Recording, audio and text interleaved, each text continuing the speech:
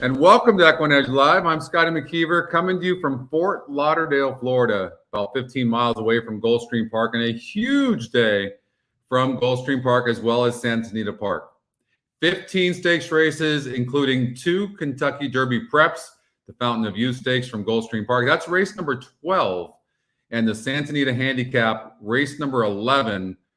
And that's for some up-and-coming 3-year-olds. 13 races from Gulfstream Park and 11 races from Santa Anita. 24 races in all, not including some stuff we'll cover from Laurel Park, which is coming up in 21 minutes. Also, the Ultimate Betting Challenge Tournament, $3,500 entry. I have 2 entries, $2,500 bankroll, and you've got to make 5 bets of $200 total in all of those 24 races between Gulfstream Park and Santa Anita Park, and wager at least $2,500 bankroll. So your entire bankroll throughout those 24 races must be wagered. Of course, win, place, show, I believe show, win, place for sure, exactas and daily doubles and trifectas. That's what you can wager. So join on in. You've got a couple of minutes before I think it closes if you want to get involved. But I've got 2 entries I'll be playing here on the show. So you'll get a glimpse of how I look at tournaments as well. So of course, our focus today is going to be Gulfstream Park and Santa Anita Park as we're partnering with the Stronach Group. Big shout out to them for allowing us to show live races. Not everybody does that, so give them a big shout out and support them. And we'll have live racing from Laurel Park. So we've got 3 tracks we're going to be able to cover live races from. So that's going to be a lot of fun. What else do we have? I think I've covered. That's about it. That's the opener.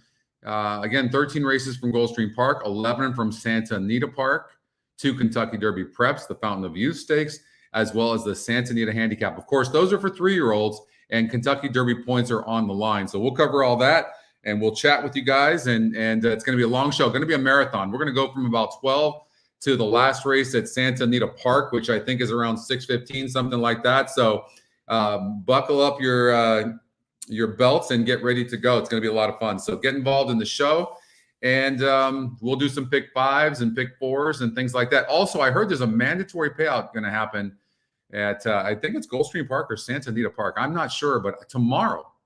So they're coming right back with these things. So it's going to be a really good day. So what's up? What's up, Bingo Johnny? K2's in the house. John, David, Jared, Christy, Anthony. Christy's in the house. Love Christy. And anyways, I just good to have you guys here. Don't forget to like the show, of course, and you can join our VIP Facebook group if you so choose to do. It's free to do so, and it's a lot of fun. A lot of good people helping other good people on how to use EquinEdge. And you can, of course, subscribe to our YouTube channel, which is free to do so. Click on the bell. That'll give you all the notifications of our shows. Of course, Good Chalk, Bad Chalk as well with Brady Klotz and, of course, Mike Somich. So, all right, that's the opener. Let's get to Gulfstream Park race number 1.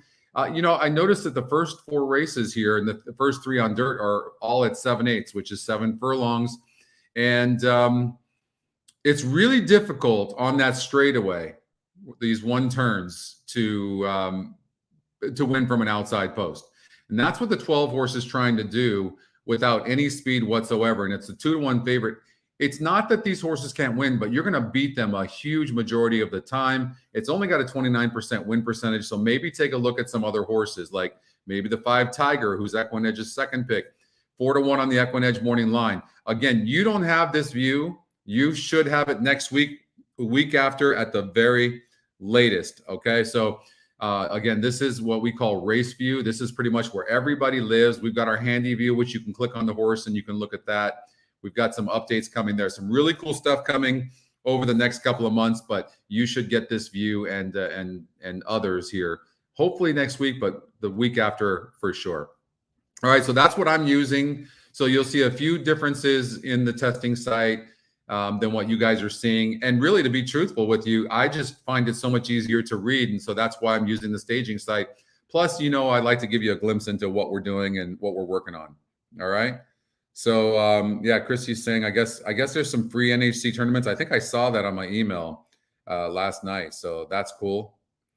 And so, all right.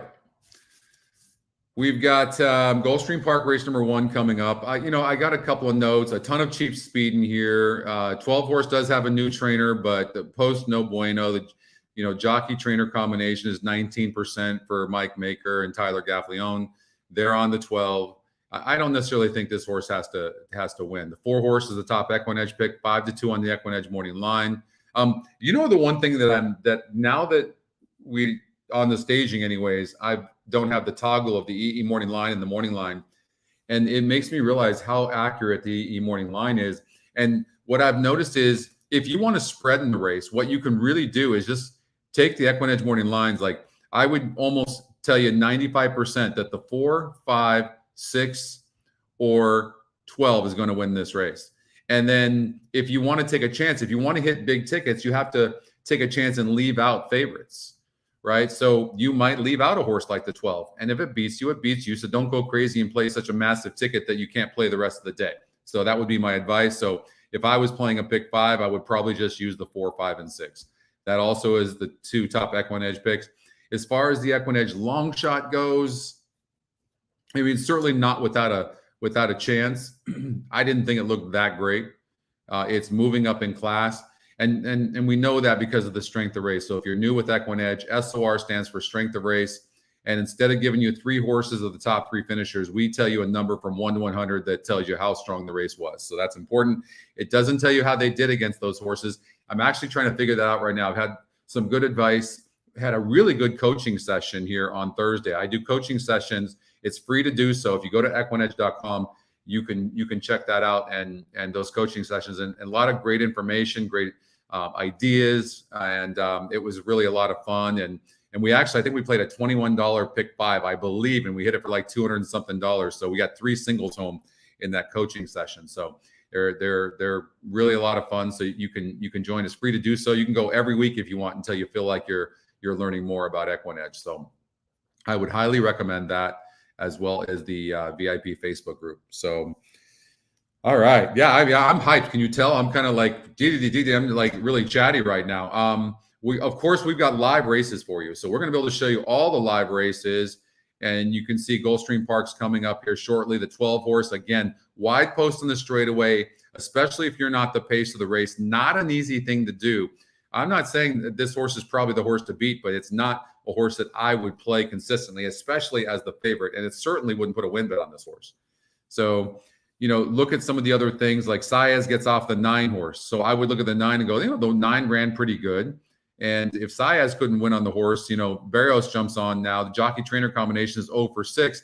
I mean, maybe the 9 could be in the money, but again, I think the race is to be won between the 4, 5, and 6. We talk about overlays and underlays. From the statistics I know, I don't know about the EquinEdge over under yet, but I do know that with the morning line odds maker, if a horse is an overlay, meaning the overlays are different for everybody, but for me, an overlay is when a horse is above what the odds maker's morning line is. So when you look at that, you see that the 6 horse, so I could narrow this down possibly. The odds of the 5 horse winning because of just this one reason are a lot less. 20%, in fact, of underlays win. So the horse is kind of dead on the board. The 5 horse is. So maybe take the top EquinEdge pick, take Jesse's Stride, the 6. I would, it's just a process of elimination, but I would say that the 4 or 6 are one of those 2 horses is likely to win. Also, on the straightaway, I'm telling you, watch these horses 1 mile, watch these horses on the inside. We'll talk a lot about that as well. 8.5 furlongs as well. And the turf course, I think we have a couple of races where there's no rail at all, but then we have it at 58. So I'll explain to you in our first turf race what that means and how you should approach the race. So we'll talk about that too. Okay. Oldie's saying you heard a rumor that the 4 race 2 is a monster. Oh, that's interesting. Well, thank you for sharing that. First of all, it's also the EquinEdge long shot, and it's a first-time starter. So, I mean, obviously that's an advantage for you to add a horse like that, and that just goes to show you how generous Oldie is, right? Sharing that information. Coach Guerin, how are you, Steve? And wishing you luck as well. John in the house. I think I'm going to make a trip out to Keeneland. My girlfriend has never been there before. Mr. M, hello to you. So I think I'm going to take her there, and we'll have a lot of fun in Kentucky. If you've never been to Keeneland, it should be on your bucket list. good friend of mine got married literally like almost right on the track in Keeneland. I think I want to say 8-9 months ago now, but and that was really a lot of fun too. Keeneland is a very special place for everybody for that matter, but people in Kentucky. Beautiful area. The farms there, all the properties over there. It's crazy. All right, they're taking off here. Let's check out what's that. I think it's going to be 4 or 6 to win this race at the end of the day. Part of the pace, Jess's Stride and Tiger not far away, driving through at the rail and twice too many. You're Killing Me is way out in the center, racing ahead of Awesome Beach and Bailey. Mid-flight for the Ice Beast, wide on the course and Handsome Prince. Second last is Friendly Fella, and the early trailer is the late-running Ampersand. The race to the opening quarter mark with Tiger. Oh, you do, Jonathan? Oh, man, you're so lucky. The quarter in 22-2. Up on the outside, Old Time Revival is there second, twice too many. Yeah, I remember. Third. First race favorite, You're Killing Me in the clear, while 2 lengths behind. So, I mean, 4 and 6 are in, the 4 is on the rail. It seems to be okay, but 6 is in between horses. I can tell you, I love coming back and putting notes on horses like this because when a horse is in between horses like that, they struggle. They really do struggle. The top pace numbers in front right now at 25-1, the 8. And the 5 horse seems to be struggling a little bit, but it just, no one's really coming. I'm hoping the 4 on the rail is going to get through. That's my hope because the 6 seems to be struggling. Come on, 4, get through on the rail for us. Come on, 4. They're coming. Okay, the 12 was able to get it done. Even from that post, came through, and it's more because these horses are stopping. But the numbers really had it. We got 12, 5, 3, 4 probably, or 4 might hold on. I think 4 held on. So 12, 5, 4. And good race call there as well. So let's take a look there at what we saw there. So we saw a horse that's the top win percentage come from the 12 hole, which is not really easy to do. They were stopping. First time claim for Mike Maker. And he had claimed that horse too for $12,500. So look at that purse, $54,000. You think that was a good claim? I saw that, boss. I saw that horse was coming back to run. Yeah. I will tell you what I will say this about the posts. Last year, the year before, you could not be in that 12 hole and win this race. You couldn't. I'm starting to see, although I've been sticking with this, I'm starting to see that that's changing just a bit. So I don't know why that would be. Could be a coincidence. I don't know, but I have seen a little bit of that. But top win percentage wins, and then the 5 horse was right there, right? And the 4 horse. So the top numbers that we talked about were there. 6 horse was in between horses. I'll put a note there, in between horses. If you see that too in the trouble line notes, just give that horse an extra look next time it runs, because it's horses really, most of them don't feel comfortable being in between horses. What's up, Mark? All right. We got Laurel Park. I think, did I handicap this race here? I don't think I did. Let's see here. You have a horse here. It's 55% at Tampa Bay. We're not going to be covering this or showing this. Not yet. I'm hearing some rumors maybe that will eventually we might have some approvals to be able to show you live racing from Tampa Bay Downs. So crossing our fingers for that, and so we'll see what happens. But you got a 2-5 favorite right now, 55% top pace number, and a really good SOR. The other 2 horses that have good SORs really have low win percentages, and so we'll see. This horse can probably rate some as well too. So I would say the numbers probably have it 1-6 probably. All right, we're gonna get out to Laurel Park.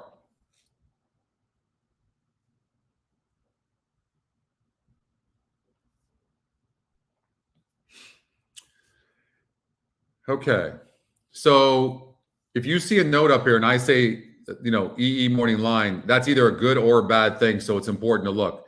What I did notice about the 2 horse was it was 12-1 on the EquinEdge morning line. So what I do in my preliminary handicapping is to see if there's any changes. Did they add blinkers? Did they take off blinkers? And I'll explain to you how taking off blinkers or adding blinkers makes a difference.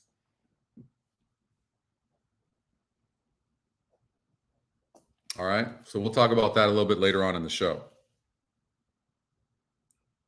The ticket generator used just the 512. Yeah, I mean, real quickly, since we have about 7 minutes, we'll go back to that first race and we'll just see what it did. So if you do a pick 5 and we do it for $60, run that, and it's just using the 5 and 12.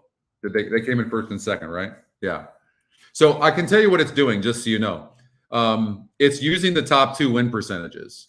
So in the first spot, what you'll usually see, depending on what your budget is, it's gonna really lean towards the top win percentages. And why wouldn't it? One of the top 2 win percentages is going to win like 53 or 54% of the time. So you're going to be like over 50% to get by that leg that you cover only those 2 horses. So, all right. So that's why. And then it might use more horses in this first leg, but then it depends on the other legs and how tough they are. And does it have to spread more or less? Like the system is saying single to 2, never surprised. And why not? It's 40%, top EquinEdge pick, 86 pace, and top SOR. 1 to 2 on the EquinEdge morning line, top EquinEdge pick. I mean, it does look like the horse, right? So I would think that's a probably good single. So you could come back to and play a pick 4 as well, and we'll look at that. But let's get out to Laurel Park.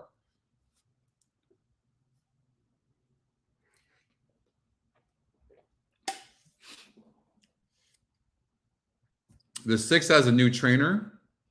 And so you want to look at changes, and you'll see Brittany Russell, who's a fantastic trainer, 25%. Toledo, they're hitting at 32% as a jockey trainer combination. And if you look at the GSR, we'll see that the 6 horse has a good GSR and a very good record. You can see in 10 races, 3 wins, 2 seconds, 2/3, earning 119,000. That's far superior to the rest of these horses in here. Top EquinEdge pick. And you can see that the pace on this horse is a 90. And the 1 horse on the rail. How about this 1 horse, though? And see now, 3 to 5 on the EquinEdge morning line. I mean, this horse has got to be a player. But I think the 6 is going. And the 6 can sit right off of the 1. That makes it tough, but they're going to send. And this horse has 12 wins lifetime in 28 tries. So, I mean, this horse obviously likes to win. If you look at the SOR, they're pretty similar, 60 and 59. So no real advantage there. Will they duel? I mean, I guess it's a possibility that they could duel. And I really don't think the 6 horse likes to rate that much. We can see here, 6 had the, when the 6 doesn't like really clear, let's find a situation where the horse had an outside post maybe. No, not really. This is the first time. I mean, the horse can sit a little bit, but if the 1 goes out all out blazings from the beginning, then the 6 is going to have to go with the horse, even if it sits right off of it. I'm going to guess. Well, let's see who's in first position most of the time after the break. So this horse is pretty good being in first position after the break. Broke, and almost never the 1 is. Last time it was. So I'm going to say that the 6 horse is probably going to clear and probably going to be tough going gate to wire. What that does maybe is hurts the 1's chances of even being in the money, because I don't think the 1 can rate. Well, no, that's not true. The 1 has shown it can rate. My bad. It can rate. So 6 is going to get the lead and the 1's going to sit. So it looks like those 2 horses. I would call it just like it says here, 6 with 1. And I would probably single the 6 horse, but the 1 can rate.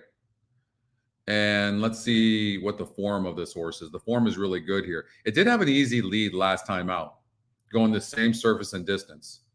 I don't know. Maybe they were going really fast, but it just stopped. The 1's a player too. There's no question. 25% can sit, can rate some. 3 to 5 on the EquinEdge morning line. I don't know. It's going to be those 2 horses, right? And then maybe come back. If you could just do, maybe you could do a 1-6, 1-6, and then you could take the. There's 2 ways I like to do this. 1, take the EquinEdge long shot, but then 2, look at the win percentages. You get no advantage here. The 2 horse and the 4 horse are both 11%. John's promised the 2 horse. Its style is to be more near the lead, and it's not going to be near the lead. So I think that hurts the 2 a little bit. So and I'm just talking about like exotics right now, this horse doesn't rate that great. I would say the EquinEdge long shot, but probably of these 3 horses that I would try to put in the trifecta, of the 3, I would take the 3 and then 4, and then 2 would be the least. That's how I would play that. So I'm going to try to be earlier on this. I was late on that Gulfstream Park race, and I know that we've got about anywhere from a 5 to 10 second delay is what we've got. So I've got to do a better job of that, and I'll try to do that. I got to put the volume up there too, so I at least get a warning that they're at the gate. What's up, Eric? Eric in the house. Joe. Hey, Joe. We have so much going on today. We won't be playing Aqueduct, unfortunately. And this, again, this is a Stronach show. We're covering the big races, the stakes races. Big day over at Santa Anita. Santa Anita doesn't start until like 3 o'clock. Hey, Colin. Nick in the house. So if you're going to bet,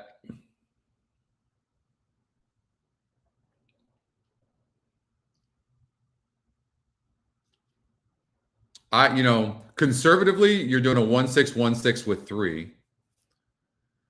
And I respect the EquinEdge morning line so much. I mean, for the EquinEdge morning line to put a horse at 3 to 5 is very unusual. It really, really is. And especially into the face of a horse like the 6. So, I mean, Pedro, I don't have a best bet yet. Good luck today, Jotham, too. I don't have a best bet. I handicapped almost every single race we're going to be covering a little bit. So at least we won't be starting from scratch for sure.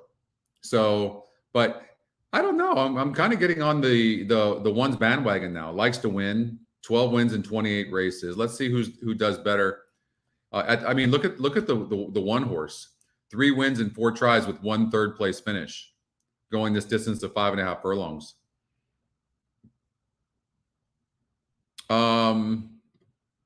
And they both, the one has a little bit higher class than the 6. 6 is going to have an easy lead, but the one's not going to be that far. I don't know. This is going to be a close race. I don't know. Maybe it comes close, but I'm changing my mind a little bit and kind of more leaning towards the 1. Although from the outside, the 6 is going to get a good break and be in the lead. I'm almost sure of that. And then maybe the 3 comes up. The 3 will be 3rd or 4th. So if you play, you could do just a trifecta 1-6 with 1-6 with 3, and then do a 1-6-1-6 with 2 and 4 with 3. Could do something like that. But I'm kind of leaning towards like a 1-6-3-4 ice cold superfecta. Let's see what happens though as they are going into the gate. Dave Rodman.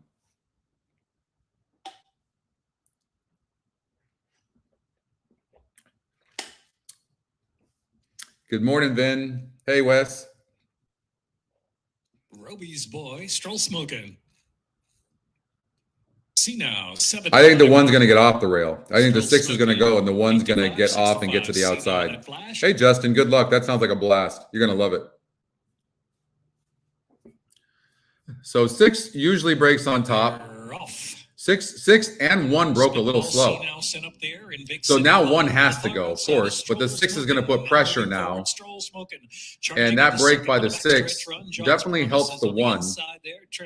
So hopefully what the 1 will do right now, see, he's already looking around to see who's behind him. You see that? You see what he just did? It's exactly what we thought he would do. And he broke good and the 6 broke bad.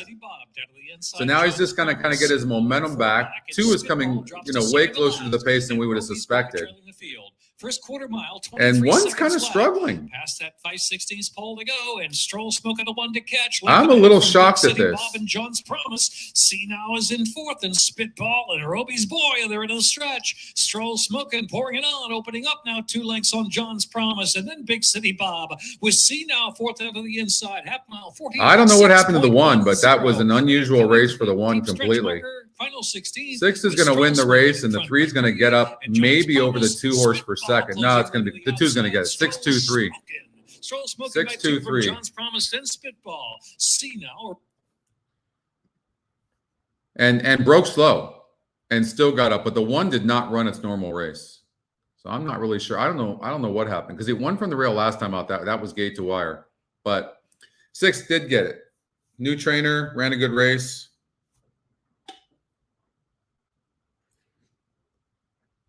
What's up, Eric? I'm not sure yet, but I promise you we'll find one.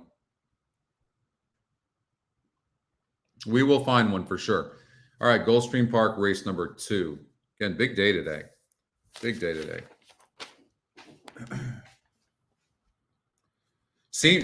I agree, Elliot. Speed does seem to really carry there, no doubt. Hey, Marshall. I love San Diego. I lived in San Diego for 2 years. We're not betting, Joe. We're not doing any Aqueduct today at all. We've got Laurel and we've got Santa Anita and we've got Gulfstream Park. We've got a lot going on today, so we're not going to do that. Hey, Tony. Oh, it's good to have you. It's going to be a fun day today. I've been really looking forward to this show. Juice in the house. All right. Also, if you're new to the show, okay, well, since you're betting Aqueduct, if you're new to the show, we have an algorithm that we've been testing for a couple of months now, and I get emails notifications when it's going to bet. It doesn't bet every race. It does certain ones. And let's see. One just popped up at Aqueduct, and for race number 1, the 2-horse popped up. Okay, 2-horse. So you guys gotta watch that on your own. I'll give you the horses. I'm not playing that, but the 2-horse did pop up.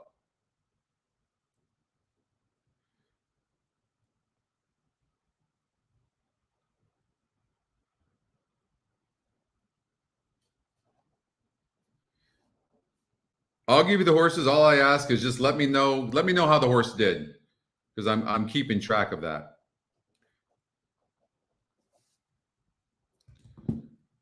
All right, I got my coffee in my hand. I don't know. I actually, for the first time in a while, because I had COVID for a month, and just now my cough is starting to get better. And so I might break out the whiskey. I don't know. Hell, I might break out a cigar for that matter. I've never smoked in my place, but it's just a cigar, right? Who doesn't like a cigar smell? You know what's funny? I cannot take a cigarette smell. I don't know. Is anybody that same way? And some people are just the opposite. I love a cigar or pipe smell, but I cannot do at all smell somebody smoking a cigarette around me. I don't know what it is. What is that? But I don't know. We might, we'll get a few hits. We're going to get our hits. We always do. And then maybe we'll do a cigar and some whiskey. Yeah. Yeah. Christy's down for that. I know. Colin, you agree? The cigarette smell? Yeah. Old. And you're the opposite? Yeah. I don't know what that is. Oh. Me and Anna my girlfriend, we go to the cigar bar here in Fort Lauderdale. What's really cool is we got a little bit of time to Gulfstream Park too, so we'll get out to there. But what's really cool is I live in a high-rise facing the ocean in Fort Lauderdale. It's about maybe a mile away, maybe 2. And so I'm looking at it right now. It's a beautiful view. But I live in this high-rise in a very 29 floors high, and above me is the gym and the pool. It's really cool. So really convenient if you're kind of like semi-retired like I am. But what's cool is I live on a really quiet street. But then literally with a 1-minute walk, we're on what's called Las Olas Boulevard, which you have like tourists and in spring break. For the next 3 months, this place is crazy. It's so neat. So and then Fort Lauderdale Beach, and then there's the river walk nearby. So if you come on vacation to Florida, you might want to check out this Las Olas area. It's really, really neat. Yeah. You know what? Hey, Gregory. Yeah, I shaved. It's really, the pipe smell reminds me of my Uncle George, my mom's brother. He would smoke a pipe. And it brings back like memories. I never smoked a pipe before, but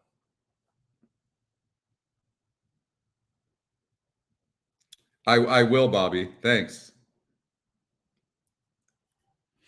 I love Keeneland. Love that area. If you've never been, it's got to be on your bucket list. I'm telling you.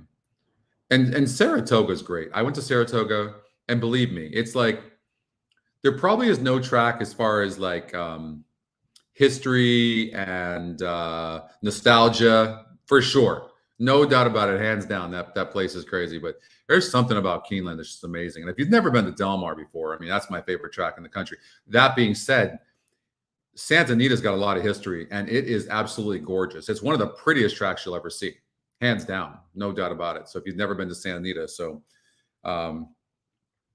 the email horse, Scott, over at Aqueduct was 2, the number 2 horse. Okay, I have a note, I think, not a lot of notes, but I have a note, and I've eliminated horses that so the horses I left up here, and I'm going to bet you that I'm going to be 98% that if I eliminated a horse, it won't win. That's one of the reasons why I love EquinEdge, because I don't want to go handicap 12 horses in a race. I want to be able to eliminate based on win percentage, maybe low SOR, low pace, maybe needs the lead, low win percentage, low GSR. So you can eliminate horses pretty quickly. So instead of handicapping 12 horses, like in this case, you can handicap, and we've got 6 horses. So we just have to study 6 horses, and we're going to be 98% to win. That's one of the neat things about EquinEdge. So again, if you're looking at this race view, it's different than Prod. I get it. I'm using the staging, and because it's got the new race view look, which you guys will have in about a week or 2. As far as top GSR, the 9 does have the top GSR, but it's 50 to 1 on the EquinEdge morning line. But it is getting bet to 10 to 1. And by the way, I love when you bring that up. That's a good point. So I eliminated that horse and I missed the top GSR. So I think we'd be remiss if we at least didn't look at this horse. And that's a pretty fantastic gate work here on February 4th, and then follows up with a work of 3 of 69. So there's probably a good chance that this horse can run. If you go to the GSR Plus, which stands for genetic strength rating, you can see that this horse probably going to be a better sprinter. And this is actually breeding on this horse is really good. Look at when you see GSRs in the 80s and high 70s, the horse can probably run. So for whatever reason, the EquinEdge morning line did not pick it up for whatever reason. But the 6 horse, which is only 4 to 1 right now, so lukewarm, I'm not going to say it's dead on the board because it's a wide open race on paper, but it's only 23% to win. So usually this is where you'll see some prices. And then look at horses like the 4 horse, Tiffany's Mo, the EquinEdge long shot. Oldie told us this horse is supposed to be a monster, and it's getting bet to 7 to 2 right now in a race where there doesn't look like a clear standout. So, I mean, maybe you cover all these horses here, but then maybe you also do another ticket and you single the 4. I'm sure Oldie's probably done something like that. Oh, thank you so much, John. Thank you so much. Really appreciate that. You should join the coaching class whenever you get a chance. Thursdays at 12:15 Eastern time. So you should check that out. But hey, we're going to be here till about 6:15, 6:30 tonight. I'm with you guys. I'm strapped on my boots. I'm ready to go. I'll stand up a little bit. I'm gonna get the whiskey out soon. Probably even a cigar. I'm ready to go. Although I just had COVID, smoking a cigar probably isn't the best idea, but hell. Oh, so Greg needs the 4 horse here. See, yeah. Hey, Linda, how are you? Yeah, thank you for saying that. By the way, if you all show long, we need to give a lot of love to the Stronach Group for opening up races and being so open to the horse player and really setting an example of the way everybody should be. Naira, everybody. Love Naira. Love them all. But give the ability for shows to start showing races because people are going to bet on your product. I mean, we see all the people here that are betting. They see all the booms and all that. Let us do it. Let us cover these things, right? Let everybody, not just us, let everybody cover it. If they want to cover it, you have your favorite personality in horse racing or handicapper, let them cover it. Let them show live racing. It's only going to get people betting on your product. And the old school thinking has been, we want to draw them to our site, so we're not going to give it to anybody. And Stronach is changing that. They're going to change the game, at least on the handicapping side, right? So big shout out to them. Big thank you to Andrew and Tyler, as well as everybody else involved. So Jack, thank you, Jack, as well. Jack's been big. Really appreciate that, Jack. I haven't met Jack, but Jack's been a big part of opening up everything and giving us the ability to show these races too. So big shout out to Jack. Yeah, no, exactly. A good point, Todd. So I'll ask you periodically to like the show. Just click the thumbs up if you would. It really helps the channel. It might not seem like much and just like kind of a useless exercise, but it's really not when it comes to YouTube. So it's a really big deal. So if you don't mind and you like the show, click the thumbs up. And if you want to follow us and subscribe to the YouTube channel, if you click on the bell when you subscribe, it's easy to do. Click on the bell and you'll get notifications of shows. But also if you subscribe to EquinEdge, you get a week free, one, and then two, you also get email notifications of all my shows. And then what happens is it just gives you a pop-up there and you can just click on it and it takes you straight to the show. So it's really, really simple to do. Okay, so we have what appears to be a wide open race. I'm kind of leaning towards here's what happens. It's one thing getting a tip, but you get a tip. Then you see a horse getting bet now to 3-1 second choice, and you see it as the EquinEdge long shot, which first-time starter EquinEdge long shots, if you're new to EquinEdge, all of us know how good it is. Yeah, I guess the 4 looks good warming up. Let's take a look if they show that. And Ashley chose the 4 as her top pick. So it seems like a lot of people are on this 4 horse. I don't know that I'm going to give a recommendation on this race. Maybe in the tournament I should play this 4. There's really nothing else in here. I just don't know how I would play it in the tournament. Post time in a minute. Second race, start of the early pick 4. Who's the second? Who's the second horse? So let's do this. Watch this. I'm going to do a $4 trifecta, and I'm going to force the system to single the 4, and I'm going to lock it, and then I'm going to regenerate and see what it gives me, and it's giving me the 6 and 8 for second. But the 5 horse is the EquinEdge's second pick. So 5, 6, 8. So I think what I'm going to do is I'm going to play a bet at Gulfstream, race number 2. And I'm going to do an exacta for $100 with 5, 6, and 8 and lock it in. That's my first bet in the tournament. And then, just in case, I'll do a smaller one. I'll do a trifecta for $25. 4 with 5, 6, 8 with 5, 6, 8. Early pick 4, pull blasting past the quarter. And that's going to be $150. Second race, it's up next with a field of maidens. Review bet, and bam, locked in. All right. So now I don't want to bet anymore on this race.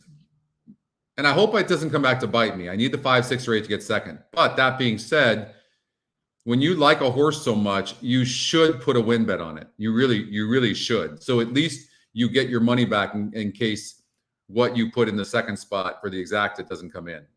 Approaching the starting game. But last chance to wager. I feel pretty confident the 5, 6, or 8 will probably get second.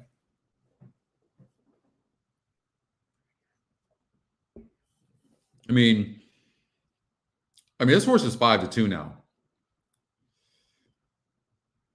And Rosario really doesn't ride for Dale Romans very often.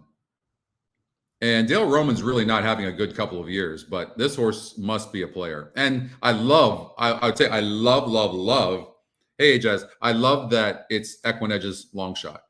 That just gives me a confirmation that the horse was live.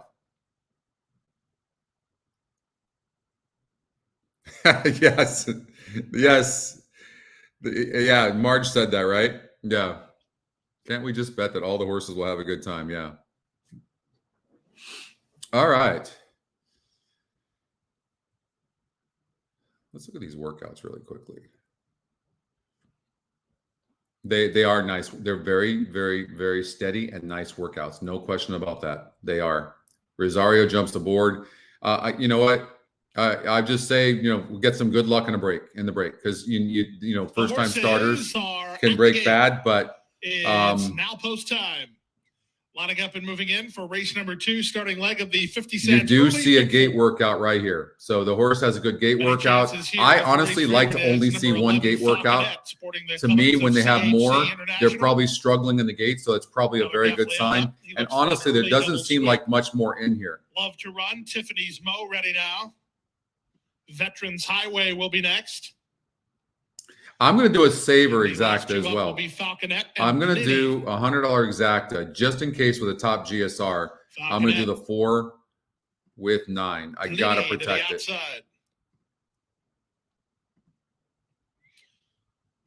Quality field of 3-year-old fillies looking to break. All right, come on. Let's get this. Veterans Highway still not all the way in. Now she's ready. And look at Greg. He's sharing as well. I mean, that's what you get with this community of EquinEdge. Everybody's sharing. And they're off. 4 broke a little bit slow, but not bad. Not bad. Highway has speed. Moving through at the rail. Here's Olga Isabel on the go. Olga Isabel challenging Veterans Highway for the lead. 3 wide and Tactless, who's now racing in third. 4 wide Falconet. Setting up behind the speed is Love to Run, a gap of another 3. That's Inviting, racing outside of Tiffany's Mo. Back from there, and Pelegroso saving ground inside Silverleaf. Outsprinted today. It looks like Rosario's trying to position himself, but he's on the rail. And I think he's trying to get to the outside. I mean, I really don't like what's happening right now with this 4 at all. I hope he's just so confident that these horses will just stop and he's going to finish. It's hard to see from that angle. Dropping back after a brief bid was Tactless, then Tiffany's Mo. Trying to wind it up from the back is Blitty as they run to the top of the stretch. 45-1 for the opening half mile. Veterans Highway up to stick a neck in front. Olga Isabel all in while trying to fight back second. Falconet. Oh, 4 just having the worst trip. That's really too bad. Followed by Tiffany's Mo, and they're at the top of the stretch. Rosario really crushed this horse, in my opinion. But Falconet gathering some momentum for Gaffleon to pose a late threat. It's Veterans Highway in front. Falconet takes a shot at her. Here's Falconet on the outside. Veterans Highway very game. Veterans Highway and Falconet. Here's the wire. It's very, very close. 6-11. Too close to call. Veterans Highway and Falconet in a 6-11. Top EquinEdge pick. And with the first-time starter for Todd Pletcher. By the way, have you noticed Tyler Gaffleon, it keeps on getting seconds. I don't know if you guys are noticing this. At least in the last week or so, it seems to me like he's got a lot of seconds. I don't know what the exact number is. You got that, Jared? That was just a weird ride by Rosario. You really would hope that he'd start off and just be, on fire. But I'm going to guess that this horse is way better than the way that horse ran. And it really might do better going longer as well. But no, it was never in contention.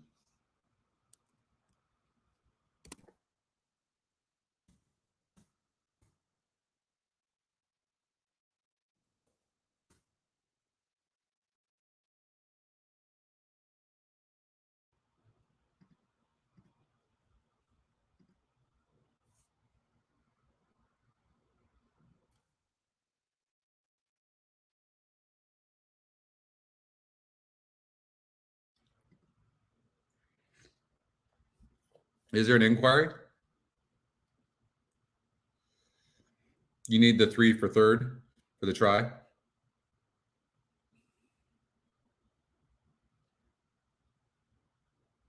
Yeah, I know, John. No, yeah. I don't know who got third. I was still watching the, no, I'm sorry. The 3 got fourth. 2-horse Silverleaf got third.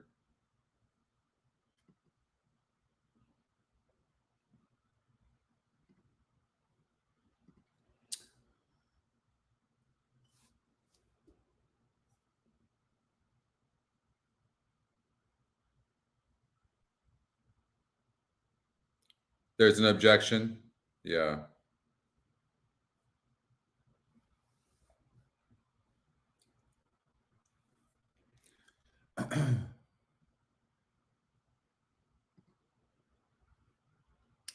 Because I'm on the staging site. I'm on the staging site, Bill.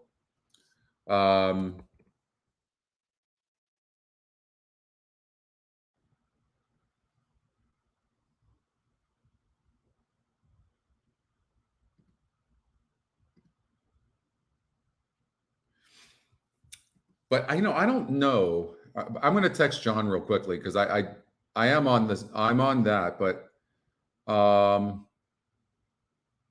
am going to ask John.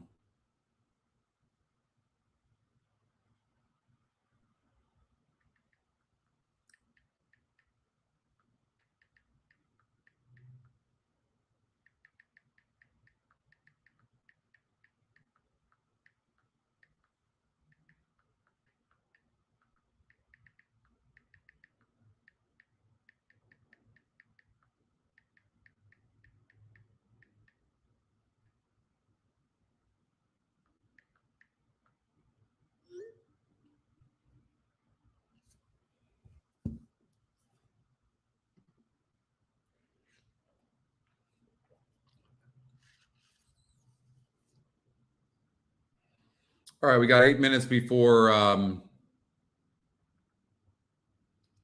race number 2 at Laurel Park. For those of you playing Tampa, I did handicap this race. The 2 horse seems like the horse to beat. I really actually like the 2, Nick the Card Shark. I didn't think the 3 was proven at this level. I didn't like it. The 6 sits a good trip, but been there before and disappoints. I actually really do like the 2. I think it's going to be like 276 or 267. I actually thought the 3 horse could be in the money, but I would be 3rd or 4th. So, but I really do like the 2. Did they eliminate the horse? Oh, you mean on the jockey a petty call?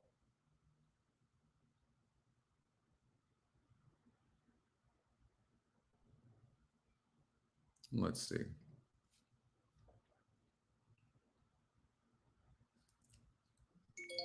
No change. Beautiful horse. Beautiful. It's really a beautiful day here. There's some clouds in the sky, but it's really gorgeous. It's official. 6-11-2.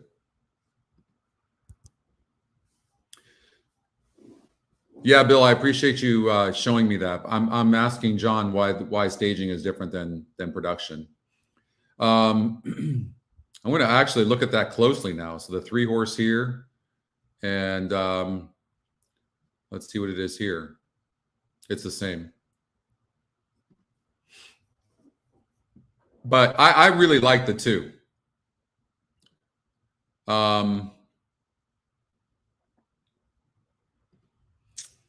You know what? I was hesitating to do this, but I think what I might have to. I really like the 2 at Tampa a lot. Let's see here. Main account, deposit.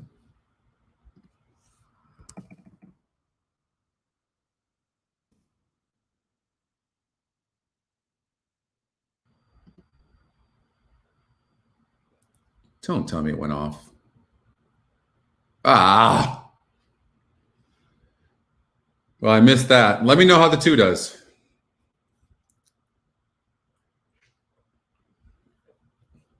Three to 1. The 5 won, so I saved money.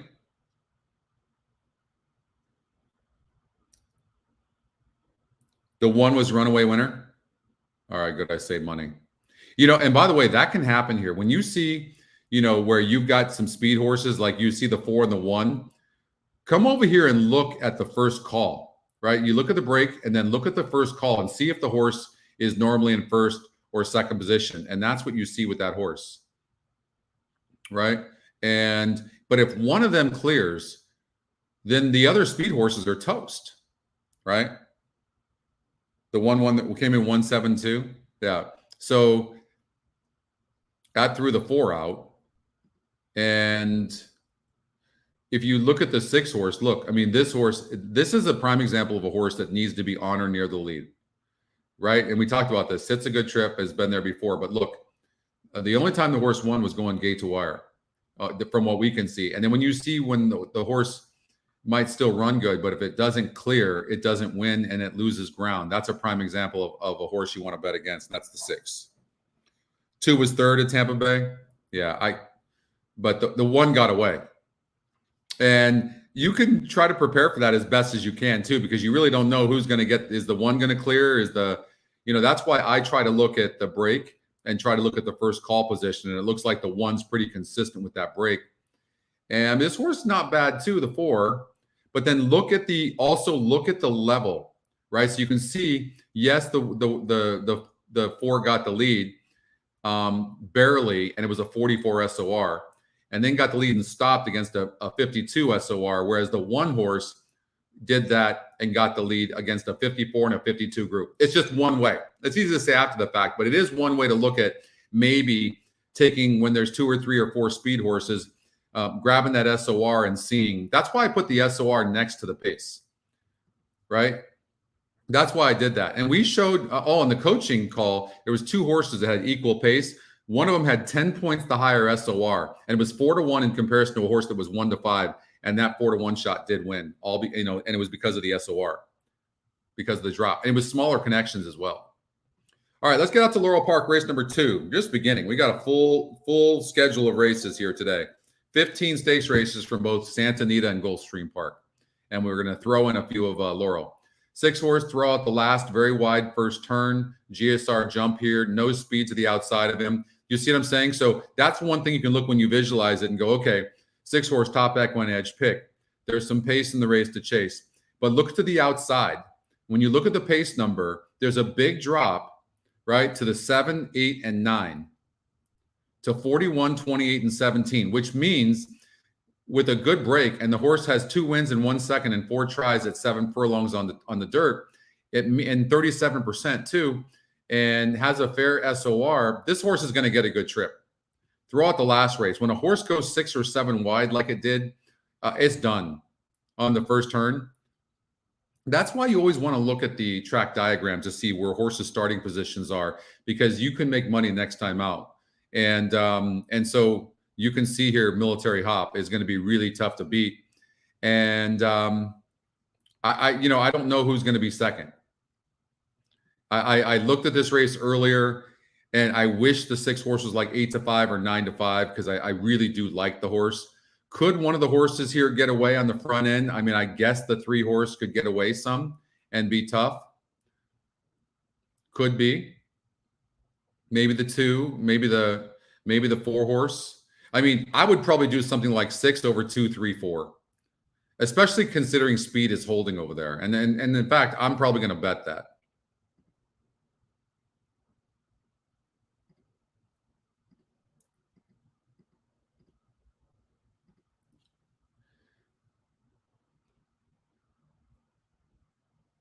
Now, 6 horse is drifting up some, which I really like. So since it's doing that, I'll also put some money to win on it, because I kind of feel like it's a free square. Now, I will say this, one of these 3 speed horses could get away, but if they duel, then the 6 is going to be sitting a length or 2 off of them and win the race. So yeah, nice exacta, Jared. The 2 horse at Aqueduct ran bad. Yeah. All right.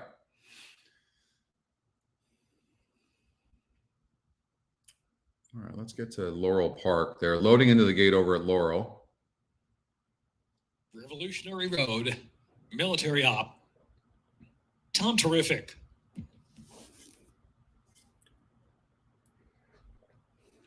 Rockenfeller's Top Boss. I mean, I'll give you an example. If this trifecta comes in 6 with 3, 4, nice. You're talking about 2 7-1 shots. I mean, that's still a $40 trifecta for 50 cents. Cook Brothers, last up. Military Hop is 4-5. So there really is money to be made if you think you found a free square. The one thing I know is there's nobody that's faster than the 6 from the outside. They're off.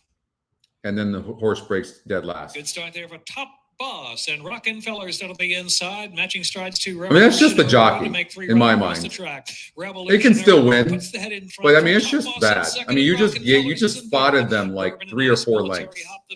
So bad. From the lead of the inside, then Mike's and Man a break of 4. Back to Tom Terrific and Cook Brothers, last of them all. Some 16, maybe 17 off that pace as Revolutionary Road goes rolling along from Top Boss by 3 lengths. The opening quarter very sharp, 22.96. It's a keyed up Revolutionary Road, take him into the 5 turn. A 4-length lead now on Top Boss in second. Military Hop moving forward from third while saving ground around that turn. And followed by Rockenfeller's is in 4th. Then the outside is Mice in Men in 5th. Bourbon and Ice is saving ground. And Cook Brothers racing back of the pack with Tom Terrific. And so still Revolutionary Road at a strong pace. Half mile 46.13. Comes to the quarter pole with a 3-length lead from Top Boss. Military Hop continues to close on the inside. Now Angle up between horses, but the Pink Silks of Top Boss first to make the run of the outside, but Military Hop's got the momentum and takes the lead now. Here is Military Hop. Come on, 3. Get second. Get third. Get 3.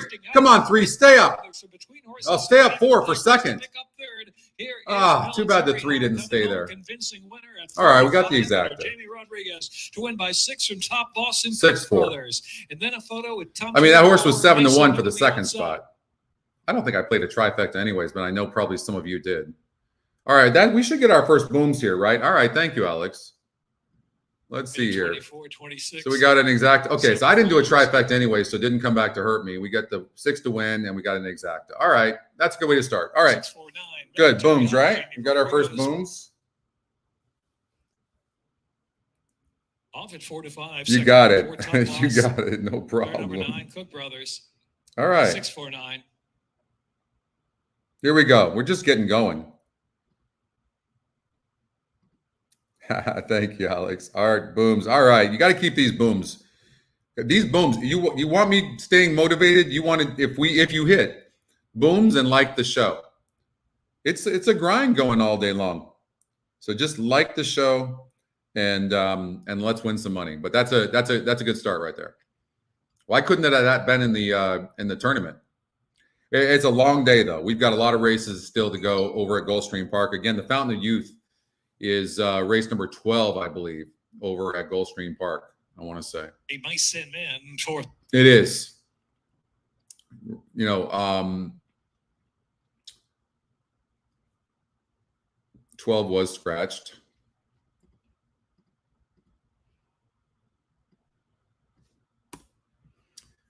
And you know, that race is tough. I kind of like In Due Time, but we'll see. We'll talk about that. Rattle and Roll certainly seems like a player.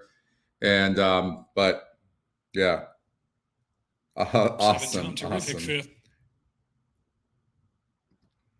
Thank you. No, all I'm saying is this: if you don't think you guys make a difference, you do.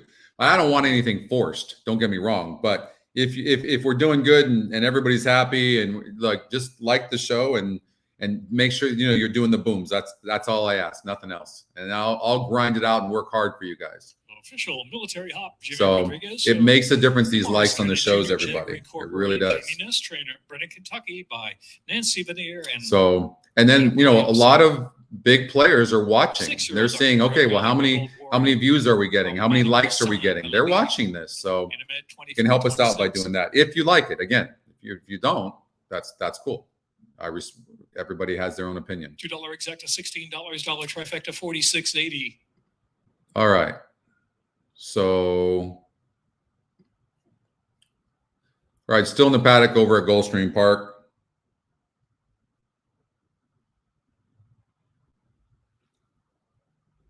Nice, Ajaz. Nice.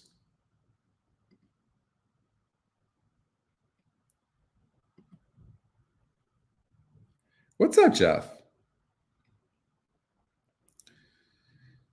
Oh, Jeff's got a long shot there. Well, I hope you're right. I hope you're right. Is that something I can play in the tournament? Thank you so much. Thank you so much. Oh, hey, I shaved the beard. What do you guys think? I don't know. I was kind of liking it. I'd never really grown a beard before, but my mom didn't like it. So when mom doesn't like something, that's it. That's it.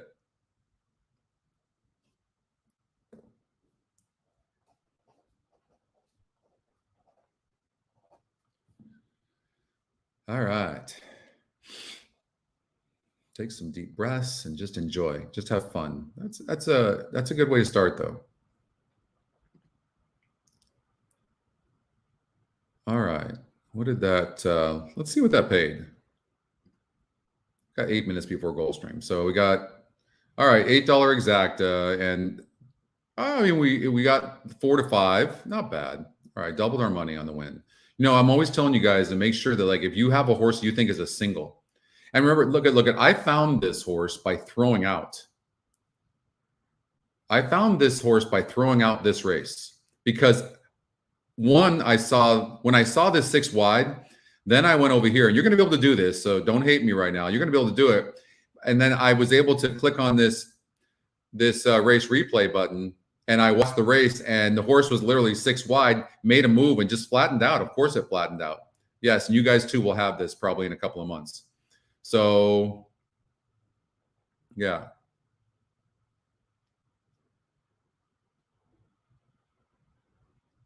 And then, of course, the link feature. We can go back here, and we can see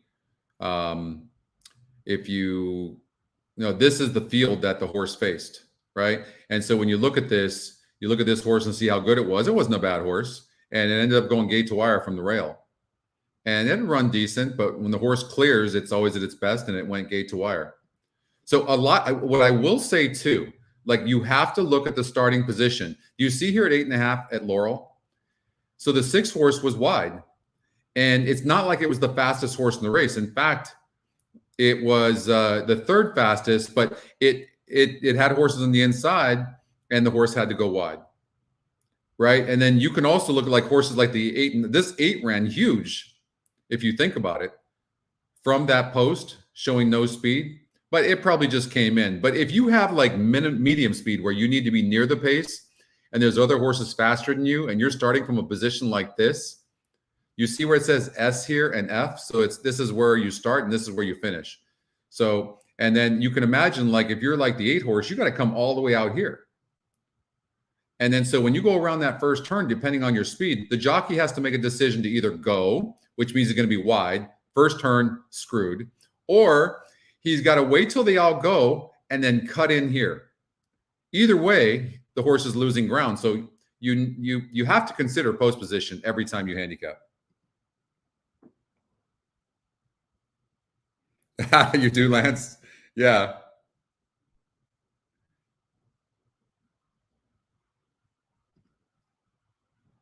To get him to shave. All right. Nice. Yeah, that's what I heard. I heard I looked old, and I hadn't heard worn down before. Thanks, Bill.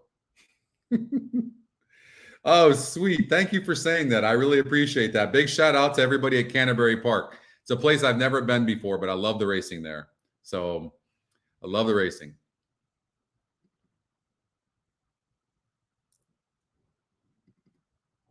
I love the turf racing they have there. What's up, Nathan? I just saw you. I'm going back. I love it when you guys are on the chat like this, and it goes so fast that I can't see it. I love it.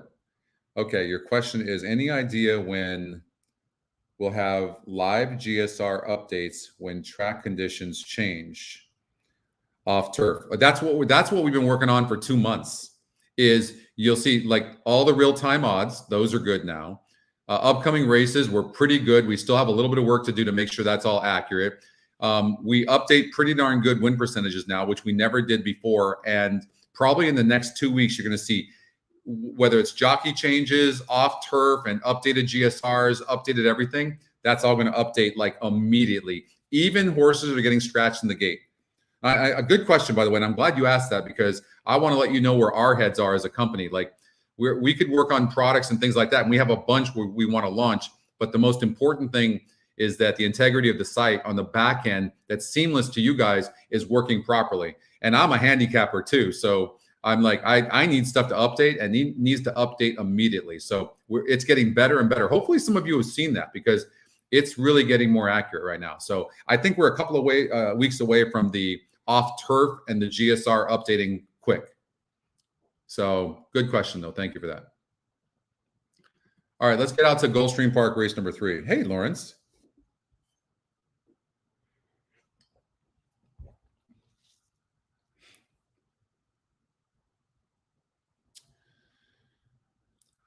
Okay, so it happens, and we saw this happen with that 130-1 shot or 40-1 shot, whatever it was that we gave out with the GSR change. But I can tell you, in 2 turf racing on turf here at Gulfstream Park, and you're looking at no rail set. So with no rail set, it is wide open, but usually front runners don't win. And secondly, in some of the turf races, the rail is out, and we'll show you here. No rail there in this race here. The rail is set at 55. So now what that basically means is it's really favoring horses that have some speed or tactical. I would say tactical. Very difficult, depending on the race shape, to really come from that far behind, especially when the rail is set out. Okay, does that make sense? So essentially, if this is your starting point and the rail comes out like this, right? So that means that it's just a narrow path, especially for horses that are closing. And it's really difficult. And also when they do that, pace usually is a lot slower. So whenever the rail's out, you usually don't see a ton of fast pace unless it's a sprint race, like 5 furlongs here. So pace is slower. So not only do you have less room to make your run, but you're catching horses that really aren't going that fast. Does that make sense? So you really want to lean towards, tactical speed.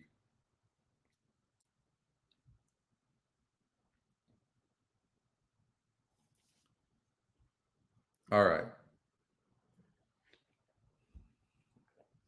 So the one's getting blinkers first time, 35-1.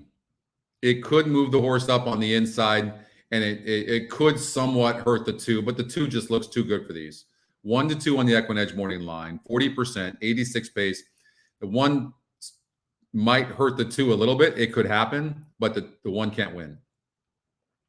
You've got a horse dead on the board in the EquinEdge long shot. So we'll take a look at that. The 2, by the way, it has pace. It has the top GSR and top SOR. That's a dangerous, dangerous combination. So, and size is strong and very aggressive. So there's no question he's sending this horse. I just don't know with the blinkers on what that's going to do to the 1. So Jose Ortiz off the 5, which not a surprise to get on this horse. The reason I don't love this horse that much, do you see this? Look at the style of this horse. This horse's style really needs to be near the pace. And when you look at this, just not fast enough when you look at the 1 horse and the 6. So it makes me not like the 6 that much, and it's dead on the board. So I'd probably eliminate that horse. And why am I eliminating? Because I want it to be clear now who I'm going to bet in the exacta. I want it to be clear. So clearly I would think a free square would be the 2 unless the 1 seems to really push it. And even then it would probably win. And then now I'm looking at probably the 3, 4, or 7, because the 4 is the EquinEdge second pick. First time starter 7 with Irad and Brown, Chad Brown. So and by the way, this horse must be talented, because for Chad Brown to put this horse in its first race in a grade 3, I mean, it must be talented. I'm leaning against. I think the 2 horse, the horse to beat. And I think the 3 horse could actually run a decent race because of its style. So I would do an exacta 2 over 3, 4, 7, and maybe even a trifecta, same thing. For a jockey change in race number 4, number 6, Villegas Swing, make the jockey Luis Reyes. Luis Reyes rides. And obviously, you got horses first time on the turf. You always have to look at the GSR. Always. And the top GSR is also the 2, and it has 3 wins in 1 second, going 8.5 on the turf. Right. So, and not bad turf breeding on the 4 and 7, to be fair, but the 2 horse looks like the real deal.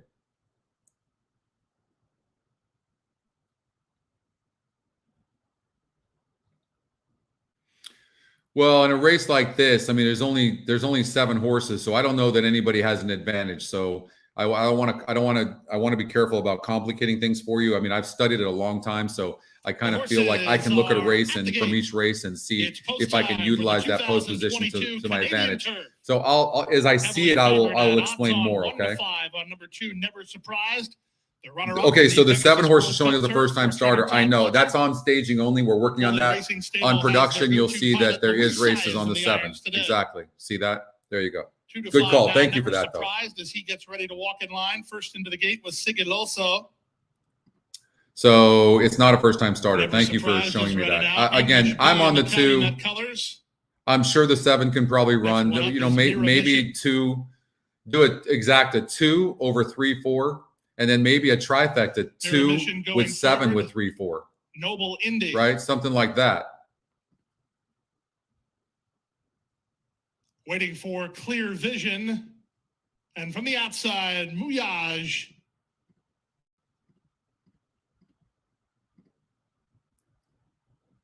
Mouillage drawn the outside to complete the field. I'm playing the 7 to be 3rd. There in the gate. So let's see what happens here. Racing in the Canadian turf. Smooth beginning for Never Surprise from down toward the inside. Noble Indy has speed. Clear Vision being put into play. The pace is swift early. Backing off to racing fourth in English. I can tell you right now, I mean, this 6 horse being on the lead like that. So jockey Jose Ortiz intent on getting Clear Vision to the lead. I don't know. I'm not trying to play conspiracy theory, but that horse is never really on the lead, and that horse is going very fast. Does that help the 7 and his brother? I'm just saying. But I'll tell you another thing too. Sometimes when I love that about Jose, he's so aggressive, and that could give this horse confidence to go gate to wire. This definitely hurts. You can see the 2 isn't completely comfortable being in the 2nd spot. We'll see what happens. We'll see if the 2 is good enough, but it certainly doesn't help the 2. At the rail in English B, now fourth, back a 2-length margin to Mouillage, who's 3 better than Mirror Mission, and still at the back, Sigiloso. 47-2 for the opening half mile. Luis Saez and Never Surprised up to engage. Clear Vision for the lead. 3 wide, Noble Indy. What's going on with this 5 at 99-1? How good is this horse running? Still on hold while 5th. Only 2.5 lengths off the embattled trio. 3 back to the inside in Mirror Mission. A long way last is Irad is just sitting right now. He's going to win this race. Will have to earn it from here. He's a neck in front. I mean, the 2's dueling with a 99-1 shot. 2's toast. Mirror Mission down the center. Mirror Mission erupting down the center with a full head of steam. He takes on Mouillage. And not changing leads, so the 4 is going to win because the 7 can't change leads unless Irad can get this horse to do that. And he can't. Mirror Mission on the outside and Mirror Mission 4-7-3. And you know what another thing is? We talk about this all the time, and I just forget sometimes. But look at what happened there. We talked about 3 other horses. Look at 3, 4, and 7. I mean, who could have ever imagined? But this horse clearly needs the lead. And when the 6 got the lead, right? Look at the pace on the 6. It's a 55. And he got forced to the lead. And of course he didn't last, but that killed the 2 off. And how can you predict that? But maybe a backup bet would have just been do a 3, 4, 7 exacta box, you know? So, and that's going to pay huge. That 4-7 exacta is going to pay really good. Oh, that's good. That's good, Jared.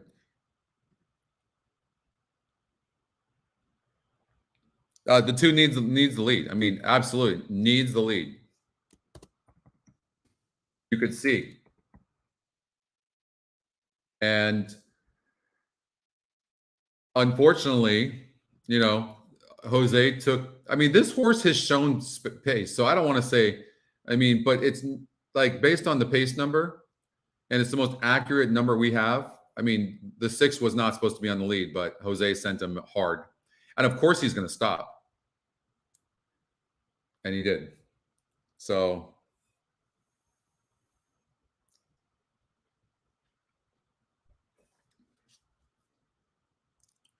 Mike, get a hold of you see down here on the right, you click on this and you can go straight to Brad and talk to Brad and say, I'm having issues with it. And he'll help you immediately. Just go here to send us a message and you can put it right here. Okay. Let me know, but you can do that with Brad. No problem. He'll help you.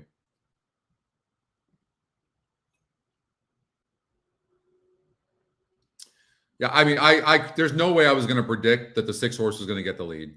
But, you know, sometimes when you get a jockey change, you know, and it is my opinion, but I mean, I don't know why. Well, he went gate to wire here. Oh, Jose just sent him. I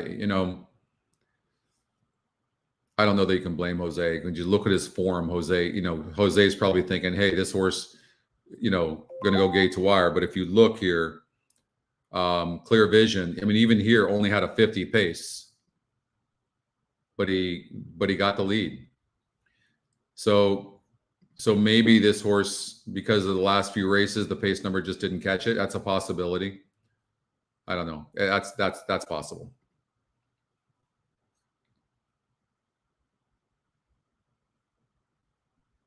You're getting called out. You're getting called out right now, Jared.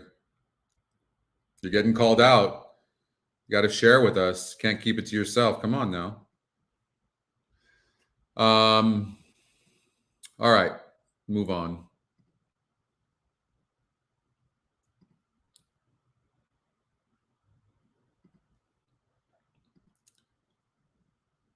If you're playing Tampa, the 10 horse has a 10-point higher GSR. It's a price play and facing easier. So maybe consider this 10 horse. Okay. Lady Manhattan. One is not a proven loser, but the problem is there's some pace in here that could press the one on the inside, whereas the 8 horse is just completely a proven loser. I mean, 26 races, only 4/3. It's scary, but it does seem like, is the one going to clear? I don't know. There's some pace. I eliminated some of these horses here, but let's see. Well, they're not fast enough. Was this 9? No. Maybe the one probably clear from what I can see. 4 horse Fabulo Princess. Yeah, the jockey's not going to be thinking I'm going to go send with this horse necessarily. So yeah, I would think that the 1 horse is going to be, especially when you're talking about a horse like the 8 horse that's burned so much money.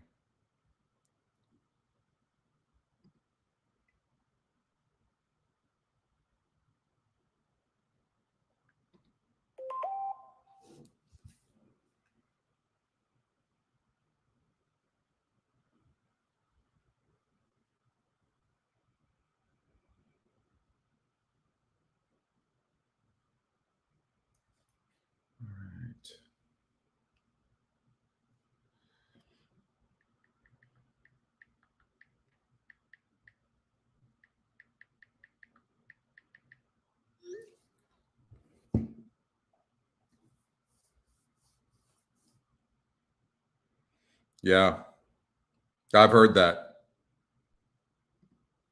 I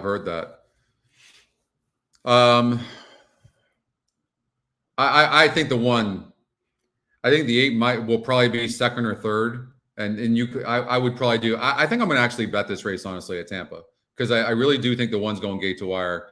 I don't know who's going to be second, but I think the 10 might be second or third. But this is where you can get some decent. We missed it. I missed it, huh? God, I hate when I do that.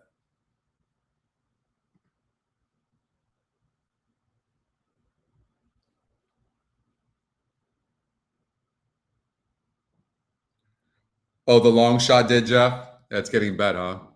How do you know something about that horse, Jeff, or it's just you're handicapping and you tend to like it? What did you see in there on that horse?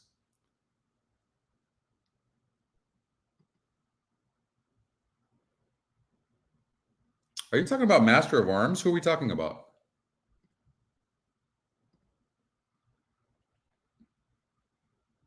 It's 9-1 right now.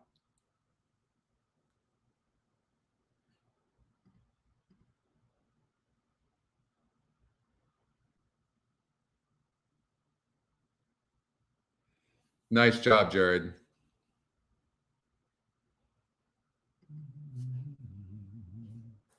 All right, let's get out to, let me know what happens over at Laurel. Let me know if the 1 goes gate to wire.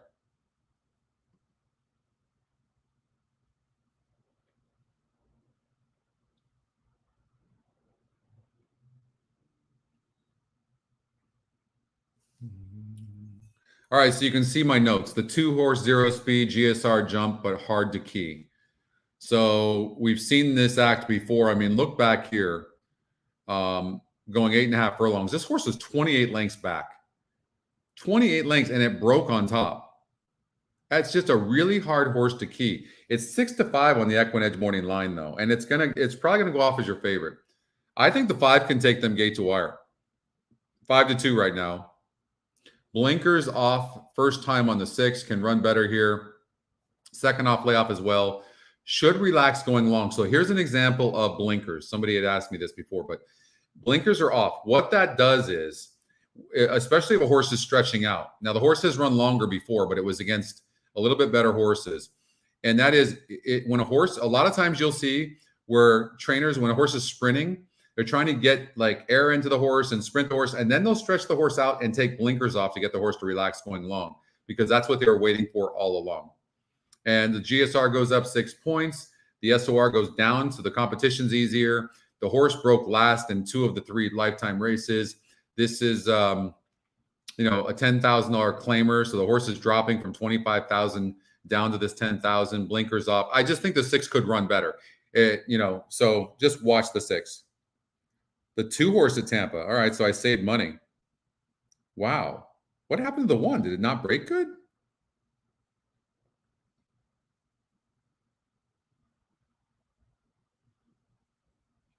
Oh, it's the number 7. You said the EquinEdge long shot, I thought you said. No? Whoa. Creative Minister, the first-time starter.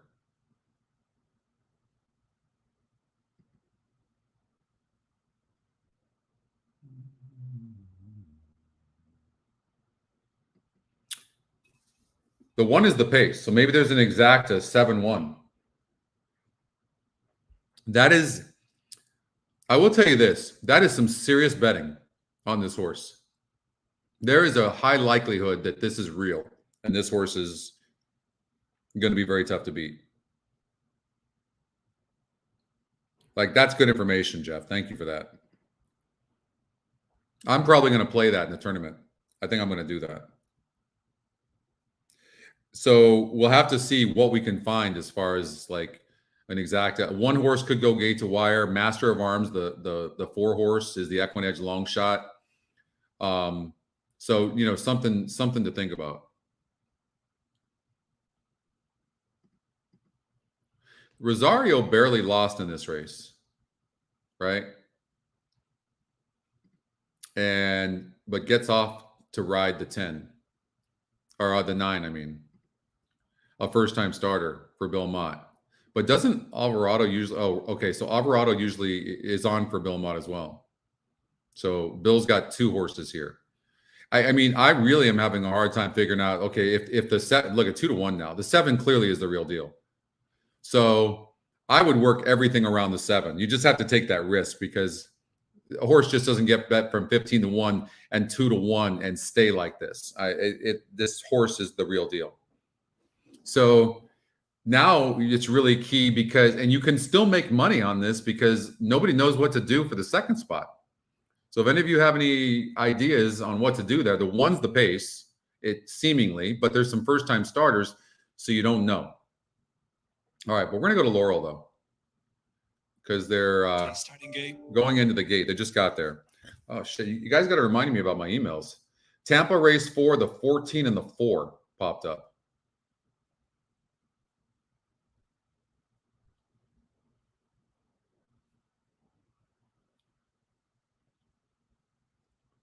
$14 and $4 at Tampa.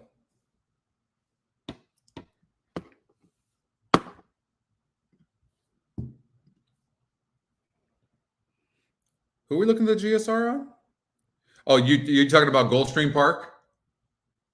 Loading in, Bellify. All right, we'll do that in a second here. 0 speed, GSR, hard to key. You got this first-time starter, Red Wine Time. I don't like really any of the first-time starters. I think the 5 can take them a long way. Party Monster. I have a feeling the 3 can run. So I'm actually going to bet it.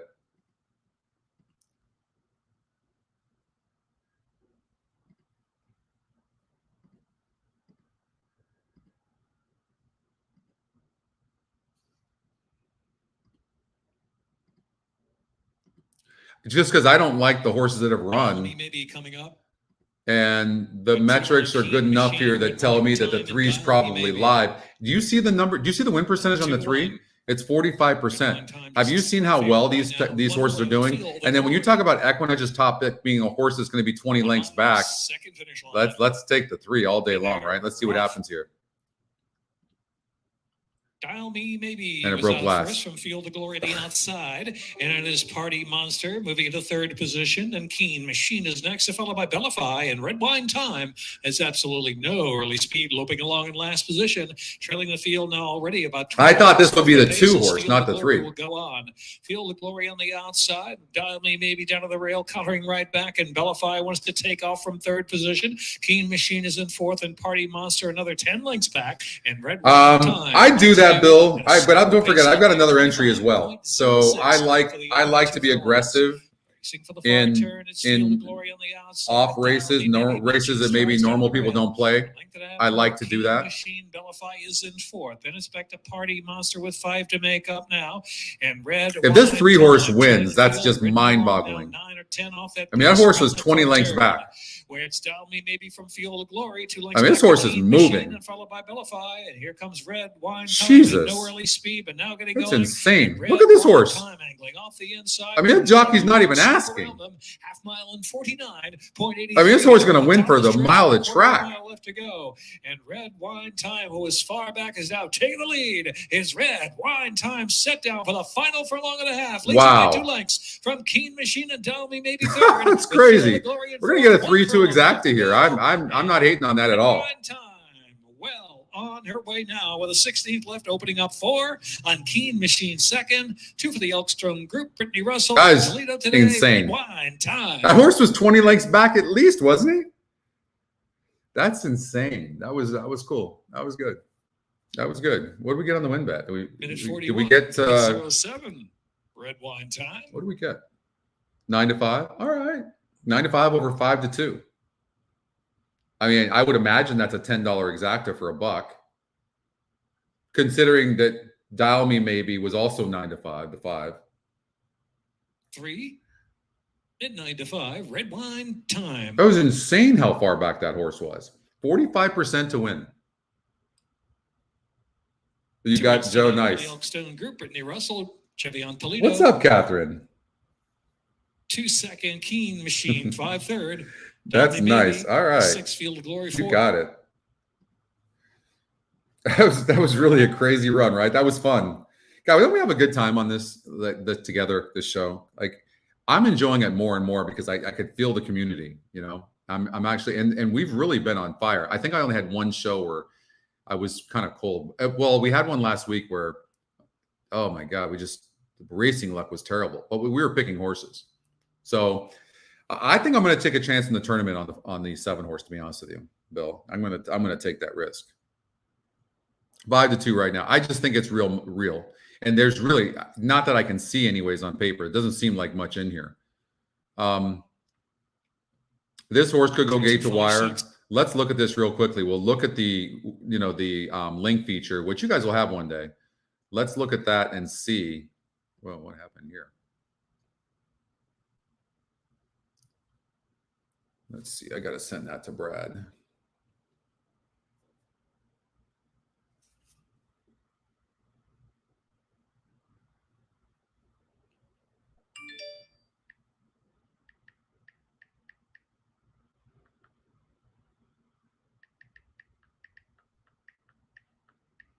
So when I see stuff like right here, I'm looking at this and all the information on the race is down in the column.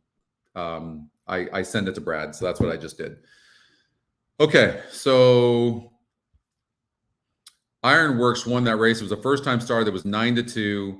And it was for Todd Pletcher and Saez. In a minute 41.07. So it's official. Race 3 official. Race is official. And then the horse that got second, that was Particular. So also a first-time starter, didn't run bad. Ironworks did come back to race against an allowance non-winners of 1 and got a 3rd place finish against 7 other horses. It was 33% to do so.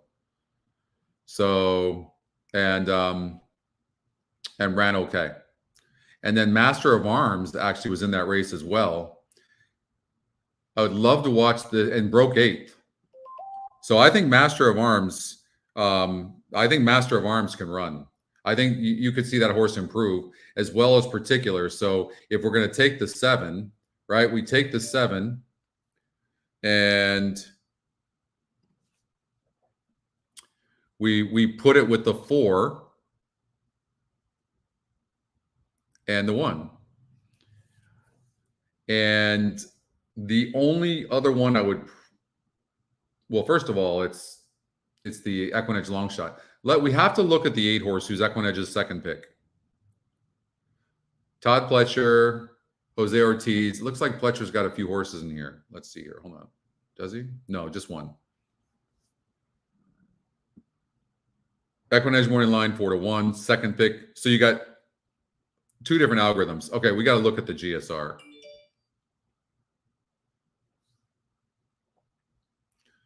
I mean, the 1 horse, you don't see maidens usually like with this kind of speed. Now, the horse is stretching out from 6 furlongs to 7 furlongs. That may or may make a difference, maybe not, because the GSR stays at 62. So, but what does increase here, that was a 52 group, and now this is a 58. So I'm kind of leaning towards, this is a monster first-time starter. I don't think any of the second-time starters are that great. And so you could see a horse like Mendenhall, the 9, or the 8 horse Hidden Plan run very good. You could definitely see that. You can see like this horse just looks okay, right? Doesn't look anything great. And then didn't we see a jockey get off of the horse? Yeah, Rosario got off of the 10 horse to ride the 9. It seems like he made that call. That would be my guess. I don't think you're taking Rosario off of your horse. Not usually.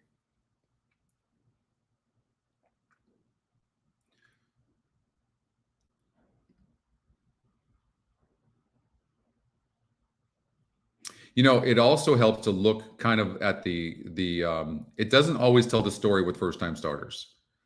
But this horse is, you know, I mean, look at the breeding on this horse. I mean, the 2 horse has tremendous breeding for Bill Mott by Street Sense. So, I mean, why couldn't the 2 run good? The 11 horse is a second-time starter.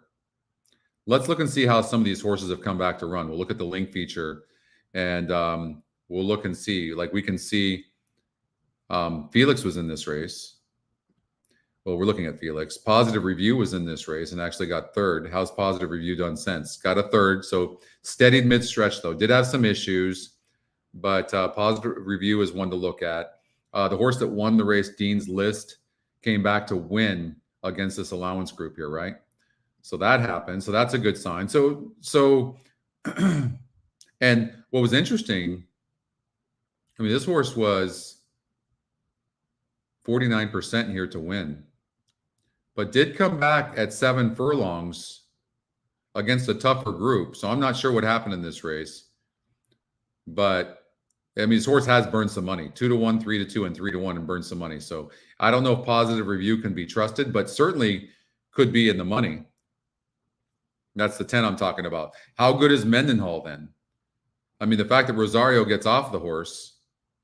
So I'm really looking at the first-time starters. I have a feeling there's a few good first-time starters in here. That's what I'm thinking.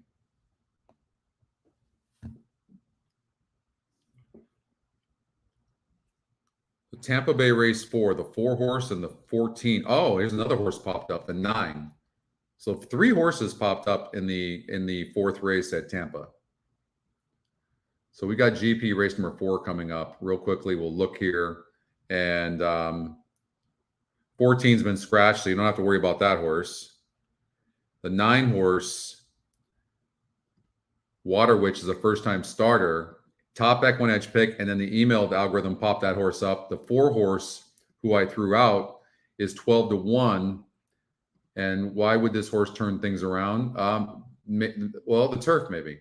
First time on the turf.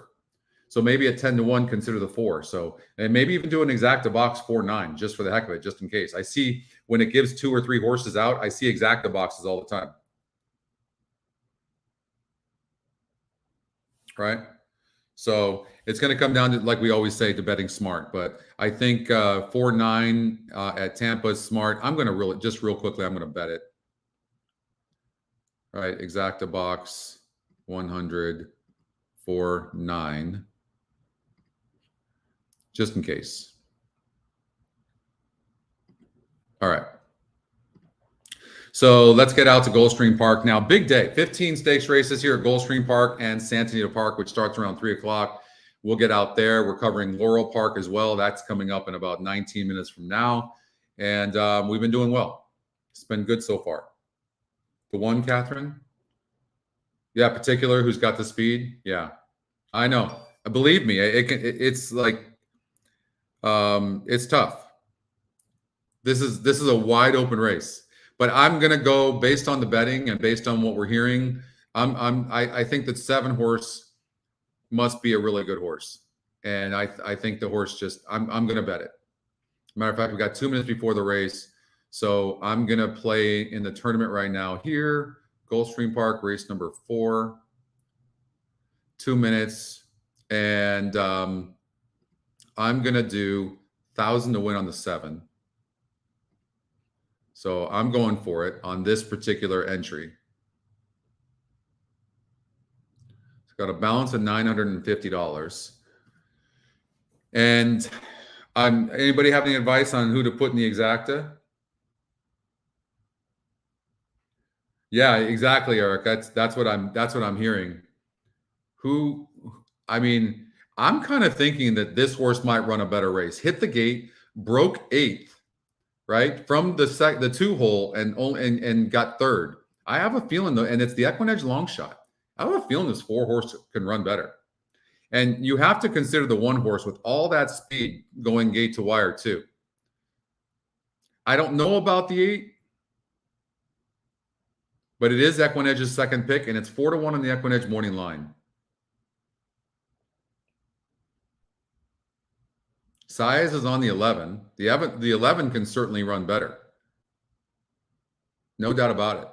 And Tyler Gaffleone, we kept talking about this, right? He keeps getting second. So is this going to come in 7-1? It could.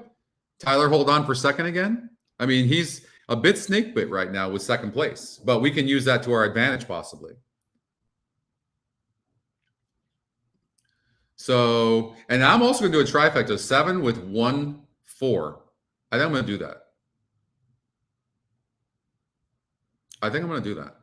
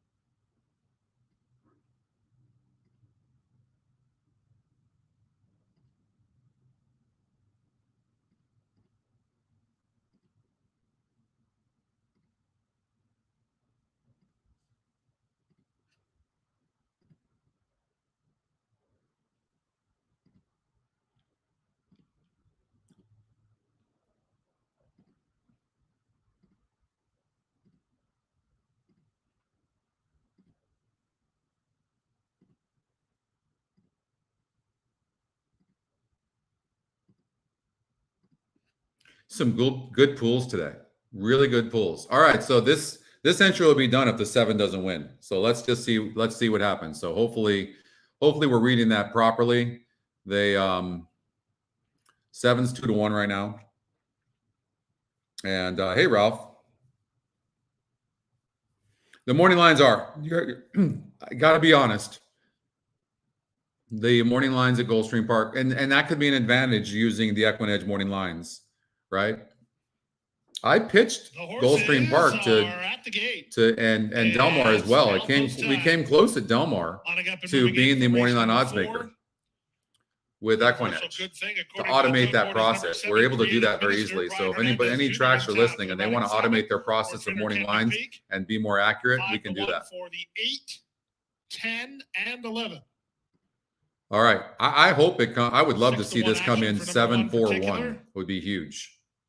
7-1 action for number 9, Menden. Charles, if I go to the 9, I got to use the 2, and then I have to use the 8, and I have to use the 10. So I just got to stick with the conviction here. I can't use them all. That's what I just decided to do.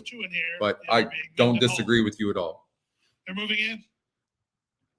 Into line goes Particular with Town Branch now. I would love to see the 1 get the lead, like I think he's going to do, and then the 7 just be sitting right off of the 1. And Super Quality. All right, let's get out to the race. Pete Aiello with the call. Yeah. Can't do that, Jeff. Villegas Swing, super long shot here under jockey Luis Reyes. Fountain of Youth Day over at Gulfstream Park. Kentucky Derby points on the line. And Santa Anita Derby over at Santa Anita. Blue draws the outside to complete the line.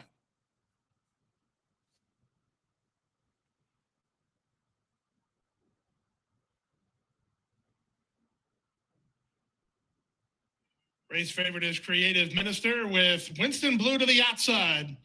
Winston Blue back out as he's been half in and half out a couple of times.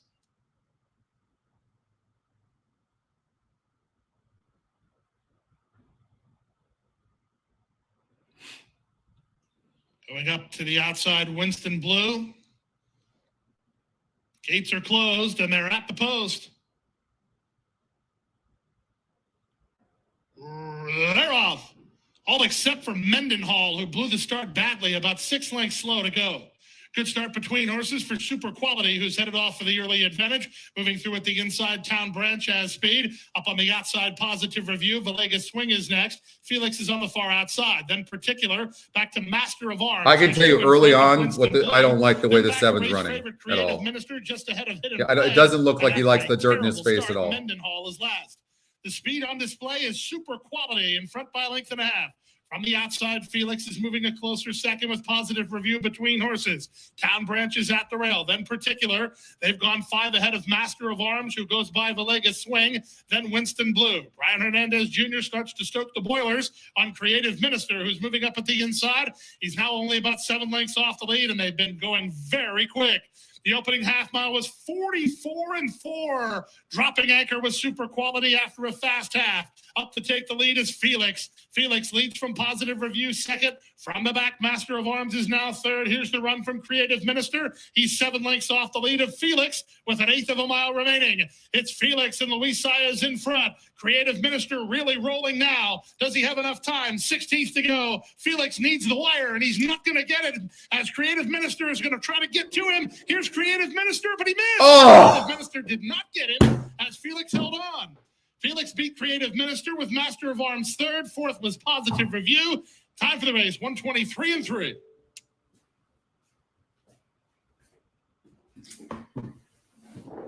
Oh.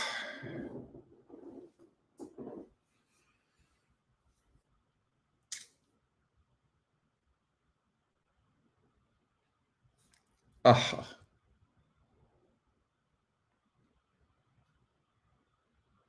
I mean, clearly the horse can run.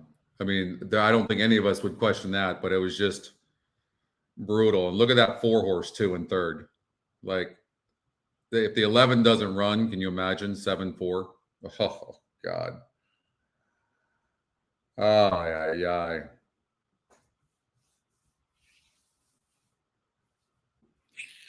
Yeah, that's a drag. That really is a drag. God, a 7-4 would have just been unbelievable. But still have another entry. That is what it is. What are you going to do? Number 11, Felix. You know, we talk about this all the time. You've got to have racing luck. You really do. I mean, clearly the 7 can run. There's no doubt about it.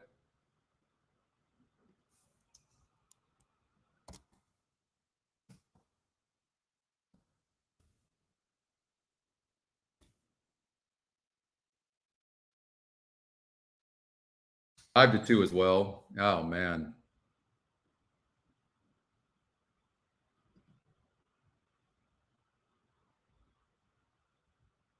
You can't change the race. You just look at it and just go, man, could this horse have just broke bad or anything? You know, I mean, I think we all do that.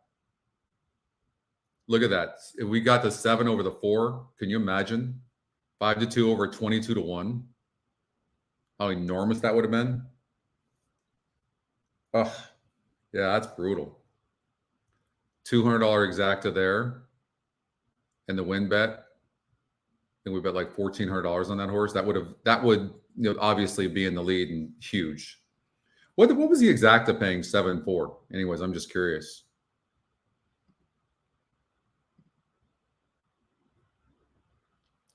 I probably shouldn't do this because it's going to make me sick.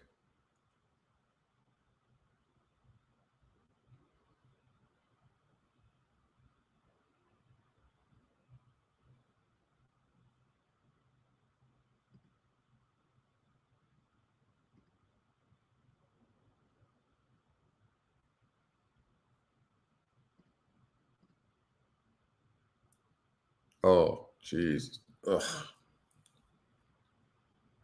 That's ugly. So that would have been $7,900 right there. No. Oh my God. No. What am I talking about? That's for $1. We had it 200 times.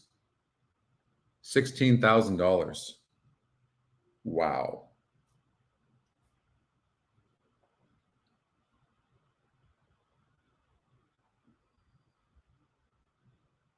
I mean, we wouldn't have had the 11 still ran a good race. I mean, there's no question, but oof, God, that is so brutal.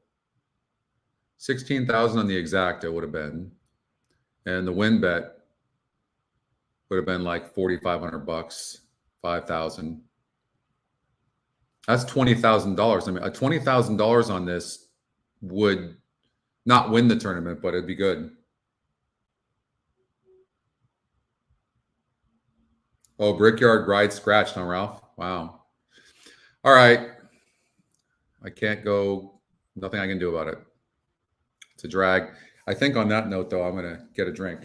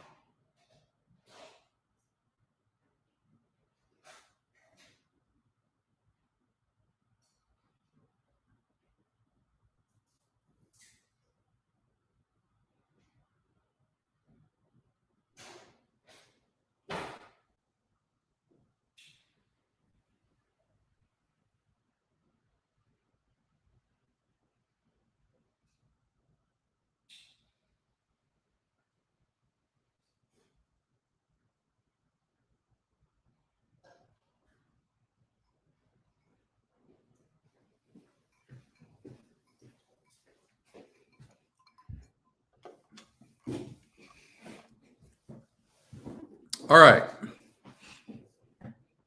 Regrouping.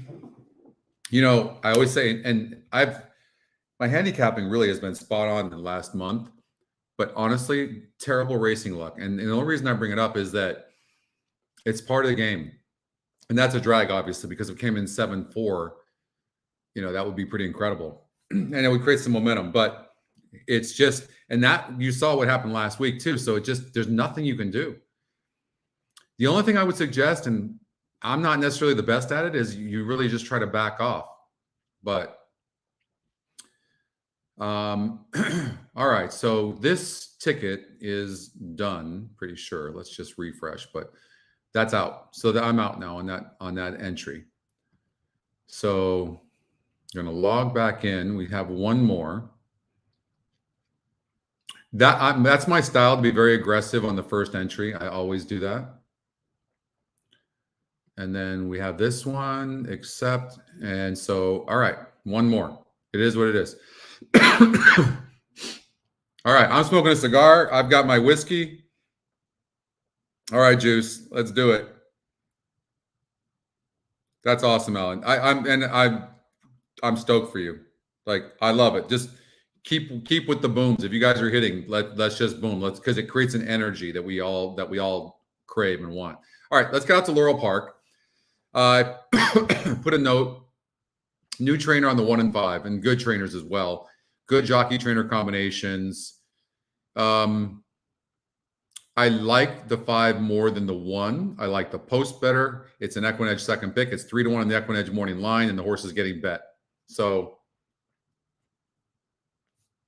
I would probably lean that way. It looks like the 8 horse is fast.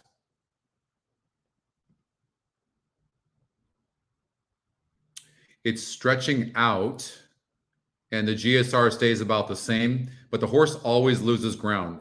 You know, it's 9-2 on the EquinEdge morning line, and I completely respect that. But I mean, the horse was 7-2 here. It was 9-2 here. I would, and it's the EquinEdge's long shot, no doubt about it. But man, I just don't know if I trust this horse, honestly. Does anybody trust this horse? Let's see if it was EquinEdge's long shot in this race.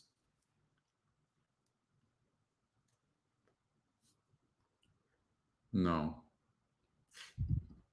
But it was only 4 other horses. I don't know. I don't love the EquinEdge long shot, but son of a bitch, like, that's just an algorithm that you never want to ignore.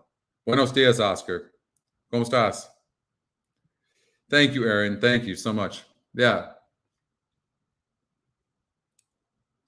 Yeah, I think that with that beat, the coffee already wore off, so I needed something a bit stronger. All right, always look at the GSR as well. The SOR, by the way, too, you always want to look at the SOR. I'm telling you, the strength of race, it's such a great algorithm. And look for high speed and high SOR. So when you look at the 8 horse, I will admit it's got a good SOR and it's got a good pace. And in a race where the top win percentage is 19%.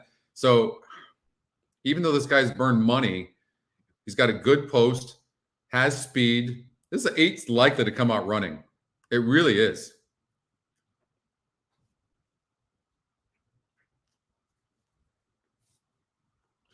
There's not a lot of speed in here, so I wouldn't like a horse like the 7 that much because of that reason.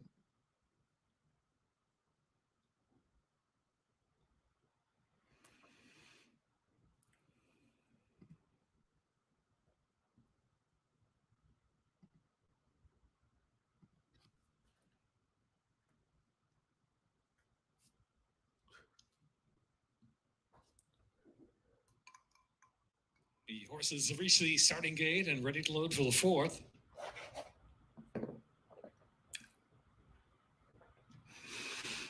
I'm going to recommend, since they're the top pace and also top EquinEdge picks, I'm going to recommend a 3-5-8 exacta box. I'll play it with you.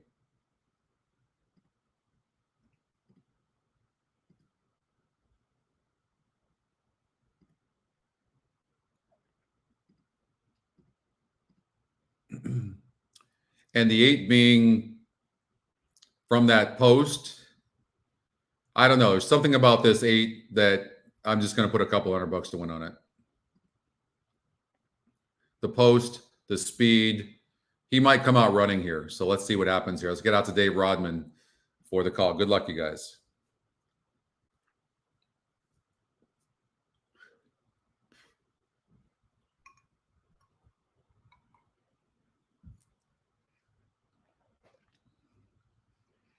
Santony the Derby today. Was first Fountain of Youth over at Gulfstream Park. Good races. You guys ready to go all day?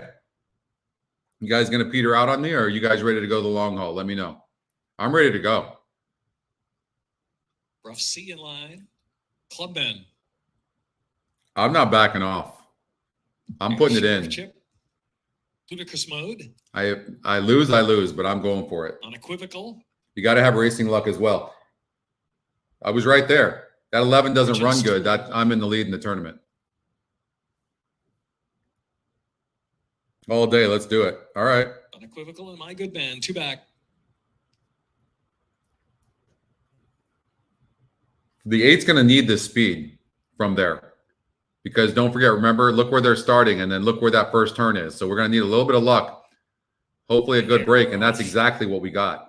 That's exactly what we got and what we hoped for. There's Fortune's Fool. Look, with Sheriff Chip on the inside. the top 3 EquinEdge Speed picks. as well. So That's Sheriff what we Chip talked on the about. first So we two just don't want them to runs, duel. so Just is sit. Fortune's Fool 8 doesn't need to second duel pair. from that post. And Sit Clubman off the away 3. fourth. And you can see the 3's really headstrong. Wants the lead. So just let it go. Another 3 back to Rough And if it beats you, it beats you, but you get second. But let it go. And 5's doing the same thing. There's a long way back to the other horses. For the 6 furlong mark. As they move down. All right, Jeff. Sounds good. 23.79, and Sheriff Chip an eager leader out Let's there. go, JR. Let's do it all day, Christy. All right, we're in. I'm in. Unequivocal is third. Whirling, curling down the side there in fourth. Another 4 lengths back, and it's Clubman and Rough Sea racing side by side, and My Good Man in ludicrous mode. Still well. Four's at 30-1. Not going to be a player in here. So Made a move up and it's going to peter out the rail. 8 seems to have a lot of horse, and he's running really nicely. And Whirling Curling now gets closer from fourth into the far turn run. Did you guys bet that horse down? Wasn't that horse like 7 or 8 to 1? What'd you guys do? And ludicrous mode in the back. The half mile went in 48.95. Sheriff Chip just holding on to the lead. 3 furlongs out from the line. I mean, it's these 3 horses. I don't see anybody else coming. The horse on the outside, whoever that is not doing well. Maybe the horse in the middle can upset the apple cart a little bit. 3's done. We would give anything for an 8-5. Takes the lead from Unequivocal. Sheriff Chip is backed away. Then come on, 5. Horses Whirling, curling down to the inside, followed by Rough. Come on, 5. Ludicrous mode. Stay in second, 5. Fortune's Fool kicking away. Don't let this horse get past you. Come on, 5. No. Come on. No, it's done. He's done. 8's going to win. Here's Fortune's Fool and Johan Rosado. Fortune's Fool clear at the end. Fortune's Fool by 3. Well, we were right about the 8, weren't we? Then it was Clubman third. We were right about the 8. My Good Man. That's good. 8 and a photo. 4-1 on Fortune's Fool with Johan Rosado. All right. No, I agree, Robert. Dave Rodman, just consistent all through the years. Fantastic. Dave, you got to stop betting so much money on the horse.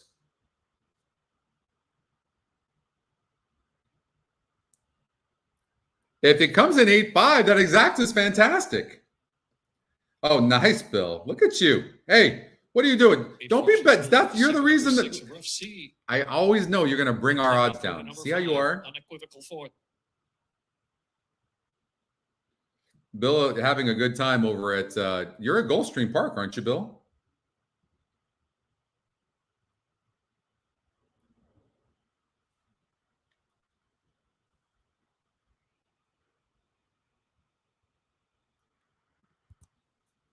All right. Bill, I believe Bill's over at Gulfstream Park with his girlfriend. Beautiful day to be there. Gorgeous day. All right. Laurel Park, not in the books yet, not official, but I didn't see any problem. 8 ran a good race. Post position. See, what I did there was see post position, tactical speed, and pace, had the pace, tactical speed, low win percentage on all the horses. There was nothing there, and then EquinEdge long shot. So all I did was take a bunch of the metrics, visualize what was going to happen, take the post position, realize that the 9 wasn't, there was no speed to press the 8 on the outside, and the 8 got a good trip. That's all that happened. All that happened. Oh, you did? Oh. Right. We'll catch you later then, for sure. Yeah, so we all bet that 8, but that's okay. I don't care. I'm just teasing you guys. Hey, if everybody's winning, that's all I care about. We create an energy on this show, you guys. I could care less. You can see that. I play the tournaments. I don't hide anything. This is not about me. I want to join in because I want to bet with you guys, but it's not about me. Did we ever find out what happened at Tampa Bay race number 4? Nobody said anything. Did it lose? The 9 won. When you guys say something to me? Oh, it didn't come in 9-4, but the 9 did win. Right? Remember that popped up on the EquinEdge picks?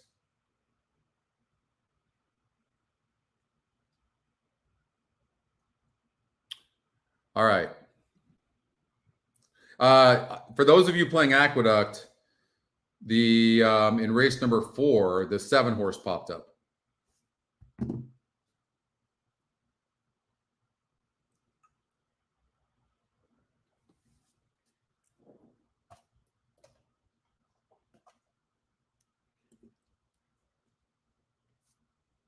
All right.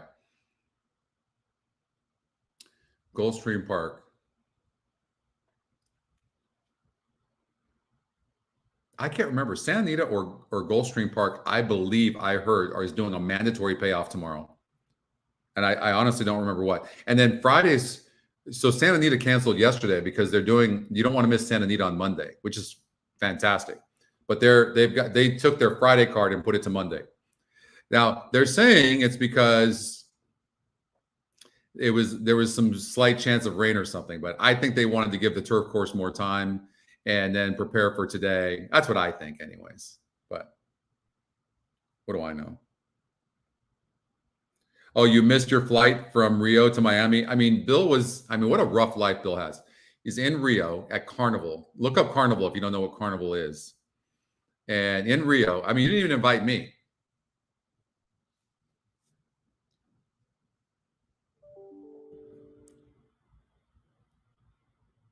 It's at Gulfstream tomorrow? Okay, thank you, Christy. So mandatory payout over at Gulfstream Park tomorrow. They should just do a mandatory payout every week and everyone would play it. I mean, you know what I mean? Like, I think that's what they're doing. I've never seen because they just did a mandatory payout. Was it last week or the week before? And like, they're coming right back doing it. So smart. That's a smart move on their part. People want to play for these big pools. You should see, I would handicap 8, 12 hours on the $2 pick six wagers because the pools were so big and I liked playing for the bigger money.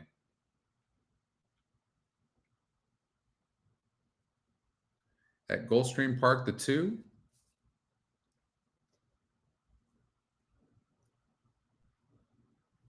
Let's see.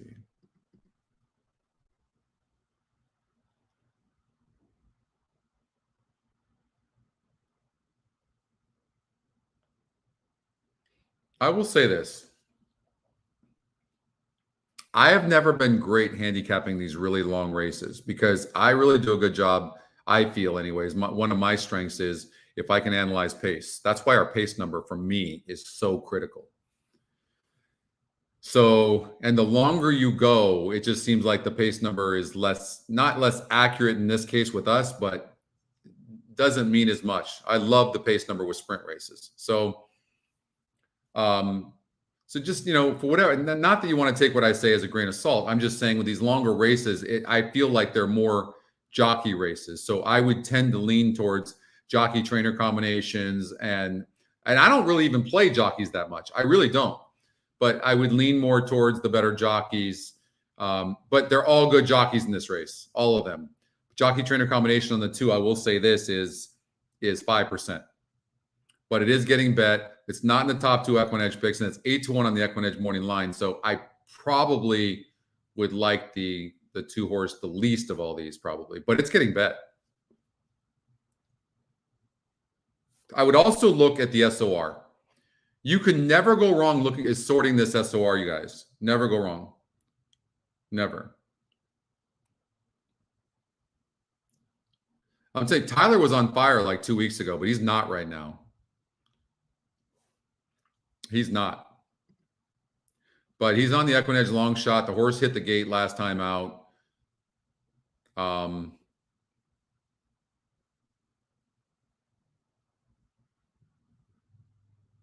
Oh, yeah, it did pour rain at Santa Anita. It did. I know. All right. All right. I mean, I'm not going to play this in the tournament because I don't love anything. And I'm looking right now, by the way. I'm not just staring at you guys. I'm actually looking to see, but nothing's really hitting me. It could be the whiskey. Could be the cigar in combination. Could be. I don't see where a horse that's only 21%, like the 5. The 5 can win. But at even money, whatever you do, you wouldn't bet a horse like this to win. And the horse has been off since July.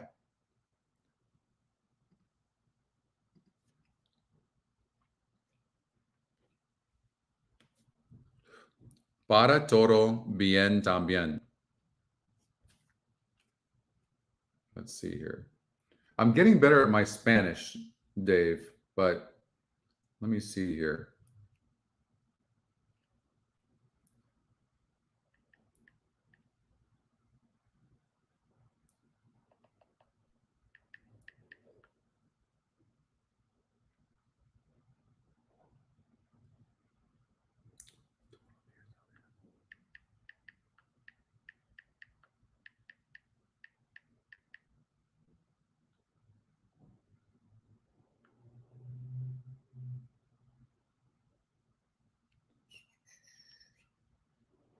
Para todo bien también.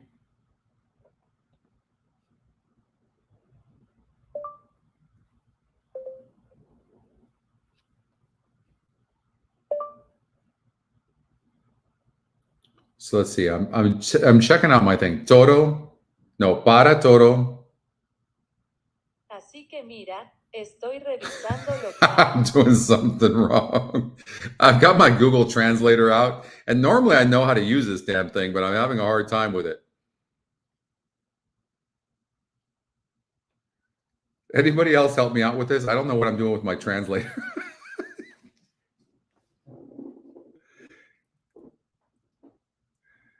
For all things, oh, look at Dave. For all things bad, mezcal, and all things good also. I'm not really sure what that means.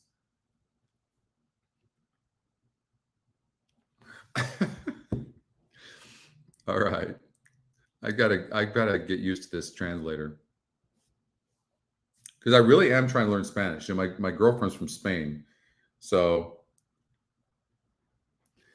all right, so Scott thinks the 1 is a player. Let's take a look. And I eliminated it. I really think the 1 is a player. I bet you you cannot give me one reason, respectfully. I love you, Scott. Not one reason why you like this one other than a hunch. 1 cannot win. This 1 will not be in the money. It's got a 1% win, and it's got an asterisk, which means it's well, it's going to have, well, no, it won't be on the lead. The 6 is going to be on the lead. And the 6 is dropping from a 54% to a 10%, and 10 to 1. I don't like the 6. I don't like the 1.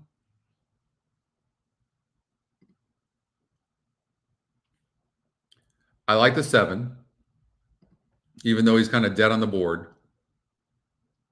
This horse doesn't get my pulse running.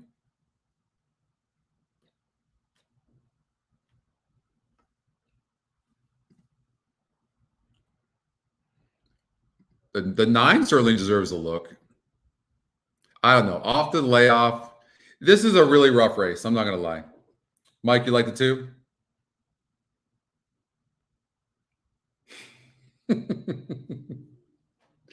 Race 5 is up next. 3 turns on turf and a by them 3. Brown has a 31. Thank you, Nick. Love Nick. Nick's always very generous. I love people that are very generous with information and share it ahead of time. Hey, Curtis.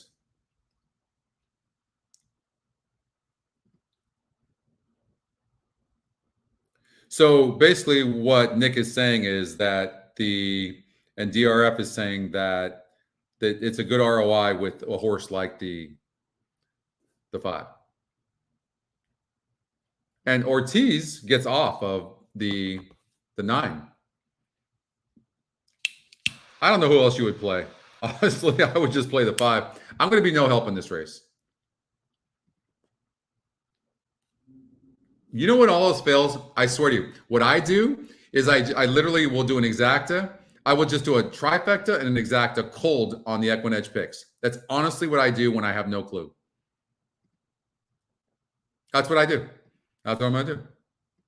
5-8 exacta. The horses are stepping on the turf course. And then a trifecta. Last chance for wagers. I'm just going to do that because I want action. 5, 8, 7. You realize that usually from what I've seen, at least 1 or 2 times at every track, these EquinEdge picks hit the trifecta. Have you guys noticed that? So, hey, Chris, if you just did an exacta 5-8 cold and did a 5-8-7 trifecta, if you did that in every race, you would probably win at least 1 or 2 races, which would pay you enough money and you'd probably make a profit. The other thing I used to do, I would do an exacta to the top pick because it wins 36% of the time. I would do an exacta 5 over 7 and 8. And then what I would do is I'd bet the long shot to win. And I was making profit doing that, but it's just, I'm an action player, as you guys know. Okay, here we go. They're racing in a grade 3, the very 1 stakes. Good start. From between horses, EquinEdge was away best, and she puts a neck in front. Up on the outside, Beautiful Lover is offensive-minded while trying to work over from the high draw. Five's having an absolute horrific trip on heels so far in the beginning. You see that checking up? Mezcal for company on the outside. Then the race favorite, Virginia Joy. She's about 5 lengths off the pace. Long shot Kelsey's crosses toward the rail. Length and a half to Onyx and 3 to the trailer, Sorrel. They wheel into the stretch for the first time, and it's Beautiful Lover in front and in front narrowly. Family Way, Rapid alongside in second. Right, exactly. That's all Stronach Group right now. And the Woodbine Group, by the way, I want to give them a shout out. Woodbine Group has been great to us. And I'm hearing that maybe we could get a little bit of luck with showing Tampa racing live, which would be great. Would love to cover that. Any track that's gonna help us give the races to you guys live, we're gonna support. Positions at the stage as they bend into the clubhouse turn. Virginia Joy, the race favorites in the 2-path after Rail and Kelsey's cross, then Onyx and Sorrel's at the back. The opening half mile was 50-4 with Beautiful Lover in front from the outside. I honestly, well, and look at, you got the EquinEdge second pick and the EquinEdge long shot in first and second. Unless this 5 is a monster, one of these 2 horses is going to win. That's what I think. Then Virginia Joy racing ahead of Kelsey's cross and Onyx, and still at the back is Sorrel. Less than 5 furlongs remaining in the very one after 3 quarters. Oh, thank you, Aaron, for the reminder. You guys got to remind me because Family Way is second. I'm not looking at these picks coming in. Fourth. Getting off the fence and starting to work home a touch is Harajuku. She needs some place to go. She's following the move of Family Way. Following her is Virginia Joy, so she's on the scene within 4 lengths of the pace. 6 is not beating these horses, Mezcal. I don't believe it. But 8 looks like it's struggling. Here comes the 5. And they start to cluster up on the front end with Family Way. 5's coming. Come on, we'll take a listen. We would absolutely take a 5-7, wouldn't we? Harajuku trying to work into the clear. Come on, 7. Stay up for second. It's going to, but the 8's not going to stay up for third. But not for long. Virginia Joy is and we got the exacta. We'll take 4-5 over 6-1. Family Way was second. Harajuku third. Fourth, Beautiful Lover and Sorrel to complete your high five. And 2-15 and 4. I bet that wrong. I don't think I did 5 over 7-8 like I was telling you guys. Hopefully you guys did it right. I didn't bet it right. That's my fault. I did 5. Yeah, see, I did 5-8. So that was my fault. So it came in 5-7. That's I didn't bet a lot of money, but that's great. You guys should have had that, right? Yeah, there you go. Nice betting. That's all betting. And then one of you, and I'm sorry I don't remember who it was, somebody gave the numbers of off the layoff. Now, I apologize. I don't remember, but thank you for that. Thank you for sharing.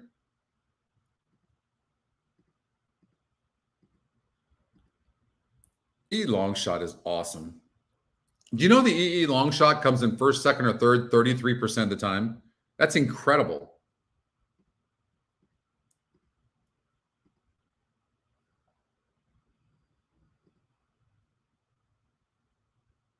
I'm just drinking some mezcal. Exactly. I love you guys. Are we building an amazing community or what? But you guys, like, wait till you see all the stuff coming up. Wait till you see. Was that Nick who did that? Thank you, Nick. Thank you, Nick. Nick did that. I love generous people. I can tell you that right now. Just to give you a little insight on me. I just feel like, yeah, maybe it cost you a little bit in the beginning, but it always, in the end of the day, it always benefits you. Just always been my belief. Hold nothing back. People that are greedy and want to hold everything to themselves, I have no time for. I think what I'm going to do too, I think I'm going to drink some water along with this so I can enjoy, relax, have a good time, but also not get too crazy. Give me 1 second.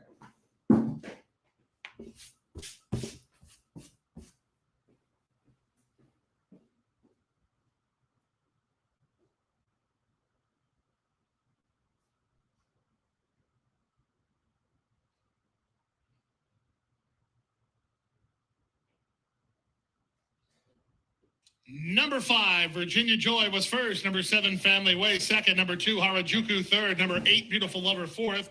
We have a long day, so I want to make sure that I don't get too buzzed that I can't be useful. All right. Booms.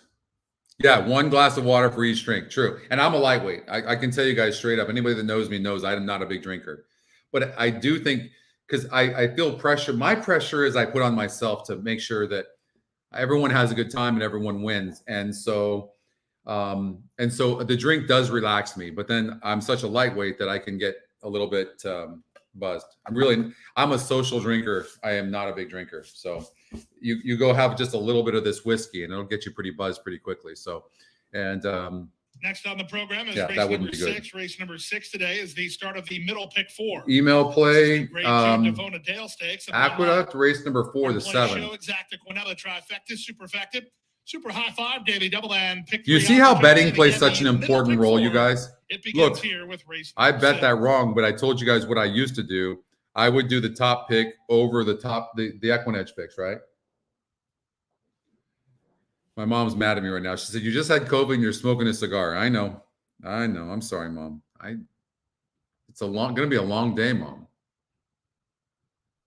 Gonna be a long, but you didn't say anything about, I shaved the beard for you. I was liking it. Chicks were digging it. You didn't say anything about the beard. I think I don't, some of these emojis, I can't even see the damn things. I don't even know what they mean. She sent me 2 emojis right now. I don't know what it means. This Exacta had to pay decent. Look at that Exacta, $11 for $1. Awesome. Money management. Hey, Jabron, how are you? Jabron Lames? Come on, that's not real. I don't believe for a second that is real. Come on, tell me the truth. Is that really your name? Jabron Lames? No way. No way. Are you a Laker fan but hate LeBron? Is that what it is? My lungs are loving me right now. No, you're right. And I'm pacing myself. I am. That's why I'm drinking the water too. I am. I want to be useful, and it's not attractive to see somebody drunk on a YouTube show for sure. And when I tell you I'm a lightweight, it's an understatement. All right, but you can tell I do feel more relaxed. I haven't had that much to drink.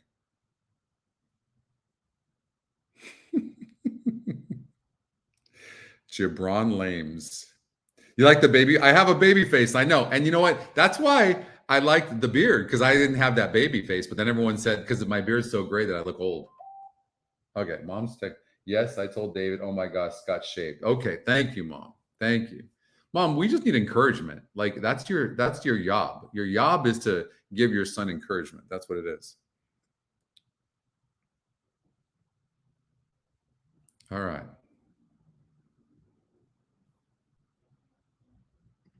Yeah. Let's see here. Horse racing. Okay. If we all had to take a vote, obviously not the women, but horse racing, alcohol, or women, which order would it be in? I would actually, that's my trivia question, you guys. I would love to know the guys, which order would it be? I'm curious. I'm going to say it would be horse racing over women. I'm going to say the majority would say horse racing, women, and alcohol. That's going to be my guess. All right. Let's get out to Laurel Park, race number 5. A dead heat. A dead heat. Fair enough. This one horse has a tremendous pace number, doesn't it? And it has an asterisk. I know I took it off of Prod. Don't kill me. I'm going to make you guys a better one. I promise you. Okay. This horse had an easy lead last time at 11%. It looks like it can rate some.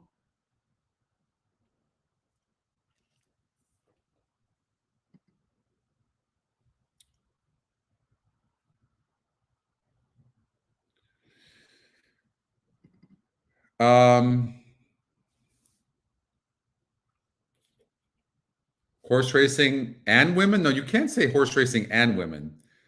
It's got to be, oh, thank you. Thank you.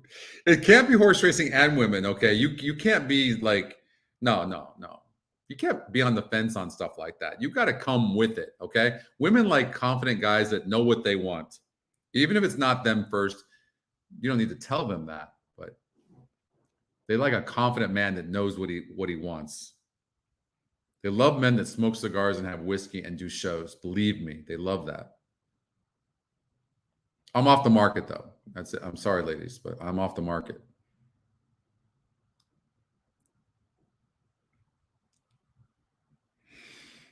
Let's look at this horse real quick and see why it stopped last time out. It had an easy lead and just stopped.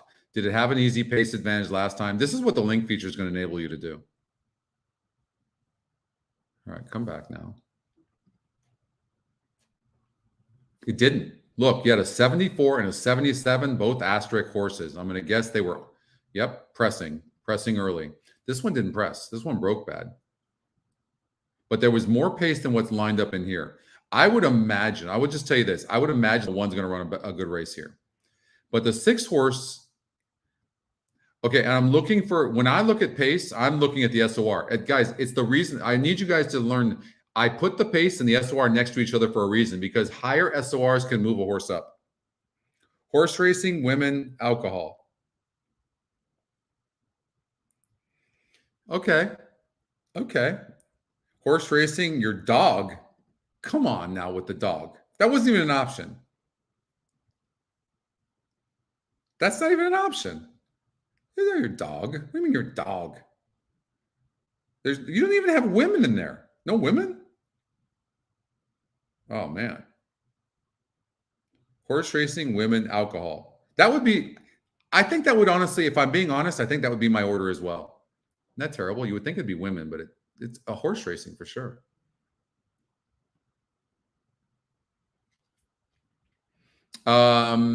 Force fast, needs the lead, out. I'm looking for a horse that's going to close. I would imagine, but here's the thing about Laurel. We've seen the horses coming from behind are not winning.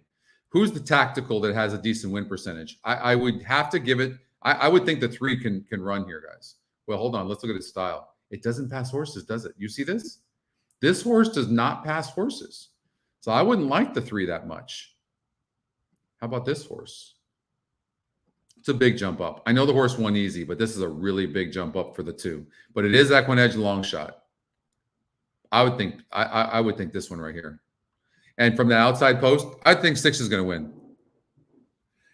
Women in horse racing, you can go a few days without alcohol. Yeah, that makes a lot of sense.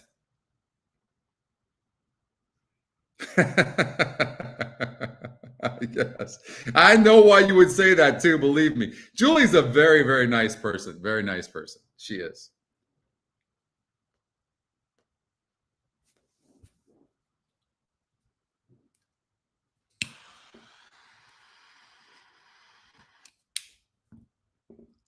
I like the 6 horse to win the race. It's top EquinEdge pick as well. And the 1 horse is I think, going to run a good race. I think you're looking at the EquinEdge picks. I'm going to say 6-1-2. And then the 5 horse could be third. So I would say 6 over 1 over 2-5. How's that? Should we play that? We'll do that. Laurel Park. Exacta.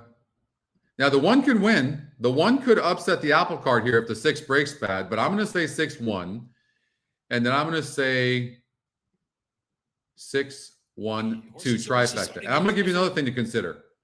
Superfecta, just smaller as a saver, 6-1 all 2.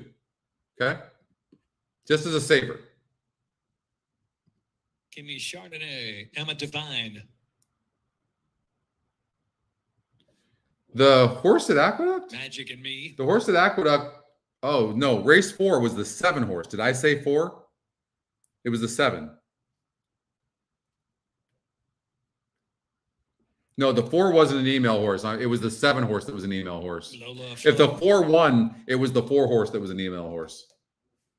Queen Cashmere. All right, let's get out to Dave Rodman. This is the 5th race from Laurel.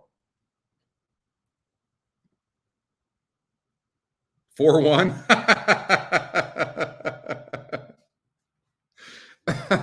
Too bad I said 7. No More Mask. No More Mask is 2-1. Going favorite in a gate. Come on, 6. Break good. And they're off. Good break.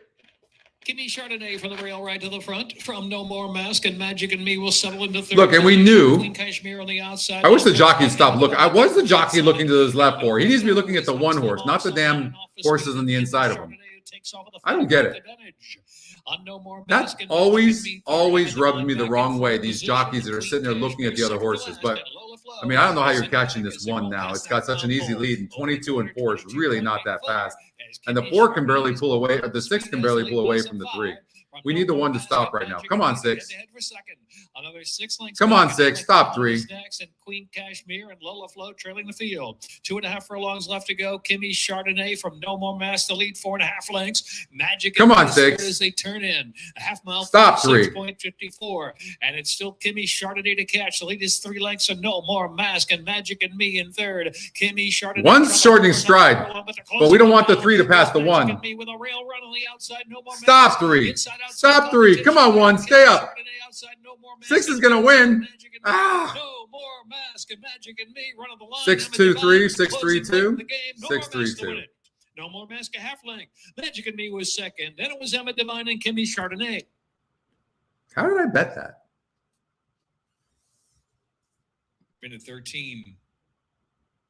Running I time. bet the 6 to win. Photo. Nah, everything was 6-1-2. See, just see what I'm saying about betting. Look at my betting, how terrible it was. There was nothing to cover anything else other than the 6-1. At 1 had an easy lead and just at least you had the 6. See, you bet it right. You at least covered your bet with the 6. It was 2-1. Good post position plays a huge role, guys. Huge role, guys and gals. It really does. All right. Anything pop up in the emails?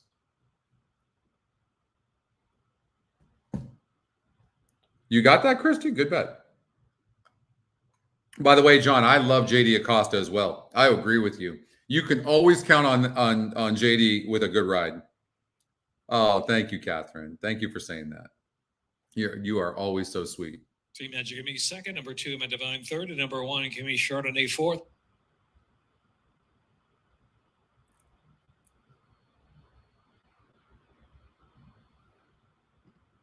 Okay.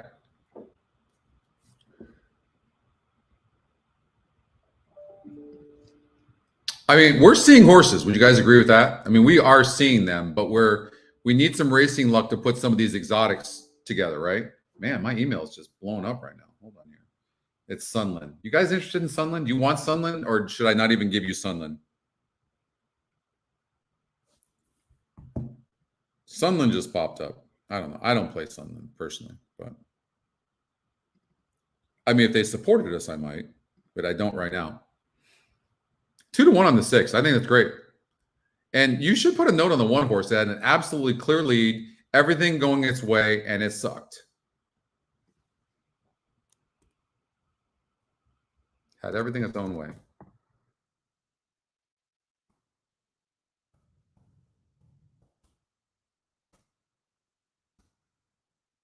I'm telling you, it'll save you next time. It'll save you from playing a horse like this that has such a big pace number. I mean, this horse should have won this race going away, and it didn't.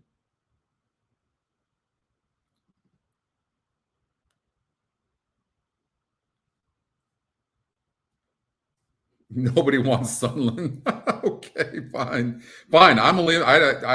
Yeah.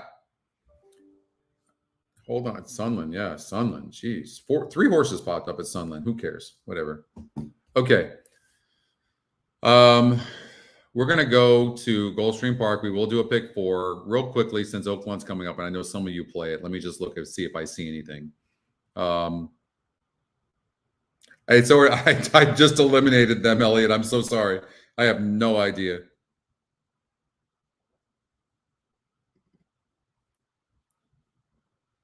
I will say this. One of the horses I saw pop up at Sunland was the 1. I did see the 1 pop up. This horse can't win.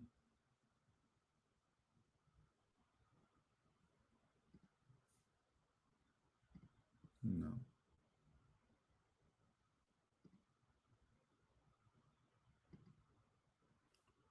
No. I would take the 3 or 1. I think the 1 or 3 is going to win the race. I will say this too. This horse had trouble last time out. Top EquinEdge pick and the 7. So, I mean, it's chalk. This is chalk. But this is going to be chalk no matter what. 137. I don't think the 6 can hold. 137. It's not going to pay anything. So if you bet it properly, but that's what you're looking at for sure. Okay. Let's get out to Gulfstream Park for the pick 4 in race number 6. We'll do that. We'll do a $60 ticket.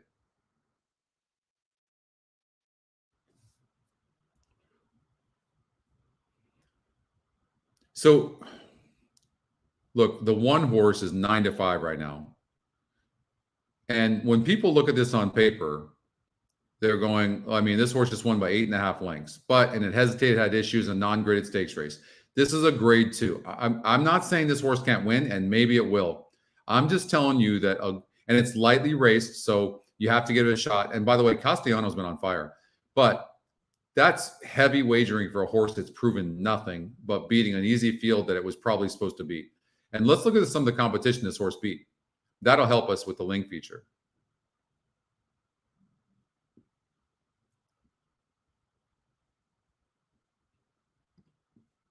It beat Negrita pretty good, who came back to get 3rd in an allowance race. And so, but me Negrita did it well. It was the EquinEdge long shot that day. No, Kathleen, I'm sorry, was 3-1, was 18%. And there was a lot of pace in the race. And it did get a setup, and it won. I don't think this was that great of a field. And now it's supposed to win a grade 2. I'm just saying, be careful about getting caught up on that one. That's all I'm saying. It can win. I'm looking for horses that have barely lost in grade 2 races or won easily in grade 3 races. That's what I'm looking for. Or lightly raced horses that are just showing so much talent, like they're the shit. I mean, outfoxed.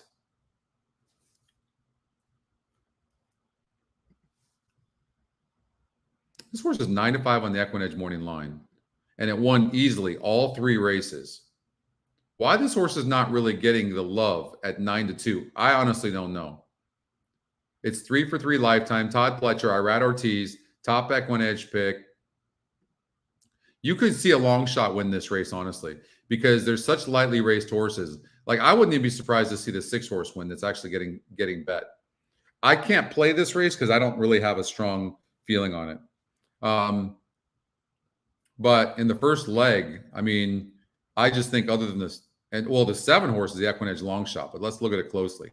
So you realize that the EquinEdge long shot is looking for horses that are 6-1 or above, and none of these horses on the morning line are above 6-1 except for the 7. So I don't like the 7 at all.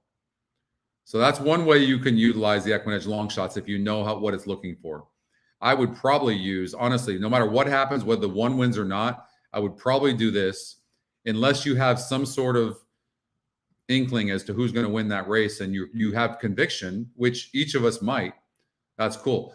You have Saez getting off of the 7 horse, who's not getting bet at all. So I would get rid of the 7. The pace, this horse is 30-1. Sousa Summer, this horse is going to stop.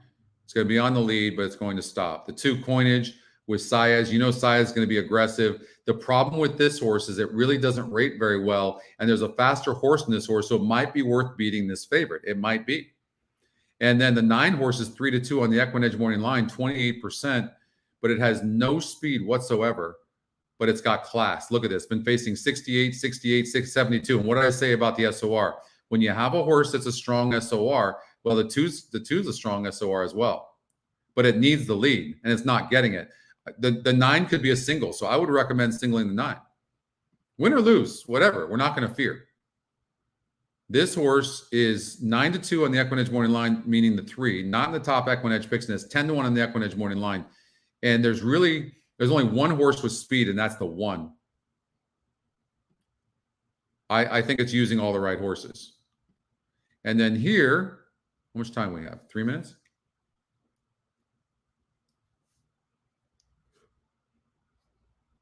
I know we just saw a horse though that Scott, that over at Gulfstream, the last one, that hadn't raced for a year or whatever it was, and it came back and romped, the 5 horse. So yeah, I mean, I wouldn't completely just throw out layoff horses. This 5 horse by partisanship is 10-1. The EquinEdge morning line broke slow though. And let's see, we've got the rail out.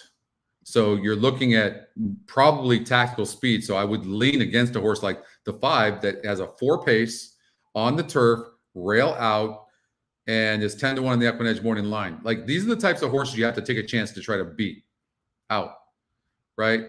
And you have a horse like Jouster who's good. The 7 horse is the EquinEdge top pick.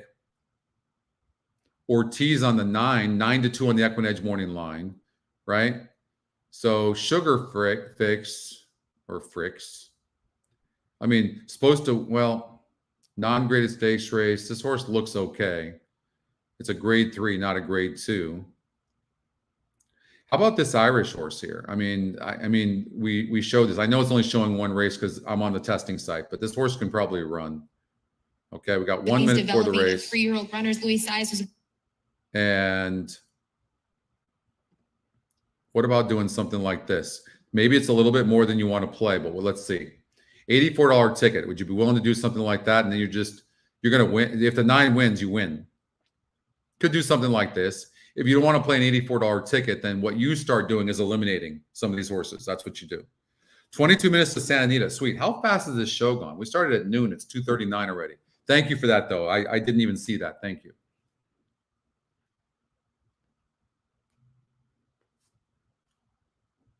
That's what I would do.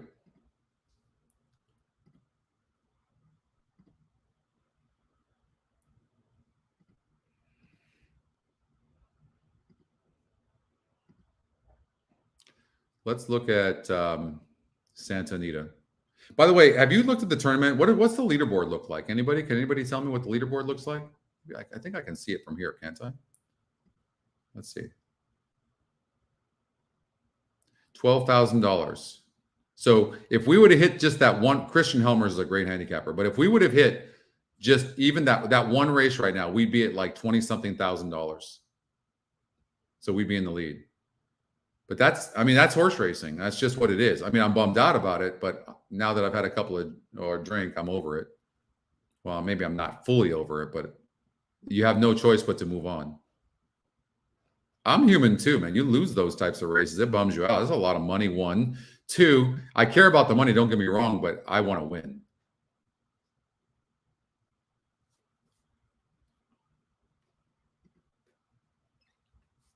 I honestly don't know. I don't have a strong opinion in this race.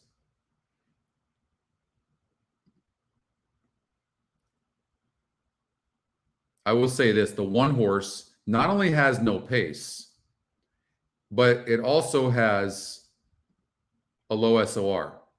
And this is the big favorite. I know it won by 8.5 lengths. I get it. And maybe that's attracting people. And it's also 9-1 in the EquinEdge morning line. And it can certainly win. And it's getting bet like the real thing. But there's also other horses getting bet. Classy Edition is 9-5. This horse, I think this horse is good. I just think that this is a really, really tough race. And it's a grade 2.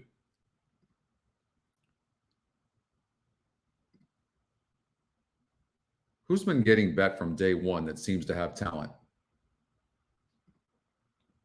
This one. I'd probably lean. But I mean, it's 4-1. It's dead on the board. I hate that. I will say this, though. That's the EquinEdge morning line. If you look at the odds makers morning line, it was 7-2. So the fact that this is 4-1, I mean, if this horse wins at 4-1, we're all going to kick ourselves if we don't bet it, right?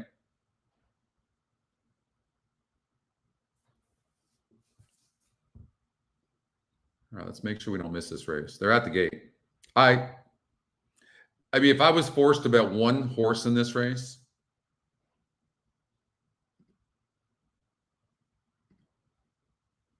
The horses are at the gate. It's post time for the Grade 2 Davona Dale, presented by FanDuel. 1, I would do a 3-2 exacta box, and I would probably bet the 3 horse to go gate to wire, because in 6 tries it's been at 8 furlongs. Hold on here. Of having a win at this 1-mile trip. Never been this distance. So that's an opportunity to get some odds because people don't know how to judge it. They're seeing 7 furlongs. They're seeing it only winning by a length, and it scares them. But Saez is kind of aggressive. He's hot. Brad Cox, I'd probably go with 3.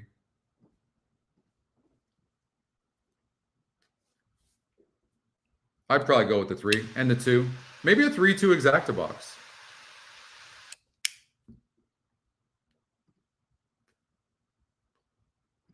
The breeding on the 4. I can tell you the breeding on the 4 is tremendous. And Mina Grita from the outside. And you know what? It won last time out off the long layoff. So maybe it's ready for this. Maybe it's ready for this. I'm not going to bet it personally, but we'll see what happens. Good race, though. Racing in the FanDuel Devonadale Stakes. Beautiful start for Girl with a Dream, who was put right on the early lead by Luis Saez. In the center, that Sweet Danny Girl with speed, splitting them out. Fox won't be far away. And on the far outside, the long shot, Mina Grita striding forward. Mina Grita will have the lead as they run out of the chute. It is Mina Grita on top by 2. Girl with a Dream is second. Sweet Danny Girl third. Outfoxed races from fourth. Down at the inside goes Classy Edition. She's you fifth. got it. She's 3 better than always the my back. pleasure. Always. They're Cocktail Moments and Kathleen O. A quick opening quarter here, 23. Honestly, for long shot. Like right now, if I could say, okay, you have one horse to bet $1,000 on, I would bet the 2. Girl with a Dream is in tight while racing in third. A length and a half better than Outfox. She's now fourth. 2 back to Classy Edition as Kathleen O starts to make some ground for Castellano. She's only 5 lengths behind. The trailer is 4's got horse as well. Around the far turn. 46 seconds for a demanding half mile. Sweet Danny Girl. That's very fast. In front. Very, very fast. Fox trying to battle back. Girl with a Dream. Kathleen O. The jockey on the 4 seems very patient right now. Here comes the 2, who was getting no love. The 1's behind horses has his head up. I don't necessarily think the 1's running that good. You're going to have to go wide. Sweet Danny Girl turns for home on top. From the outside. 2's going to go on the rail. Here comes the 1. So the 1 does have horse. The 1 was live. Yeah, 1 was live. Castellano, by the way, is on fire. And that's going to come in 1-2-6. Kathleen O, sharp in victory. She beats Classy Edition by 2. Up third was Cocktail Moments. Then Sweet Danny Girl. Out Fox was 5th. And so the 1 was live. So wins a grade 2. Won that last race, the non-graded stakes race here at Gulfstream Park by 8.5 lengths, and it proved right. I tell you what, Castellano, he's such a nice guy, you guys. It's really nice to see him. He's on fire right now, so watch him. Your best bet, Eric? Nice.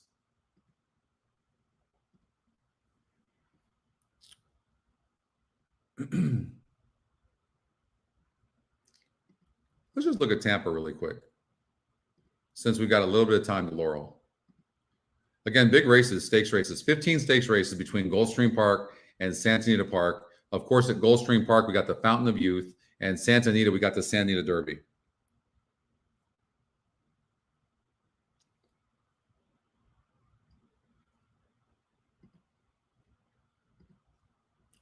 So we can eliminate these 1% horses, no pace, seem to need the lead. And it leaves us with these horses. Okay, right? So now we will handicap Tampa Bay from there real quickly. We're not going to spend a lot of time on it because I want to go over to Laurel Park, but we do have 11 minutes before Laurel. Santa Anita looms as well. We'll do 2 minutes on this race and see if we can see anything that you guys can bet. 9-5 on the EquinEdge morning line on the 4 horse, who has no speed. And here's the thing. If you look at this horse, when it was 6-1 on the EquinEdge morning line and 7-1, look what it did. And then it went off to 10-1 and 12-1 and lost. And now it drops to 9-5. But it's been off since October.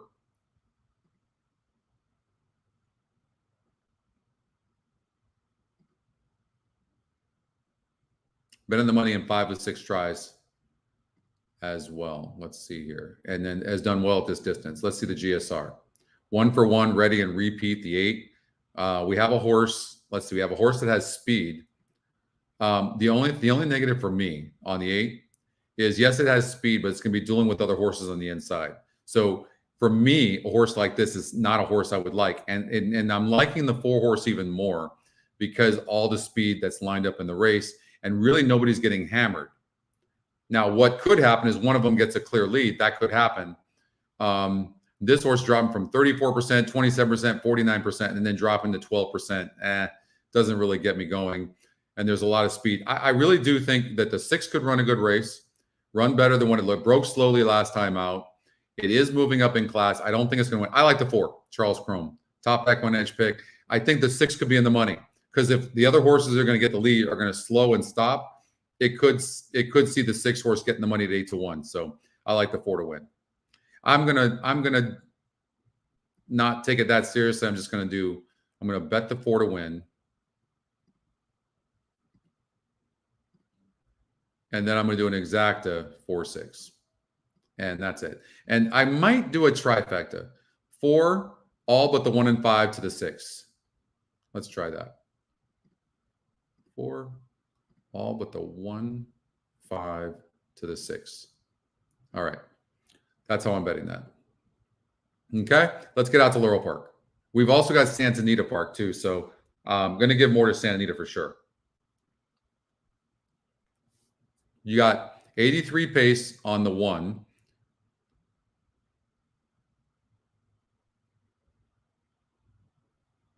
But you have a horse like the 7 who can rate some, but it lost last time out against a 54 group, and now this is a 60 group and it's not getting bet. So I would lean against a horse like the 7, especially since there's faster horses. So I'd throw that out. This horse's form just doesn't really look that great. It's actually facing better horses. I look at changes to see, did anything change with this horse? Nothing's changed with the horse. It's not really getting that bet. It's 8%. I mean, it could be in the money, but not on the win end, right? 4, who knows that? 48%, now 17%. Faced 50 groups, and now it's facing a 60 group, a low win percentage trainer. I would say no on the 4. I think the 1's going to win, and I think the 2 or 3 will get second.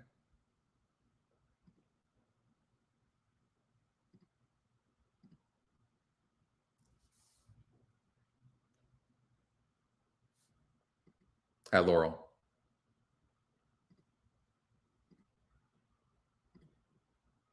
Let's see here.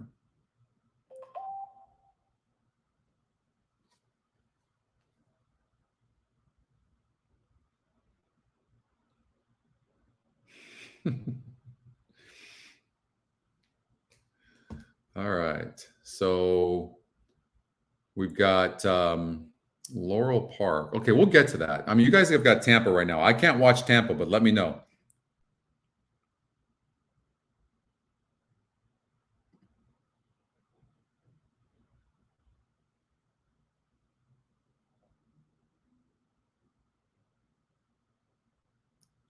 I'm really such a big Pete Aiello fan. Even when he's not perfect or makes a mistake, to me, I love it.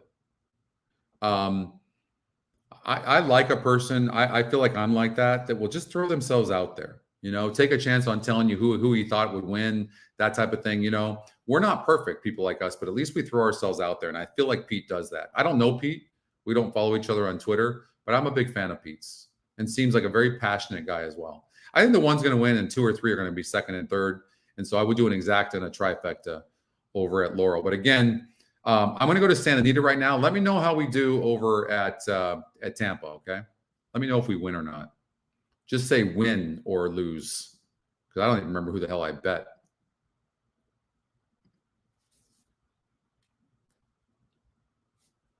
$3 to 5 on the 8. So as far as the SOR goes, it doesn't seem like there's that much of an advantage for anybody. But when you look at a horse like this, 35%, now 10%, and has a low SOR, I mean, horses like this just aren't going to win very often, right? So I would throw out the 9. They could be in the money, by the way. They could be in the money.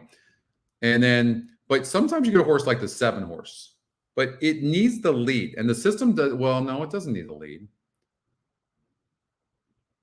This is the type of horse that could get in the money. I don't think it would win, but at 44 to 1, I would consider, especially considering the EquinEdge morning line, I would at least maybe consider, and likes the 4 wins. What we need to do is look to see if this horse is really a single. Remember, I've told you, broke slow, lost path, rally. But it seems like, and this horse at Santa Anita, horses like this, these second-time starters, they don't always win, even when they run. I mean, there could have been a really fast pace and horses were stopping and this horse got up. We don't know. I will say this, though. It's an Irish spread, isn't it? This horse has run before, hasn't it? But we're not seeing it on here. Hold on. Let me get to Santa Anita. We got to fix that on staging. Let's look at this 8 closer. This is an import horses. Okay, so yeah, I mean, it obviously needed the last race. Great connections. Pratt is aboard. I have a note on this horse. Hold on. Oh, that's good. Huge effort. That was my note. All right, so maybe the 8th, the real deal. All right. See what you see why these notes can be important, or that note could come back to hurt. But 3 to 5 right now on the 8 draws a good post. Maybe the 8's a single, and then you could make some money in this race because who's going to be second? Who's on first? It's Pratt. No, I know it's Pratt for sure. I get it. What's up, Oldie? Yeah, we've been hitting all day. All day. Had a really brutal one in the tournament, though. Ugh. Should be in the lead right now. You got to have racing luck.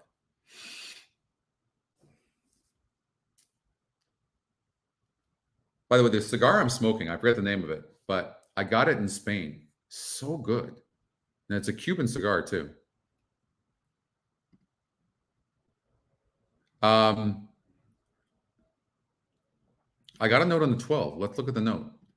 Absolute horrible trip behind horses, think was best. That was in the race before last. And then comes in a 40,000 claiming race, and had trouble and ran good. And that was against a 68 and a 64 group. You're talking about an allowance, non-winners of 1. These horses like this, like the 12, they can win. But that is just not a good post. It's just not. Especially when you have no speed. So I don't know. I would lean against a horse like this because of that post. But at 9 to 1, maybe it's worth an exacta. The 11, the EquinEdge long shot. It looks like it needs the lead. The 11, and it might get it, but there's other pace in here as well. This horse is going to try to get the lead. I would lean more towards horses coming from behind. Who do you see coming from behind that seems like they can rate, that has some class? For me, believe it or not, it's not the 10. What about a horse like the 9? This horse can rate, but it's got low class. It's moving up. Phil D'Amato, Umberto. I mean, maybe. Look at this is where you want to look at the SOR. I'm telling you, the SOR.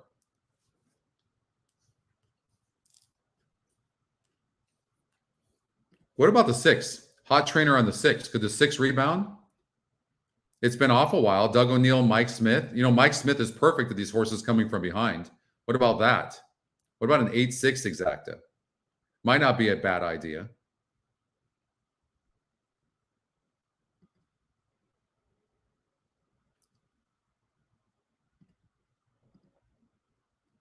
Adair, he likes Adair. Oh, let's throw Eddie's horse in there too. We'll do an exacta. You can take the jockey style too, believe it or not. But 10, 10's going to be finishing. 10 is. 7 horse is really interesting. I'll kill myself if I don't at least put the 7 in there. I got to do that. So I'm going to do that. That's what I'm going to do. 4 horses in the second spot. And you could do a trifecta smaller as well. The 1 did win at Sunland. Did you bet it, Angela?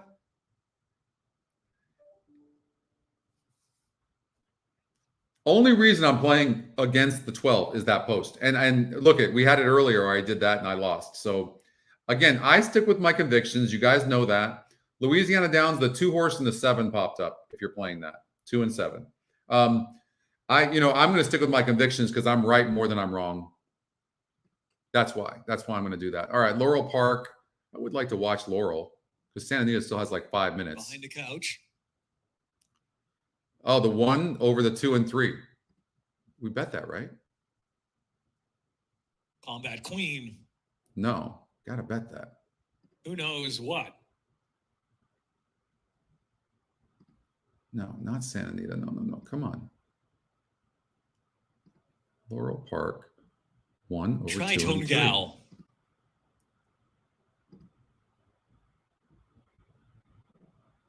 LAB dancing. They're waiting on Tritone Gal.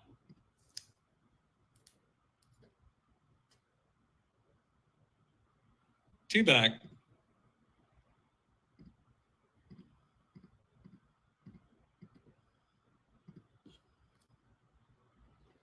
All right, let's watch Laurel Park and then we'll get out to Santa Anita.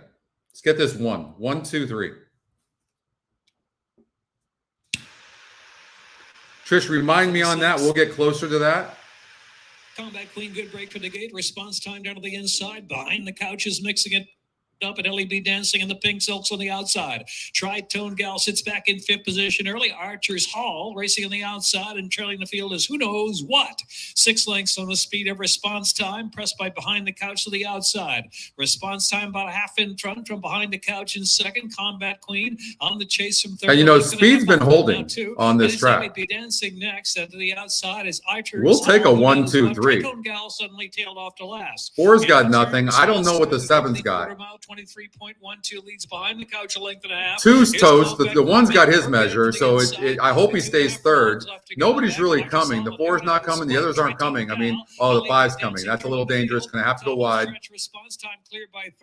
So hopefully the 5's not that good and doesn't beat us. But 6.59 is response time. Come on, 2. Stay up for third. To the center, Combat Queen. She's making a good go out the center of the track to try to run for the lead, but is Response Time holding? Response Time just in front. Response Time at length and a half in front. Combat Queen on the outside trying to kick, but it's Response Time to 1, 3, 4 from Combat Queen. Then it was who knows what and Tritone Gal and Behind the Couch.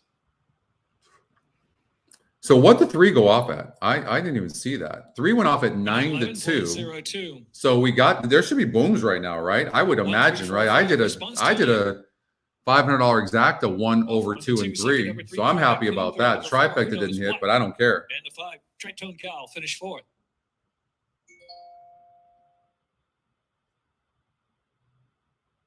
All right. Okay, Christy. I can count on Christy. Nobody else? Nobody had that? You saw me bet $500 exact on that. You guys must have seen that. All right. Santa Anita. 1, 3. I'm happy about that. All right.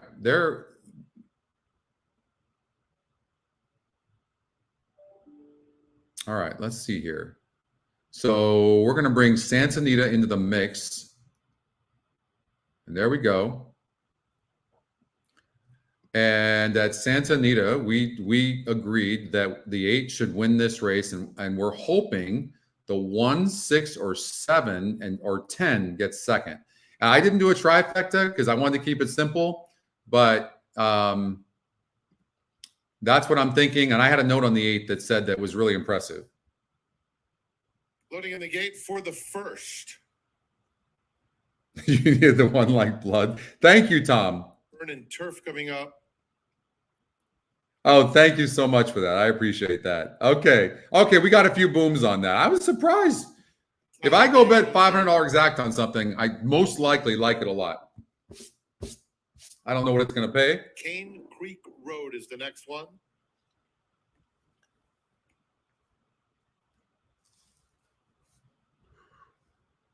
Why does it say Gulfstream? I don't know why that says Gulfstream right now, but that's not Gulfstream. New Park. Oh, I got the wrong one up. I apologize. All right, here we go. Southern Horse will be the last one to load. Oh, you got to go to the phone to boom. Oh, thank you, Tom. Thank you for saying that, though. Thank you. The exact only paid $3, Juice? That's it? Come on. God, even when I hit. In the gate. Is that what you're saying? That's horrible. And they're off. See Through It has hustled pretty hard to take the early lead. And it will be See Through It to set the pace in the early stages. He's got company. New Park is pressing him on the outside. It's a gap of 4. A lot of speed. This sets it up for the 8 completely. Third as they run but down the hill. again, gotta hate that there's horses on the outside pressing. You don't like that. Now he's going to have to check up. Pratt is. Hate that. Hate that. 390. Is that for 50 cents or $1, Juice? Spirit Maker is down at the rail, and he's about 8 or 9 lengths off the lead as they head toward the quarter pole. Racing outside of him is City Rage, starting to make some progress while wide. He's just behind Southern Horse at this stage. River Tiber is second to last, and Adair is the trailer. New Park on the outside comes to take the lead as they pass the quarter pole and turn. Oh, 8's coming. 8's coming. Here comes the 7 too. Come on, 8-7. Is that the 6? Where's the 6? No 3. 8-4. No 3. Did we? I don't even think we used it. Oh, 3's going to win. Burn and turf to win the opener. Gold Phoenix second. Tight photo for third between Adair, who was flying late, For $1. and Cane Creek Road. See Through It is involved in a photo for fifth. Who's the 3? I eliminated the 3. Wow. Did not see that. Burn and Turf. Dan Black. Well, I love Dan Blacker, so I'm happy for Dan, but I didn't see that. This horse dropped from 41% down to 5%. I mean, it clearly, obviously, just loved the downhill turf. What a great training job by Dan. Couldn't see that. I don't know how anybody sees that.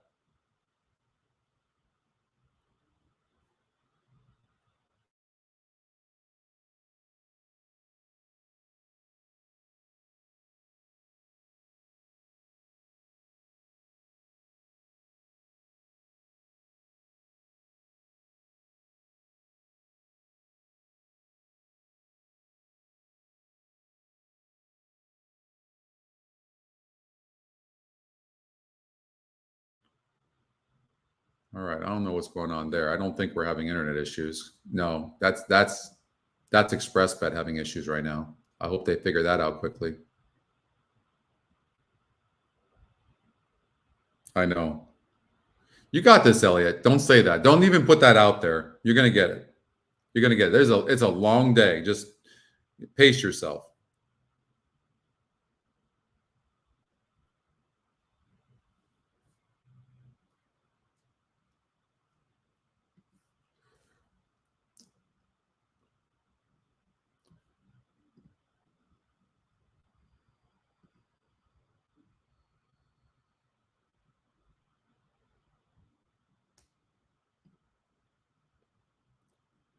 That's just going to happen sometimes, you know. You just have to. The ticket generator use the 3, but on a $360 ticket, yeah. I don't know if I told you guys. I think I did, but we updated the ticket generator, and it is really good. But you know, there's a lot of factors there. It depends on the sequence of races and horizontals. There's a lot of factors, but if you make any positive changes to that ticket generator, you're going to be happy. By the way, too, if you ever, if maybe things aren't working as smoothly as you wanted to, just do this. Watch. Log out or refresh, log out, and then log back in, okay? Or refresh. You can never go wrong doing that. It'll update things. It'll update, races that are coming up on future dates, okay? So you want to do that. All right, let's see if they figured out their...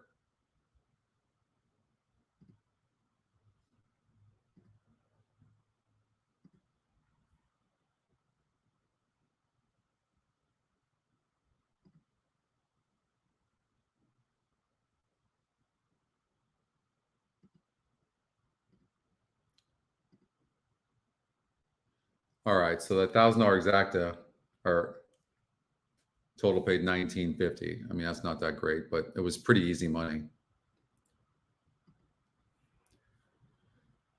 Okay. Let's look at my emails. It's a little slow today, honestly. Not much has really popped up.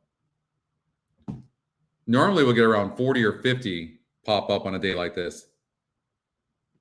Oh, Trish, that's awesome. Love to hear that.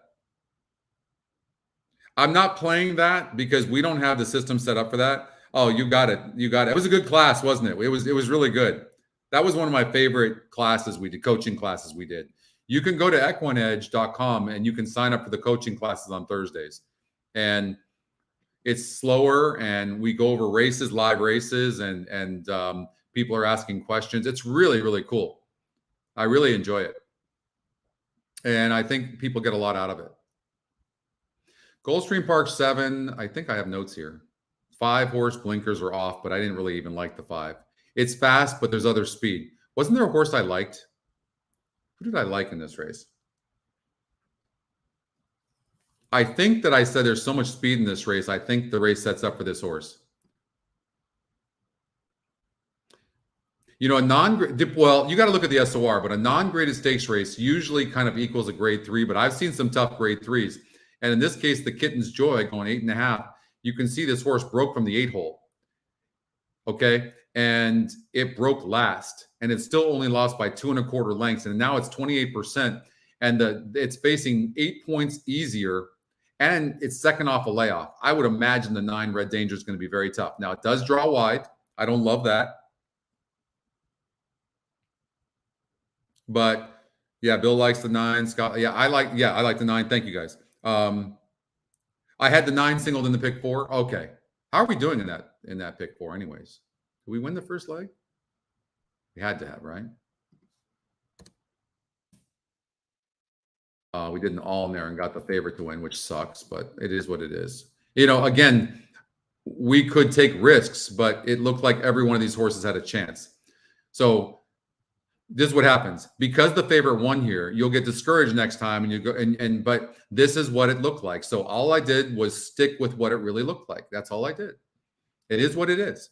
You hope that you get long shots, but sometimes you don't. So I would just recommend you stick to it and don't force it unless you see something. Just because this is the favorite does not mean that the betting public knows more than you know. So, and look at the win percentage. It looked like a wide open race. So the one was live, no question. And it did good. So, but the 9 horse, I don't love the post, and it has no speed. Who's the jockey? Oh, it's Leperoux. He seems like the nicest guy. He rode for me a horse I own called Billionaire Bob. And, but I don't know. I just don't feel like Leperoux is riding very well. I just really don't. He either gets the lead. Like, it just seems like the only time Leperoux is winning is on the lead. So it's dangerous. He does draw wide. What's he going to do? He's going to have to cut in, go back. It's just, you know, but there's so much speed lined up here. One of these middle horses, like the EquinEdge long shot, Credibility. Can this horse move up?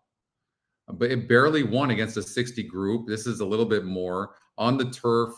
The GSR is dropping from last race. I think this horse is probably better on the synthetic. Let's look and see. Well, yeah. You see, it's not as great on the turf if you look at the tab. Dirt and synthetic. So I don't know. Main event, the 4. GSR drops.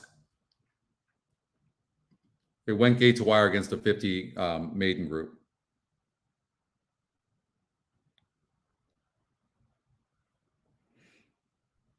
I if it wasn't for that post and Leperoux aboard, but I still would probably have to go with this horse. The 2 horse, I don't feel like the 2 can rate, and the 5 is faster. Ortiz is pretty aggressive. Let's look at the changes. Blinkers off the 5. 5 still going.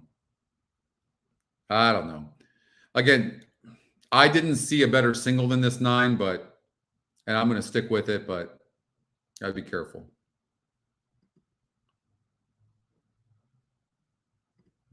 I mean, I wouldn't go crazy, as I'm saying. I think that's the horse to beat in a wide open race. This is the type of race where you get prices. But look, when you look at I mean, there's some prices in here too.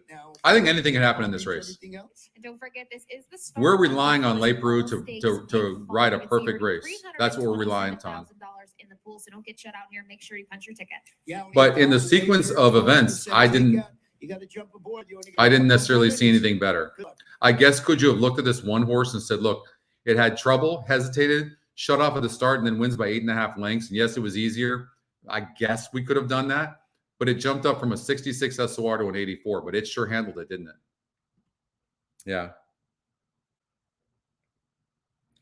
Oh, I mean, Justin and I talk all the time. It's just Justin had so much going on with work that it was hard for him to commit to the show, but he misses it. He misses it, and we miss him.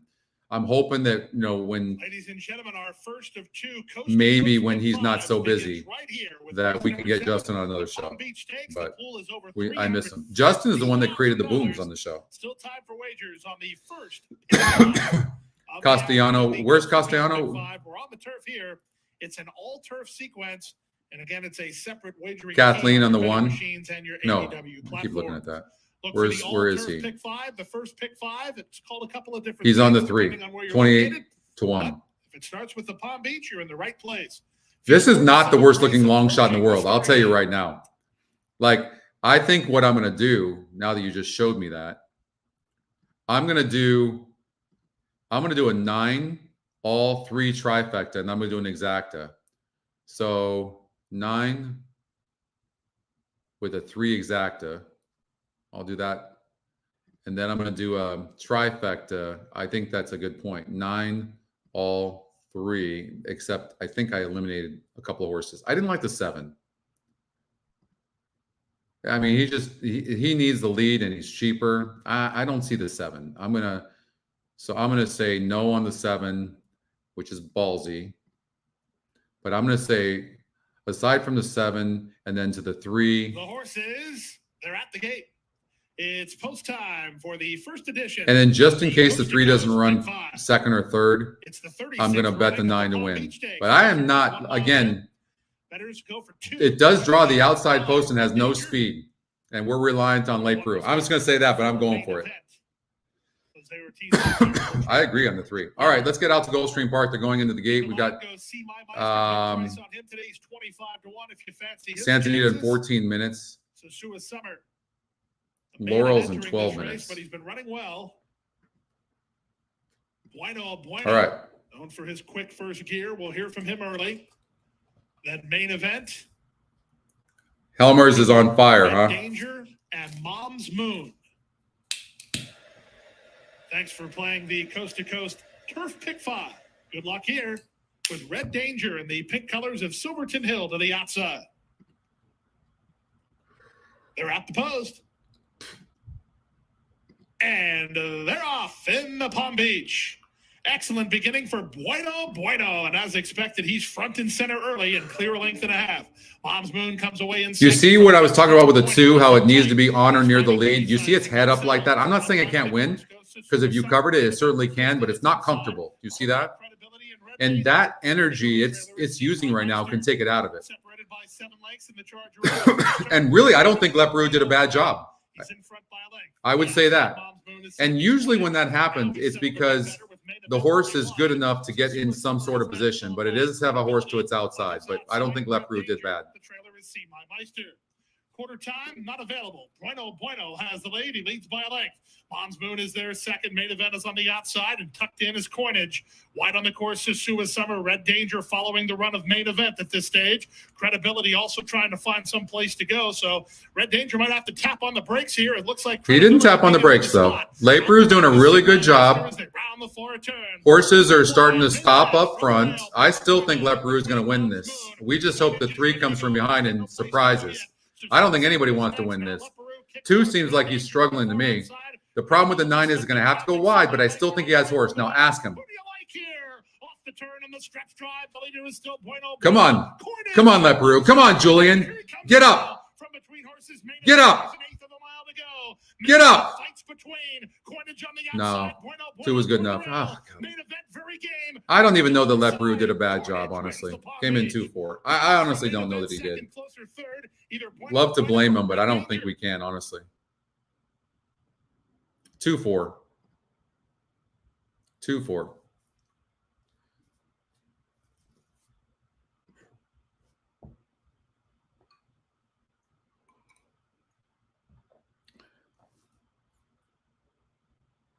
Oaklawn Park, the 4 horse popped up. The 4. All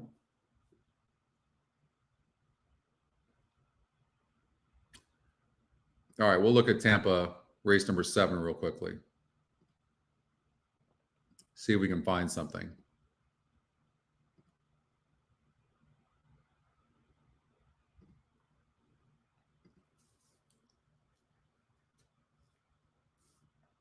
A lot of speed in here. 2's on the inside, and the 2 can rate some, but it has to be near the pace, and there's horses that need the lead, and cheap horses. So it really does seem to set up for either the 3 or 4.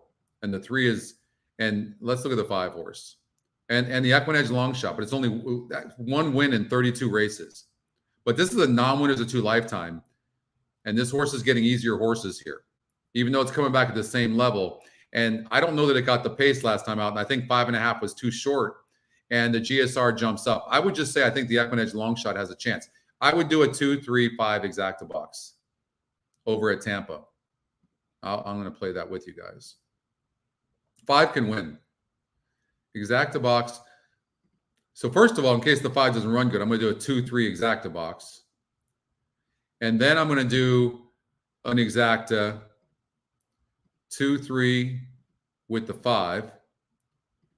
And then I'm going to bet a win bet on the 5. That's how I'm playing that.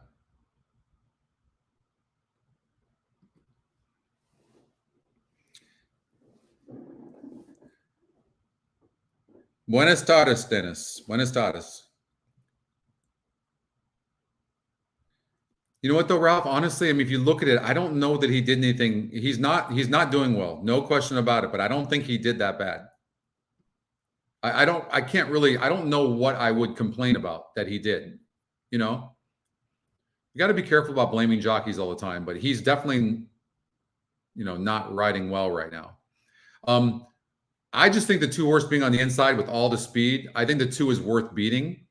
And I really do think this race is going to be between the 3, 4, and 5. I did 2, 3 as well, didn't I? I didn't mean to do that. I meant 3, 4. Let me take that back real quickly. I meant 3, 4, not 2, 3. So I got to fix that. Winner is 2, EquinEdge. Second is 4, Main Event. Third is 7, Bueno. Fourth is number 9, Red Danger. Fifth, number 2, Susu Summer.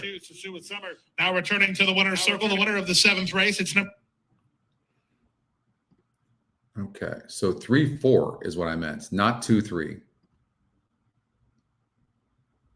Exacta box. I'm doing 100, 3, 4. And then I'm doing, so you can see I'm kind of keying my bigger wagers on the 5, 3, 4 with the 5. And then I bet the 5 to win just in case the 5 wins. So I'm betting for me, either 3, 4 comes in first or second, or it comes in 3, 4 with the 5 or the 5 wins. That's how I position my bets. We'll see. It's not, Colin. You're right. No doubt about it. No doubt about it. All right. Let me know how we do with that.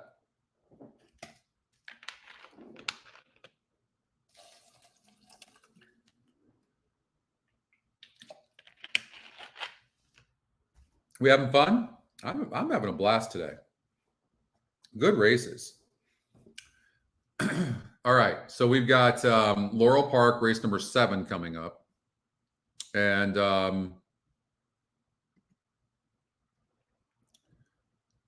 let's see here. Laurel Park, 6 minutes, and Sandy is coming up in 8 minutes.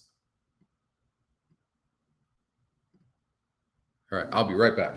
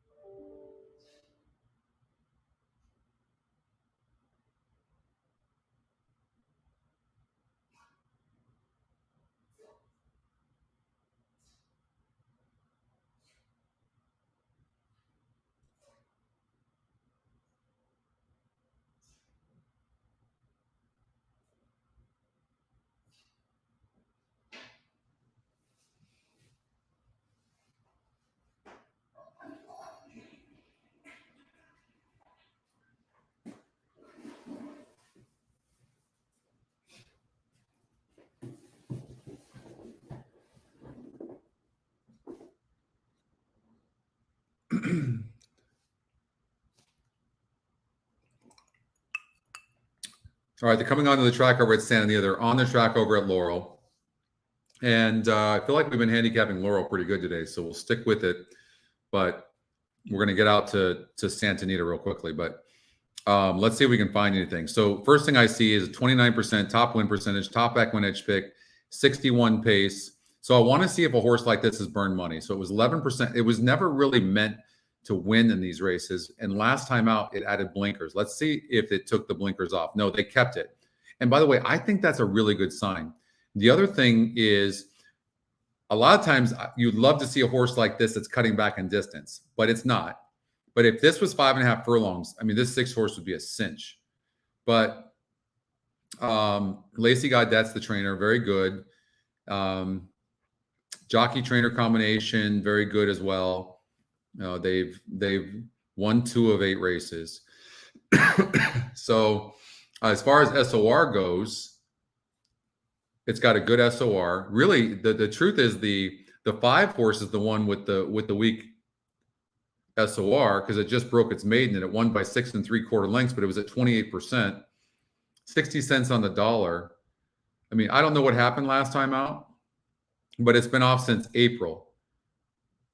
I don't know that it's proven anything. I mean, it can win this race, no question about it, but I don't know that this is the type of horse that we would, and it's in for a tag, right? It's in for 16,000. So I don't know. Could it win? I mean, it's 21%. It's a wide open race. It wouldn't be my type of horse, the 5, and it's not in the top EquinEdge picks as well. I would look at Fortis, this horse, who's dropping in class from a 52, 50, 52, dropping in class. No doubt about it. And it's been, it's been running okay. I will say this, when it did break its maiden, it was 7 furlongs and it was against a 42 group. So it's certainly capable, but it looks to me like it needs pace, and there really is no pace in here. So it doesn't make me love the 3. 0 for 7 jockey trainer combination on the 1, who's got poor form right now and broke its maiden against a 38 group going 5.5 furlongs. So it doesn't make me love that horse either. So then I look at this horse and I see this horse is going to be close to the pace. We know that. And I think everything is pointing towards this 6. I really do. I don't know who's going to be second. Pace has been holding. It could be the 4, the EquinEdge long shot. Or a horse like the 5 could come up and get second. But I do think that the 6 horse controls everything here. I really do. And by the way, this is the second race off a layoff. That 6 had been off a long layoff, and we probably have to assume that this horse maybe needed the race, comes back at the same level, and actually gets 8 points cheaper at the same level. So this is what people don't know. They only see that this horse is coming back at the same level, and the horse lost, even though it needed the race, but it lost. They don't know the SOR, so they don't know that this is an 8-point cheaper on the SOR, and the horse is the fastest horse, gets the outside, and can probably rate some if a horse decides to try to go. I think the 6 is dominant here at Laurel. I'm betting it.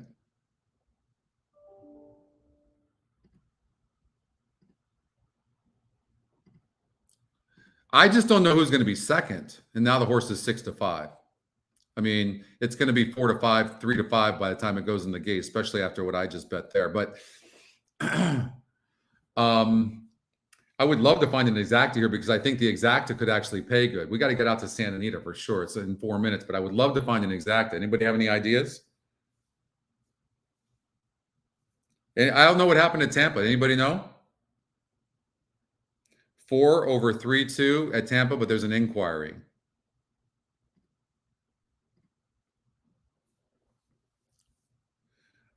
Oh, 4-3. We did an exacta box 3-4. Oh, geez. Who's the inquiry on?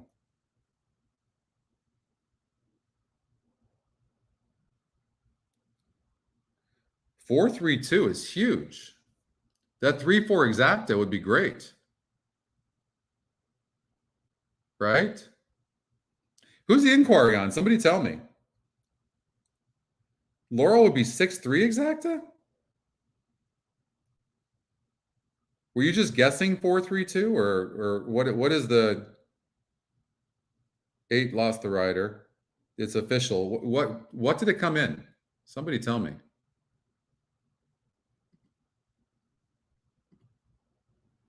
$4-3. Oh, sweet. $17.70 exacta. How sweet is that? Let's see what happened here. $1,770 on that wager. All right. So we played that right. Anybody else play it? Not one boom on that? I know we're not showing it, but geez.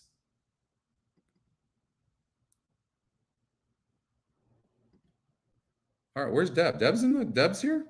I didn't see her. All right. Oh, there's Deb. Where are your booms? You guys should be hitting this stuff.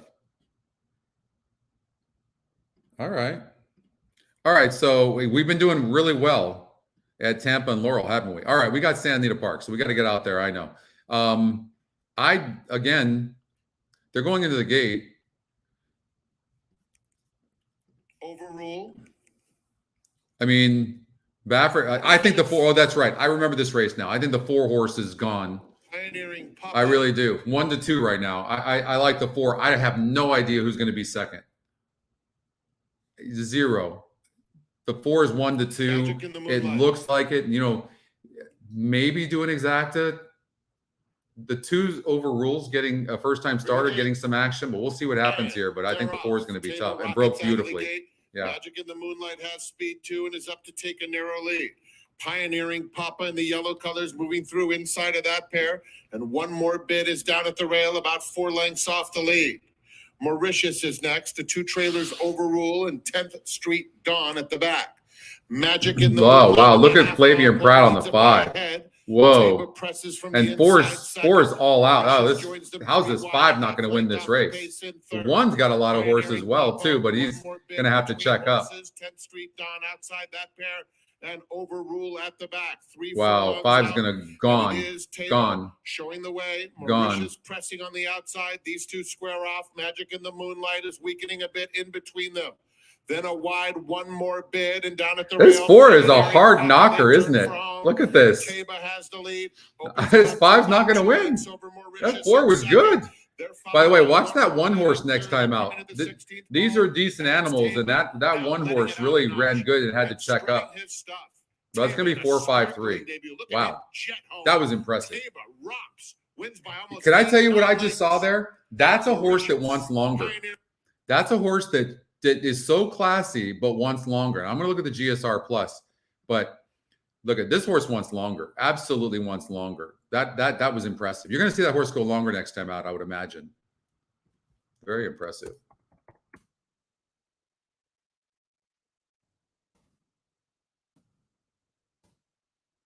I don't think that horse would beat. I really don't think this horse would beat really good sprinters. I really don't. But I think this horse has some talent going long. Very impressive. Very impressive. All right. What do we got? Gulfstream Park. All right. Big day. Big day today. Fountain of Youth over at Gulfstream Park. I believe that's race number 12. It is. And then at Santa Anita Park, we've got race number 10. No. Race number 9. No. Race number 11. Which race is the Santa Anita Derby? Santa Anita Derby. $650,000. This used to be $1 million race, didn't it?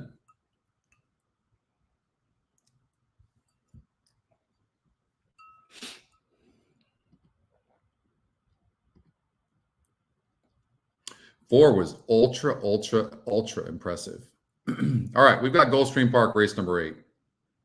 And you guys want to play a pick 6 or you want to wait for the pick 5? You got your first win. You got the superfecta? Good, Elliot. I told you you're going to turn things around. Watch.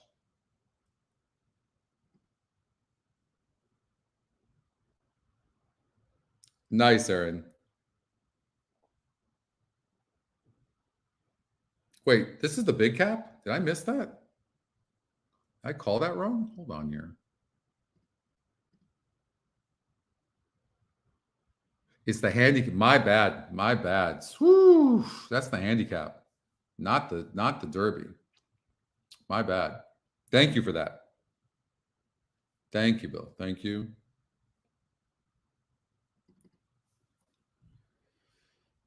I don't know why I just assumed it was going to be the Derby.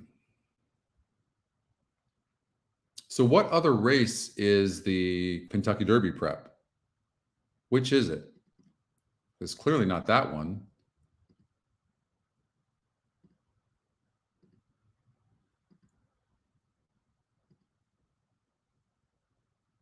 Oh, the San Felipe. Ah, so San Felipe Stakes. Okay.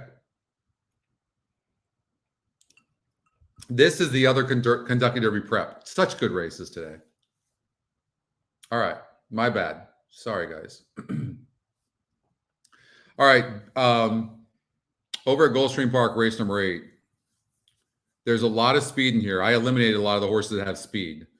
So I don't necessarily think from the rail, Liam's map, who needs the lead, it looks like, can rate a little bit, but that was against a 46 group. I don't necessarily think that this horse has to win this race. I really don't.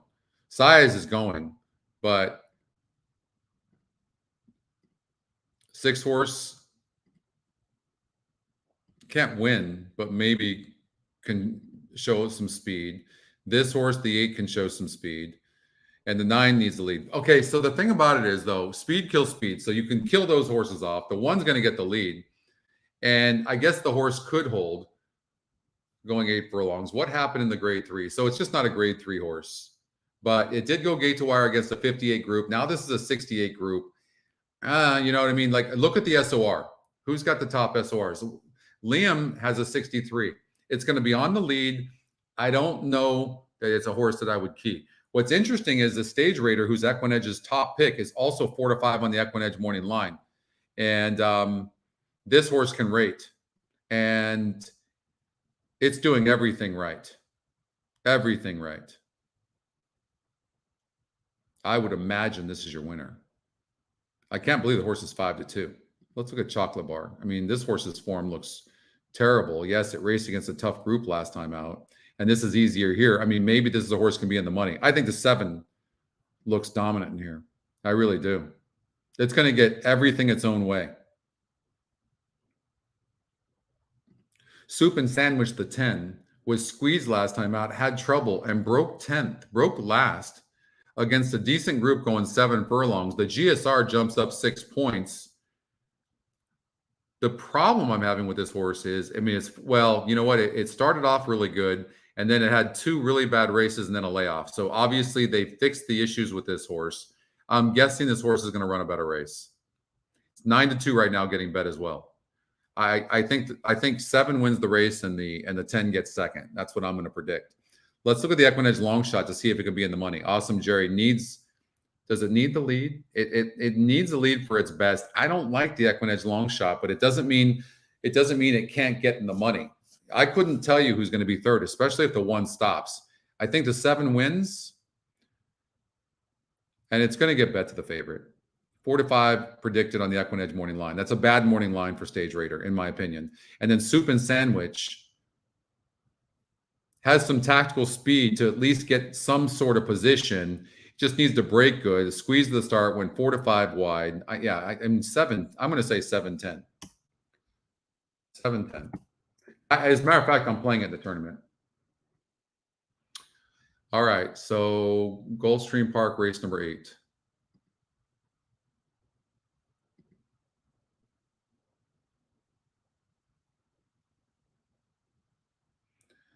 All right, so I have to take some chances here, but I'm going to do an exacta 7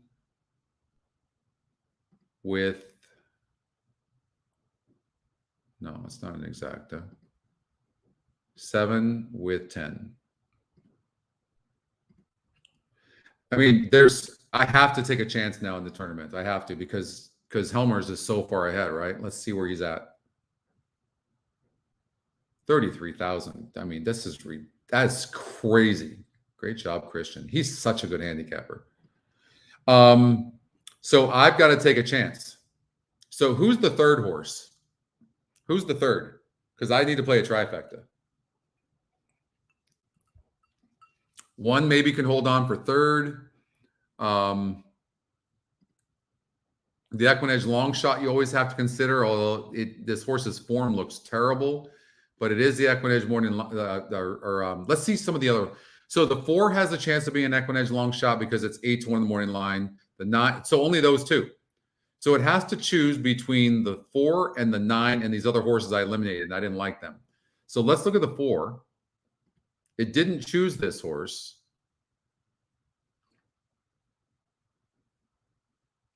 second off the layoff. I mean, this horse can improve. Absolutely can improve. And Tyler's been getting second.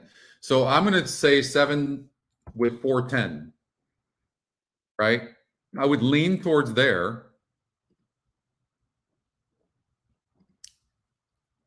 So you see a horse coming from behind here, right? You see this? That doesn't mean anything, because in the sense of this, you see a horse that's finishing late, sprinting, but now it's going longer. And you can see when it did go on the turf here, it just kind of ran average. Just because you see this horse closing here does not mean now that it's going 8 furlongs that it's going to do that. It can. I mean, its form's not bad, but I would be careful about seeing it close there and thinking it's going to do the same thing going a mile. 7 is on a layoff, but this horse has done everything right. Seems good. Chad Brown's going to be ready to go. I'm going with the 7. I'm going with the 7.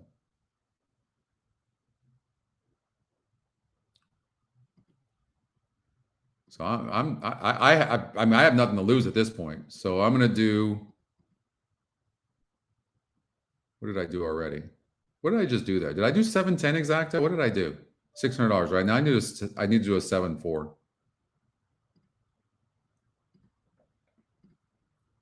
So I'm going to give you one more thing to think about. I don't know that I'm going to cover my bet, but what I might do on the tournament anyways, but what I might do here, just in case, watch, I'm going to do in case the 7 doesn't run good, I'm going to do an exacta box 410. How many times have we seen this? And then I'm going to do an exacta 410 with 7. These are just cover bets. That's what I'm going to do. But on the tournament, I'm doing 7 over 410, and let's see what happens here. I'm kind of walking away from the gate, but let's see. I need to do a trifecta.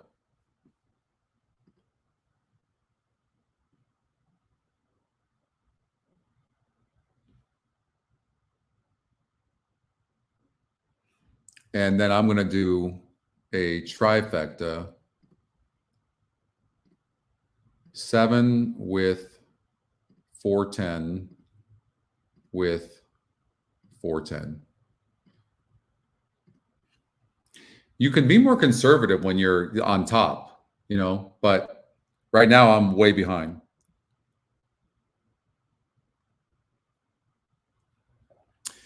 The 9 can. I would not talk you off of Chocolate Bar, the 3. I'm just saying, like, the horse. Look at the third place finishes. 1, 2, 3, 4, 5 third place finishes. So I don't know. Second off the layoff, the GSR does go up 6 points. So no. I mean, it's not that. Certainly, I can't blame you. Oh, you got the try, David? Didn't we have a horse at Oaklawn? Did it win?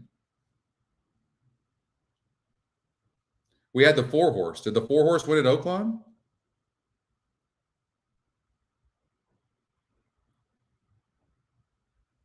No, I know, Bill. Thank you, though. I saw that.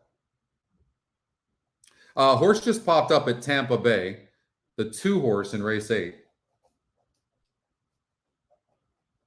And then who won? It came in 263, David, over there. Okay, so the 4 didn't run at Oaklawn. Stance Anita race 3. The 4 horse popped up. The horse is on the starting gate. Last chance to get involved on the Rainbow 6 in race 8 at Gulfstream.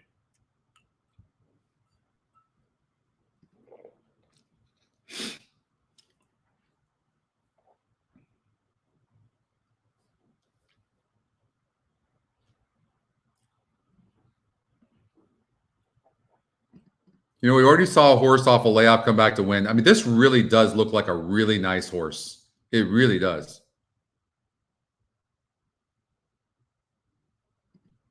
So I'm going to take a chance.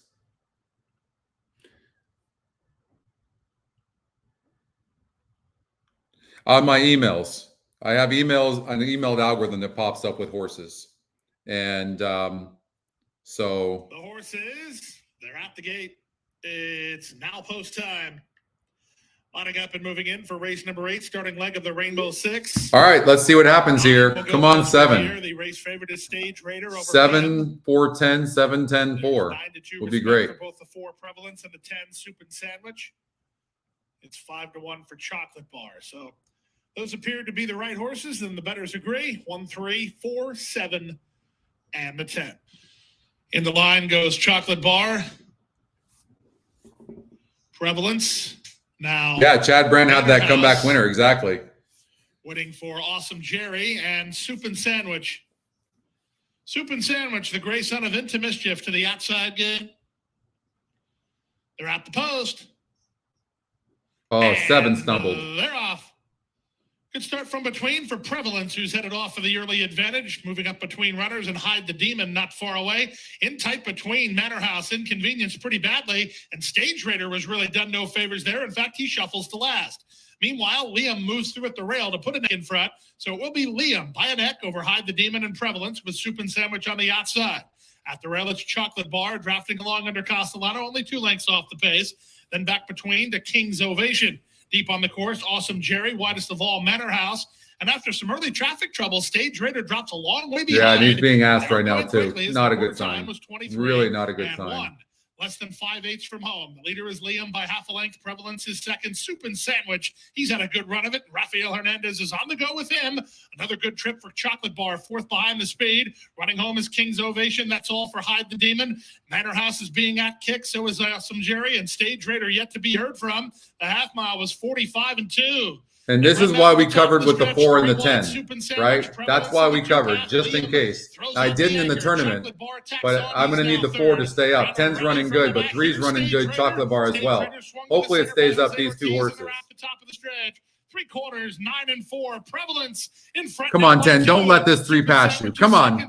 No, the 3's going to pass. 1/8 of a mile to go. Prevalence. He has the lead and he's long gone. Chocolate Bar is up into second, but he's second behind Prevalence, who's clear to the wire. Prevalence to win by as much as he wants. Call it 5. Chocolate Bar second. Soup and Sandwich third. Awesome Jerry 4th, and then Stage Raider. You got to put a note on the 7. As much as that kills me right there, you still have to put a note on the 7. You just do. Was meant, bad trip.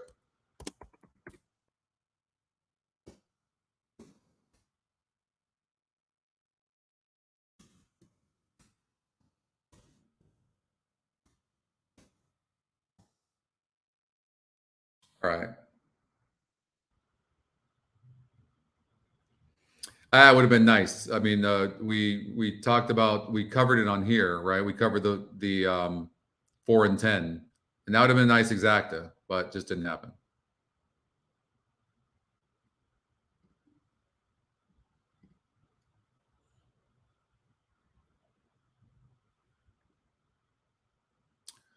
Well, I think I mean, we're not done yet, but my tournament hopes aren't looking great right now, are they? We could get lucky though.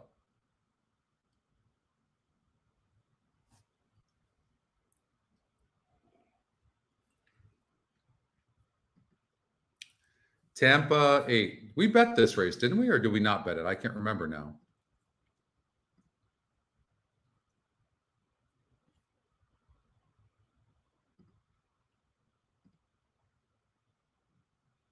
No, we bet Tampa 7 and we hit that. So, okay, we didn't bet 8. Yeah, Chocolate Bar ran good. I beat my 10, which stinks, but it did finish. That 410 would have been nice. 2 5-to-1 shots. Harpoon Harry's on the inside. We talk about horses like this all the time. Now it can rate, but it seems like its best efforts are near the lead. I still like the 2 because it has come from far back, but and maybe the jockey Castellano will do a good job of not sending this horse because the 6 is going most likely. This is actually a wide open race.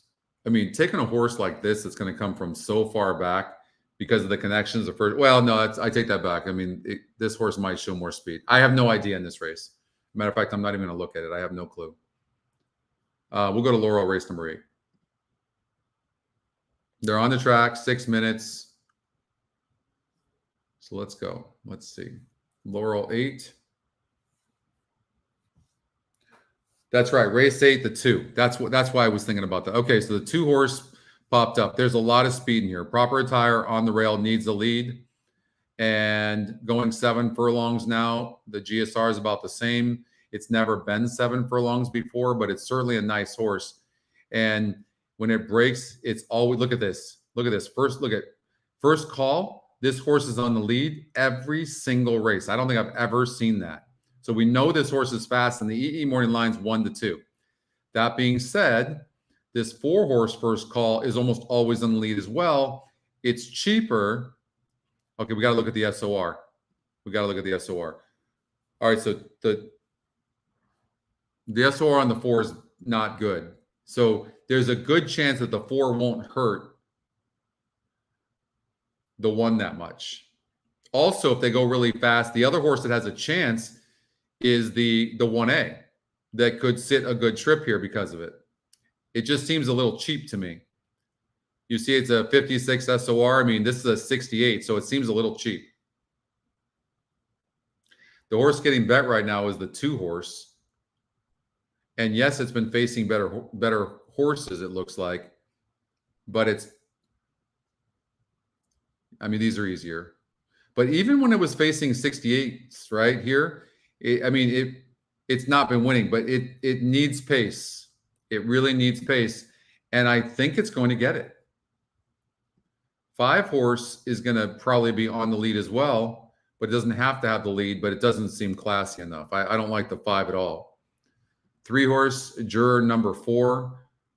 I mean, this horse dropped to, it was in the rail last time out at this level, and it's been off. It looks all right. I mean, it certainly doesn't but I love the connections. Let's see if there's any changes. No real changes. Trainer of the 2 horse, Michael Trombetta. And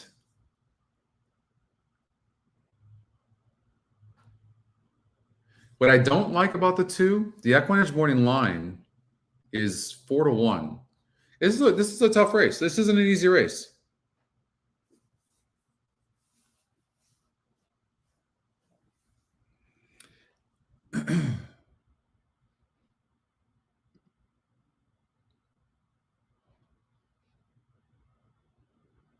How about the 3 horse? 43%. Has class.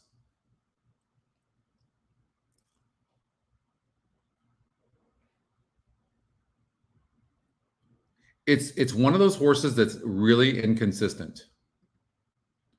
But you're giving Brittany Russell time to figure things out with this horse when the other horses don't look that great either. I'm not hating on the 2 horse for last race. I mean, that was a really tough group. But it's 4-1 on the EquinEdge morning line, and it's dropping in class off of a layoff. Yeah, I'm trying to get down with 1 horse, and I'm having a hard time doing it. I'm probably leaning towards proper attire going gate to wire, honestly. That's because the other horses that have speed don't have any class. The 5 and the 4. 5 does a little bit.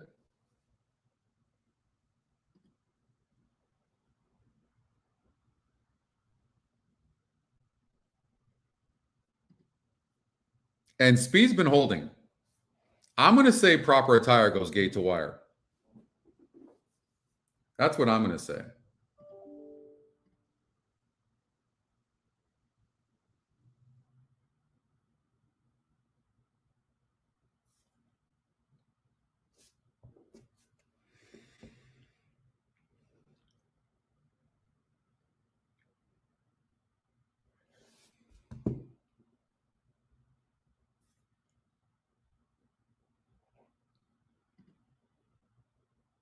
That's how I'm going to play it.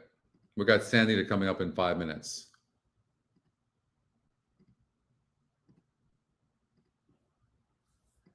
And I'm going to see if I can find an exacta.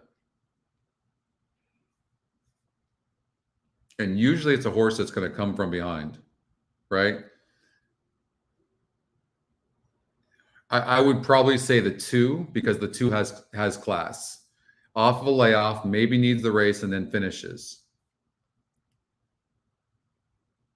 And the 3, though, I mean, yeah, this is pretty chalky. I'm going to say 1, 2, and 3. That's what I'm guessing. I think the 4 and 5 stop. So what else would there be? That's it, 2 and 3.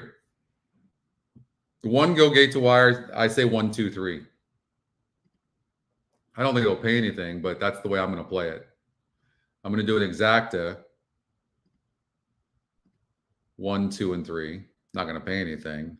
And I'm going to do I'm going to do a superfecta. No, there's no superfecta. So I'll do a trifecta. 1, 2, 3 with 2, 3. That's how I'm going to play that. Maybe get lucky and maybe it pays something. All right. And then the 1 just got hit down to 4 to 5. All right. They're going into the gate. We've got Anita coming up in 4 minutes from now. So we'll get out to there as they load into the gate over at Laurel Park. Scratch of the 7 horse, Righteously. And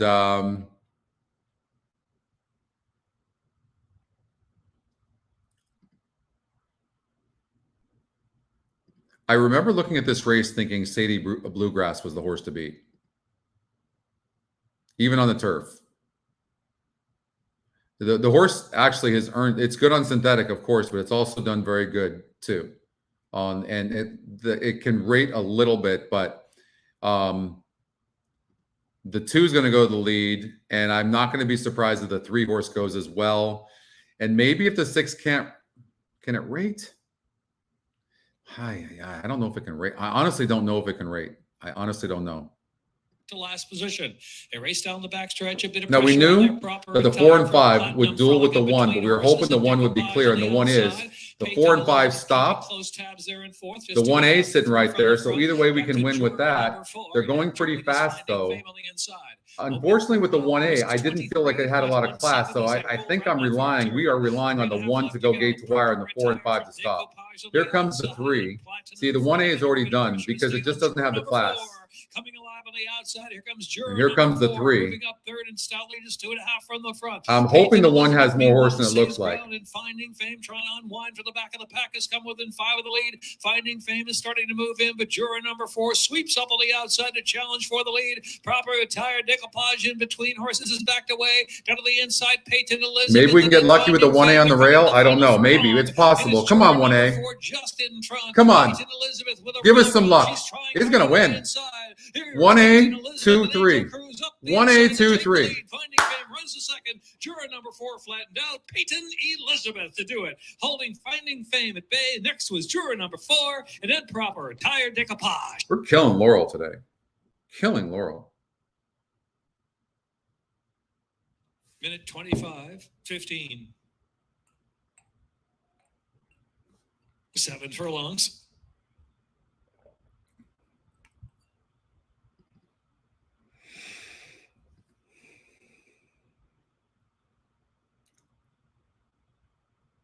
Thank you, Cindy.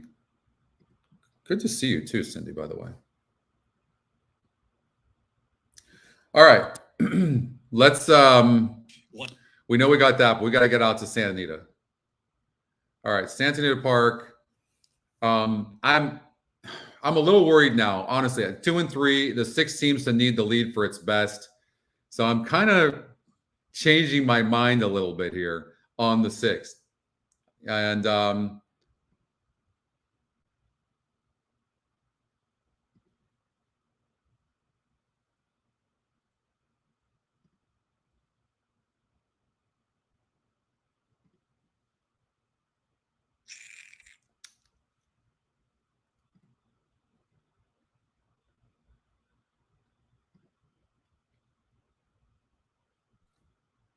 this horse ran good off the layoff.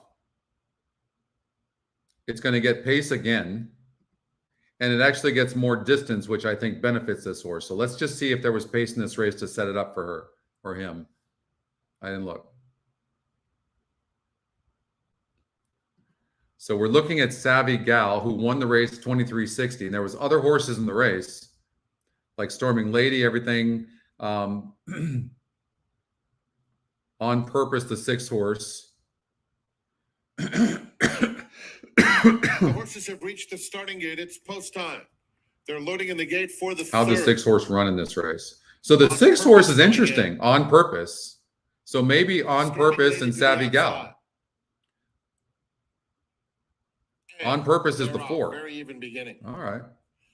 On Purpose in the center, but a group of almost all of them lining up with My Little Runaway coming through on the inside quicker than all now. That takes the lead. Oh, there's a lot of likes today. Are we getting a lot of likes? Good. Thank you, guys. Far away, 3 wide, third past the half-mile pole. Thank you, guys. Thank On you. Purpose in the blue at the rail. Storming Lady, Bristol Bayou is moving through on the inside. Needs to find some room.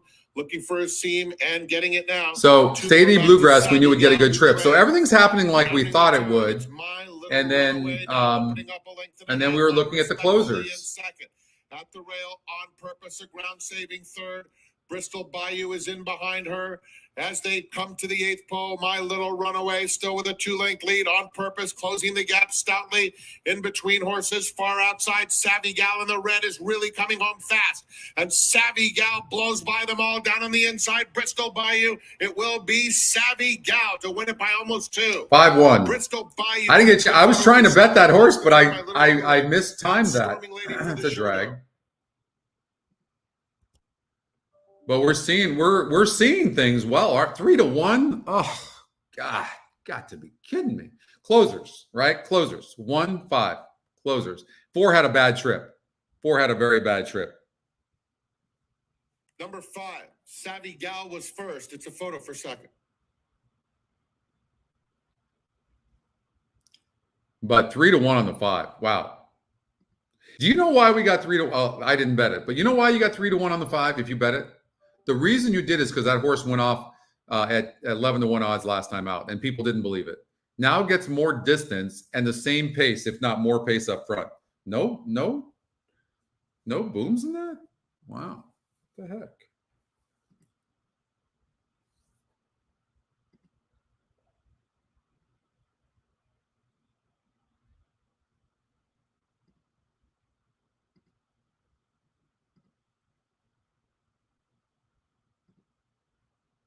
So there's an inquiry on the 2 and the 3, which doesn't hurt us because either way, we're going to have it over at Laurel.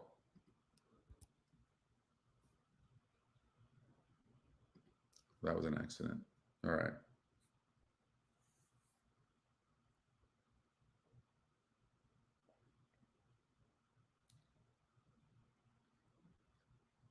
That 4 horse over at Santa Anita had trouble. I'm so upset that I timed this wrong because the Laurel and Santa Anita came up close to each other, but that would have been an easy bet for me. 3-1 as well. And I would have done something like 5 over 148. That's how I would have played that.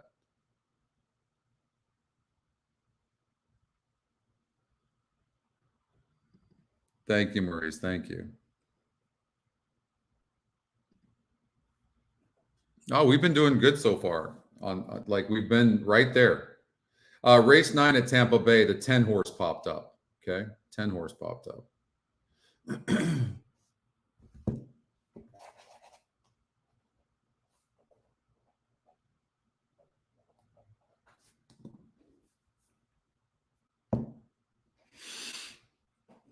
All right.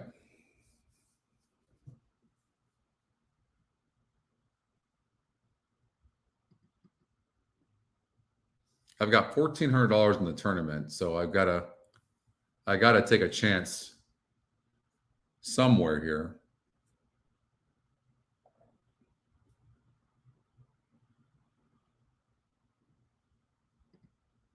Who scratched? The 10 scratched? At Gulfstream Park?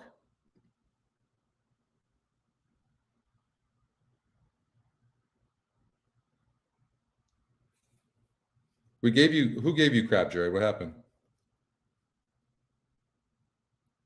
What's messed up? I missed that. You're just such a good handicapper. We want your picks if that's what you're talking about. We love you, Jared.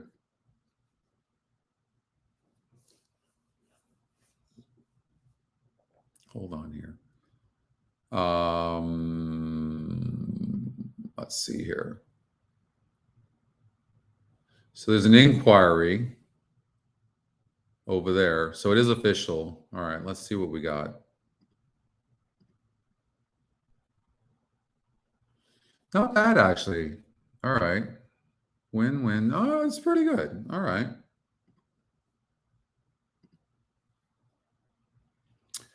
All right. We're chipping away on them. At Tampa.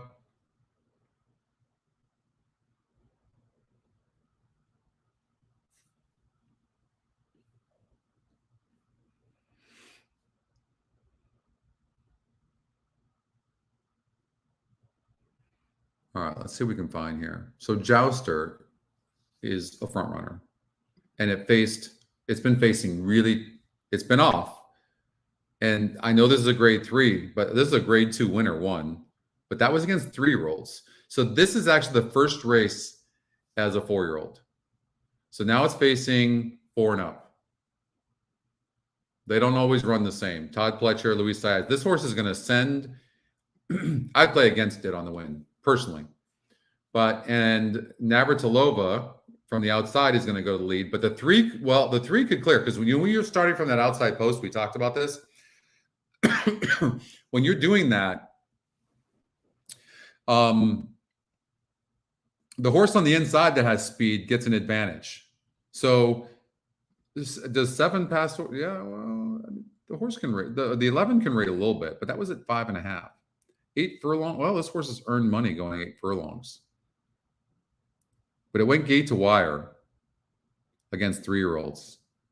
So now this horse is first time again. Well, 11's the EquinEdge long shot. I don't know. The Italian was 9-2 on the EquinEdge morning line, so you knew it would get bet, and it won easy against the 58 group, and now it's going up to a grade 3 race after second off the layoff. It did its job, right? If we look at this race, I'm going to guess it's not very, it's not very strong. Let's look. It beat Kitten Tails. Let's see. Miss Horse is nothing, right? You see that? Absolutely nothing. And the 5 horse, this horse is not much either. So you can't really like the Italian very much, right? And it's the favorite right now. So not for me. This is not a horse I would bet.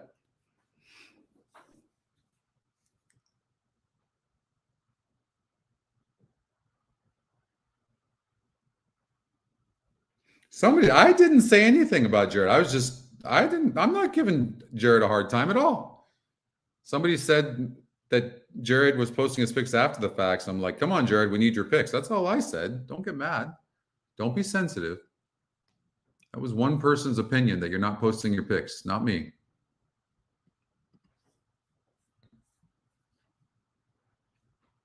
All right, 10, no. 9 horse, I think, is getting over bet, guys. I really do. Let's see here.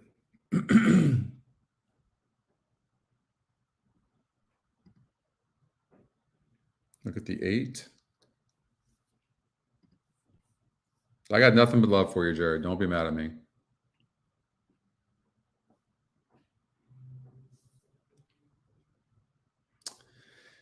Here's what I do think. I think the 3 is getting the lead. And I guess off the layoff and stuff, I guess this horse could do good. And it's got that outside post, which helps the 3. And this horse obviously earned $228,000 in its career. So it is off a layoff, but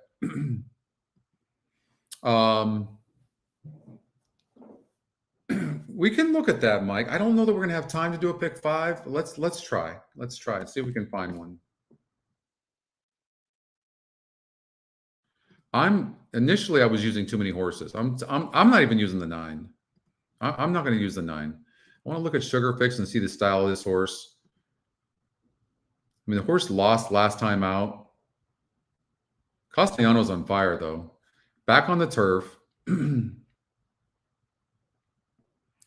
It barely wins when it does win. It's not my type of horse. I'm throwing the 2, 9, 11 out.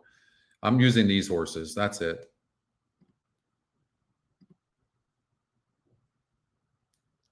I like 3, 4, 6, 7 in here. That's what I liked. So I'm not even going to really, I don't have time to really handicap it that much. So I'm going to do that. Then the one horse here, the system is saying could be a single. A bond, 7 to 5, fast. Tell me it's got a high SOR. Not the highest. See, it's actually, in fact, got kind of a lower one.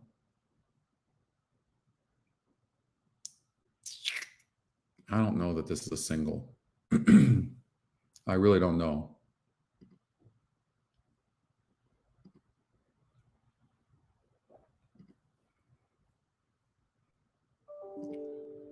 This is just a hunch. What if I did something like this? Let's see what it leaves us with. I even think this horse that's 20 to 1 has a chance. Let's see what it gives us. Oh, I thought this race was so wide open. Inside horses do best in 2 turns on the dirt. 2 E morning line ran huge and last, but it's 8 to 1 on the EquinEdge morning line. 8 to 1. It tossed its head at the start last time out and still ran good. Why is it 8 to 1? You know what? It went off at 3 to 1 last time out and was 7 to 1 on the EquinEdge morning line. 8 to 1 here. I don't, for whatever reason, the system does not respect this horse. Rattle and Roll has no speed, none. You want to single a horse that comes from so far back? How have horses come back to run in this race?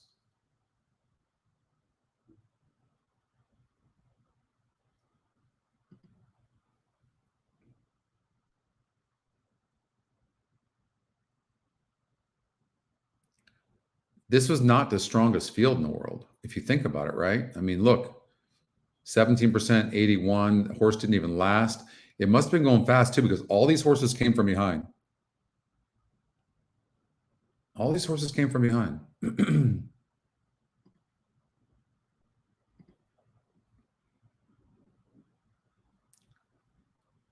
I kind of like this horse in due time a little bit. I do. And this horse might be on its way up. It might be. Let's look and see who it faced. Beat American Icon. It was 6 to 5 on the EquinEdge morning line. Went gate to wire first time out. 6 horse Ironworks. This wasn't the worst field in the world. This was actually a pretty decent field.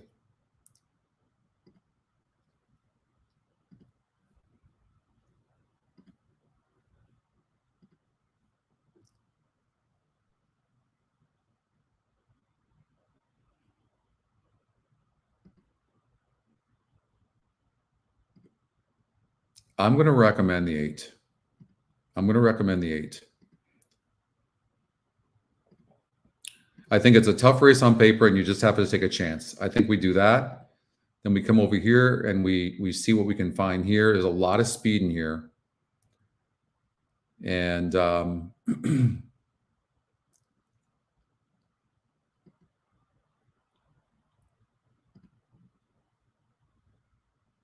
how about Rosario to win the last race?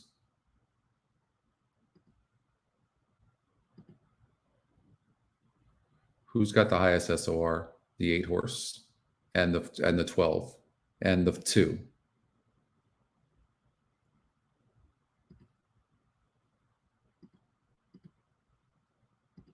Apollina barely won that race. It's okay, but I think I'd rather have an up-and-coming horse. But what happened? This horse barely won here. Chased between. It's been off since. It's very well bred. And it doesn't win by much, but it gets up. Is there any changes? Rosario jumps aboard. Irad Ortiz jumps on the 5.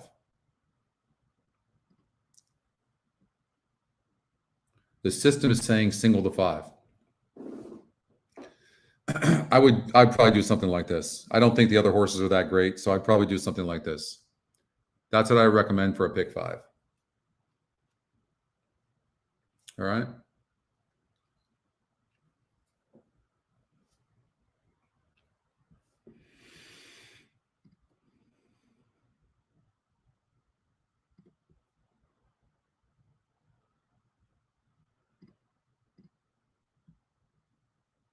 3 wide, Navratilova. In between horses and Quinoa Tifa. Jouster beaten to the punch today. She races back and forth. Followed 5th by Wakanaka. Saving ground is Bipartisanship.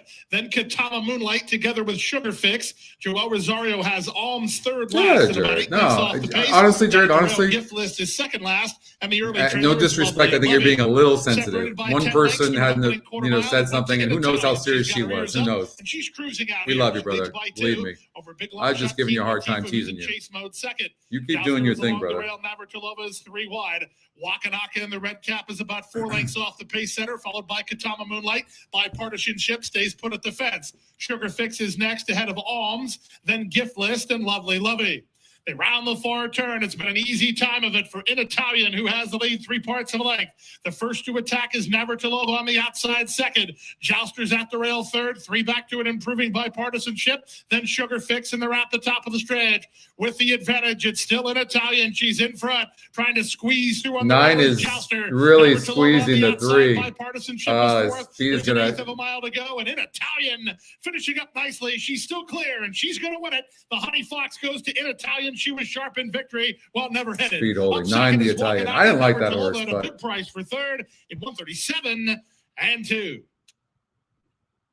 well, and that's what happens. We talked about that earlier in the show, that when these rails are out like this at 55 feet, then what happens is you're seeing the horses that are tactical and close to the lead. That was all I read. The 3 horse, he cut off the Jouster on the rail. So you guys had that. So, but he ran good. Sias took the 3 back. I don't know if the 3 broke bad, but the 3 showed it can rate, which was interesting. So I got to put that note there, but can rate.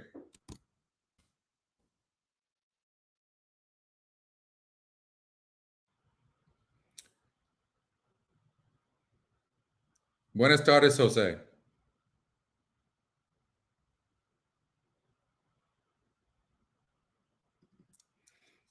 I think I want to say that the record for likes is like 250 or something like that. How many likes do we have right now?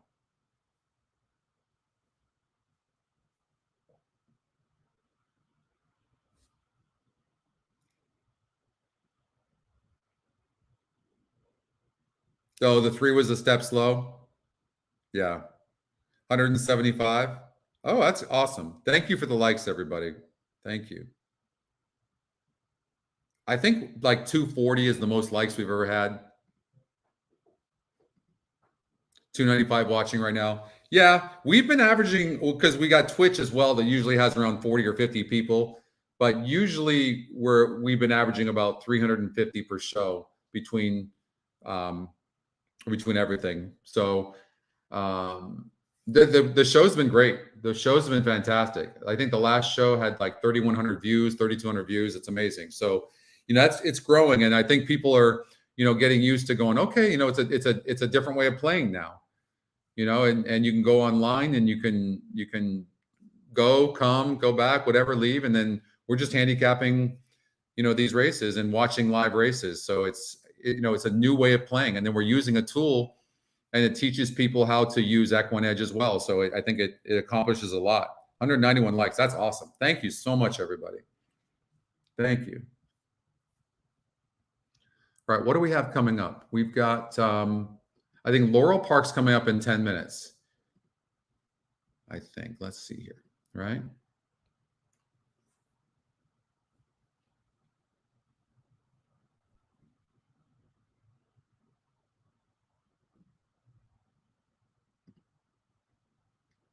So, no, Laurel's in 5 minutes. 3 minutes. Let's see here.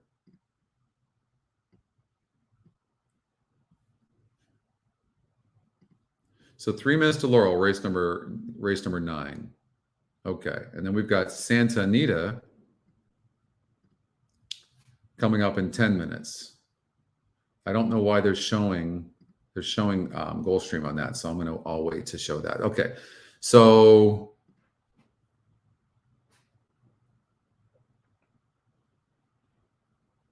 yeah, I like to refresh once in a while.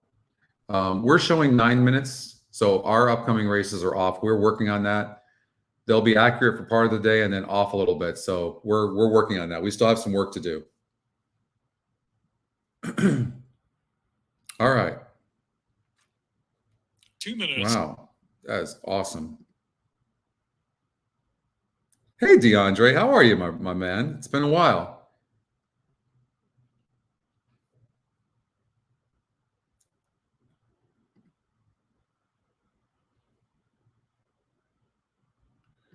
Right? I mean, you get both. You get both, and we're covering Laurel. We've got Santa Anita. We've got Gulfstream Park. I mean, we've got the San Felipe over at Santa Anita. That's 3-year-olds that, you know, hopefully there'll be some good Kentucky Derby contenders, so that points are open for that, as well as the Fountain of Youth over at Gulfstream Park. So still, the best races are yet to come. And we've been crushing over at Laurel Park today, right? What do I have?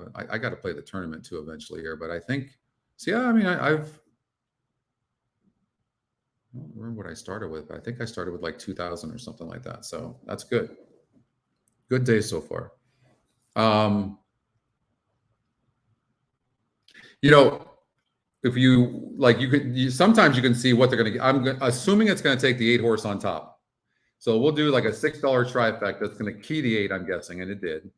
But I also want to see what other horses it's using, you know, and you could even go and do a smaller one, do it for $4 and then see what it really uses. Now it's even narrowing down.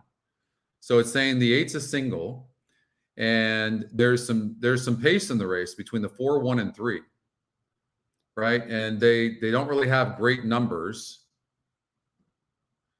The 4-horse,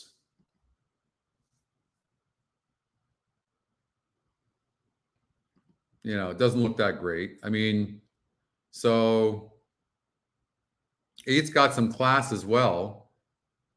The 1-horse, hard read, but I mean, the last race was a 26 SOR. So I'm going to say, I don't know if the 4 can rate or not. I mean, it's lightly raced. It's only had 4 races. It long duel outside, got third, but there's only 5 other horses. And there's a lot of speed. So I'm going to throw out the 1, 4, and 3. If I left any horse up, it would be the 4. That leaves us here to just analyze these horses. And when I analyze these horses, the 6th horse, it's a second time starter. We have no idea, but it's getting bet. EquinEdge line is pretty good. This 8-horse burned money last time out. 16,000, drops in class, 37%. I mean, 3 to 5 on the EquinEdge morning line. It was 5 to 2 last time. Is there a change of some sort? Oh yeah, new trainer. New trainer. $16,000 claim, and the horse is in for $10,000. I don't know, man. Gonna rely on the 8. I'm not relying on the 8 personally. I wouldn't. I don't think this is a really good betting race. I think it's a risk. 8 can win by 5 lengths, or it can completely be out of the money. Not a great claim when you've got connections like this that claim a horse for 16, it's in for 10. Laurel Park. Ready to load for the 9th race. Maybe do a 5-6 exacta box in case the 8 doesn't run. Not a bad idea. Or a 5-6-8, box. I'm just going to mess around and do an exacta box 5-6 just in case the 8 doesn't run.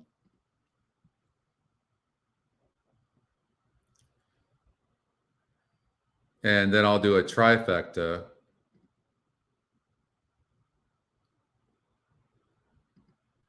Five, 6, 8 with 5, 6, 8. This is me messing around right now with this horse I left up to 7, and then just taking a chance that maybe it'll get third if one of these other horses stops. That's it. Kazoo, I'm not slow. From. All right, let's see what happens. Laurel Park. Principality. He rolls. Shanghai my Candy. CRK stable train.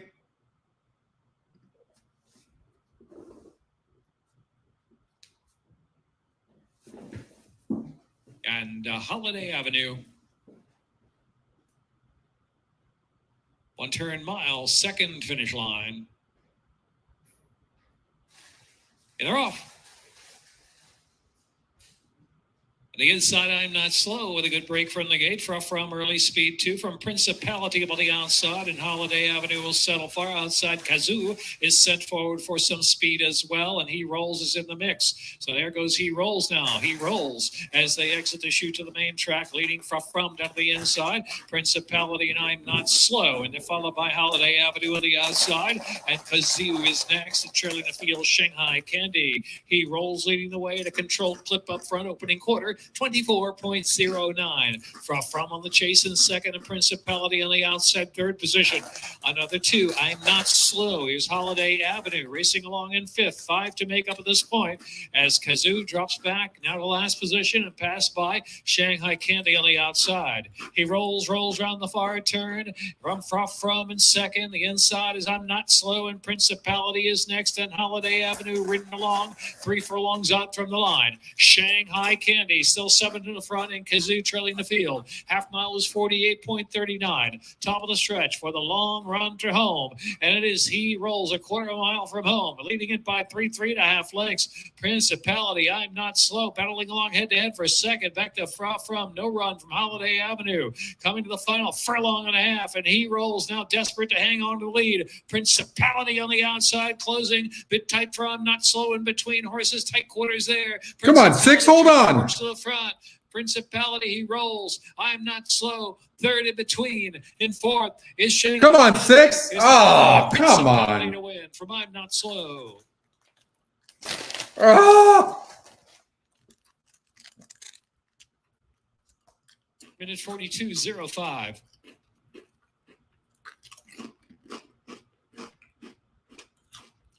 That was horrible. 5 in a photo. We did everything right there.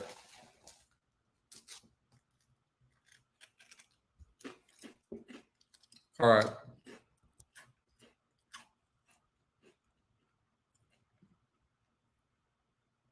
We got to get out to San Anita. Race number 4.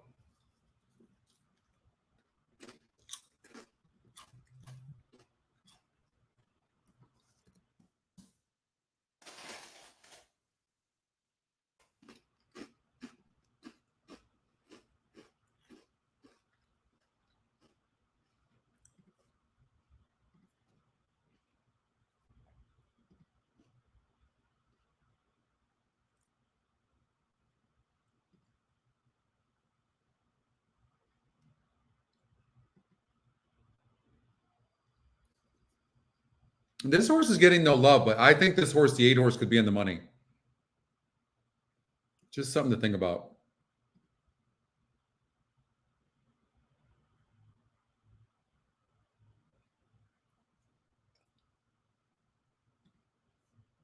Same with the 5. If you're going to look at a horse like this, you have to be able to make an excuse for it. The only excuse I can make for this horse, like, it needed the race probably.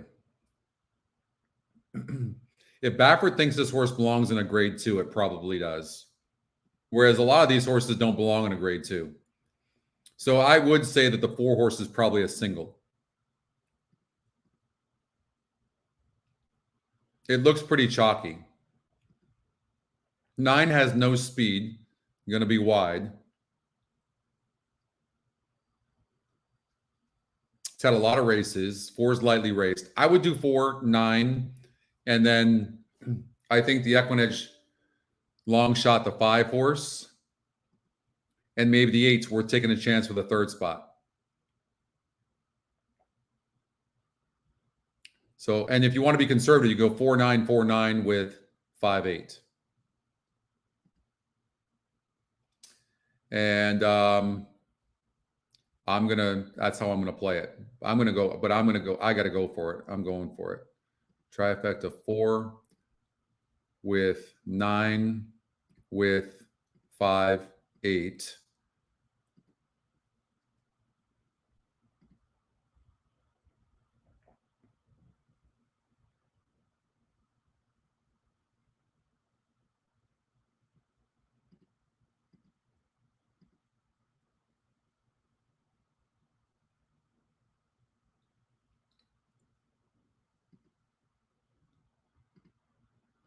I'm going for it.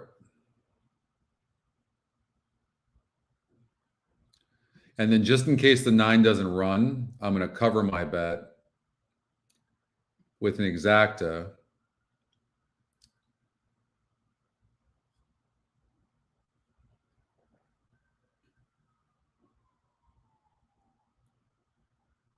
$200, 4 with 5, 8.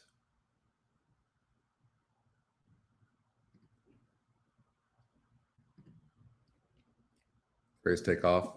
Yeah. I don't know why that didn't take. They didn't go off yet.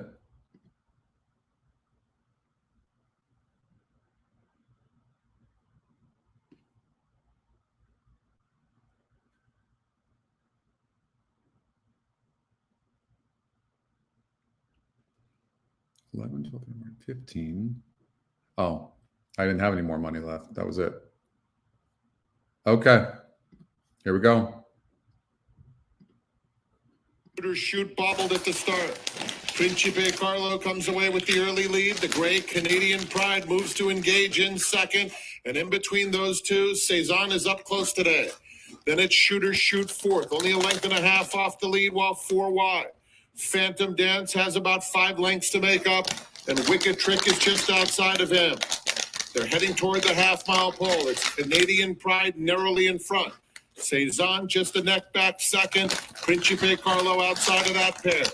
Shooter Shoot, 3 lengths off the lead. Another 3 back to Wicked Trick. And Phantom Dance inside of him with 3 furlongs to run. Canadian Pride, Cezanne, stride for stride. Principe Carlo outside of them, 3 of them across the track. Shooter Shoot has to come after them as the first to tire is Canadian Pride. Principe Carlo and Cezanne turn for home. Cezanne is now asked to run. Opens up a half length on Principe Carlo, who battles brilliantly on the outside. 4 more to Shooter Shoot in third. Coming to the 16th pole, and Cezanne edges away a length and a half. Now it's 2, and Cezanne is too strong. He'll win the San Carlos Stakes presented by FanDuel by 2.5 easy lengths. Principe Carlo, a good second. Well, we got the 4-5. Pride and Wicked Trick. But I'm out of the tournament. Right idea. You see, you just have to have some racing luck as well. So right idea. I just couldn't execute it. All right. You can see the difference between like being right there and losing. There's not much margin. All right. That's all right. Still doing well.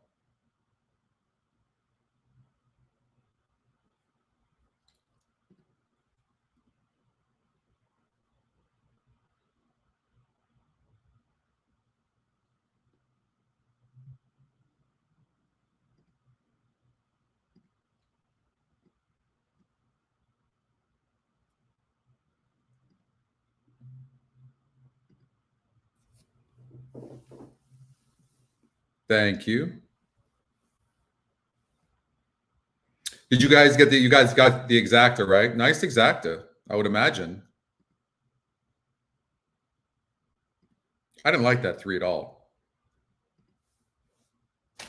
1, I didn't think the 5 would run that good. And 2, I thought the 9 would run at least second. So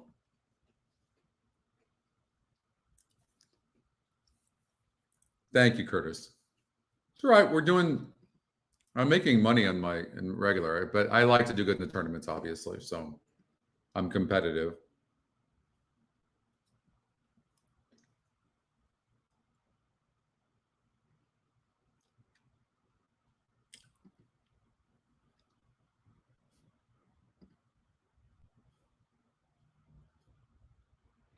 I don't know why. They're showing Santa Anita at Gulfstream. Just show Gulfstream. We don't need to see this.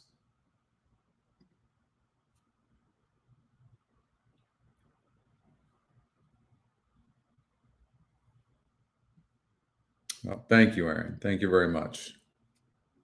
That exacta only paid $4? Jeez, that's crazy. All right.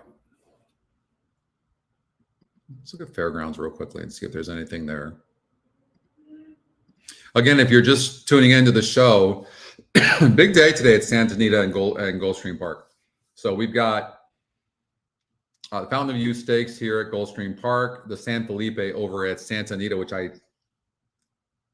comes up in a couple of races from now, I believe. Yeah, race number 6. So anyways, Kentucky Derby points are on the line. So very talented 3-year-olds, and we'll cover that. Oh, thanks a lot. I was going to say, that seemed really low. It's a nice exacta. All right. Good for you guys.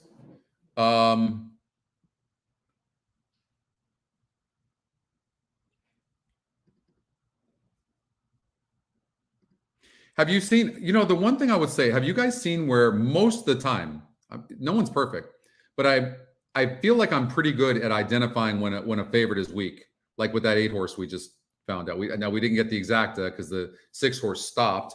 It looked like it was going to be a done deal, but that's where you can make money, identifying where these horses, these weak favorites, okay? Even if they have a high win percentage, look to see what do they have a layoff? Did they burn money a lot as the favorite?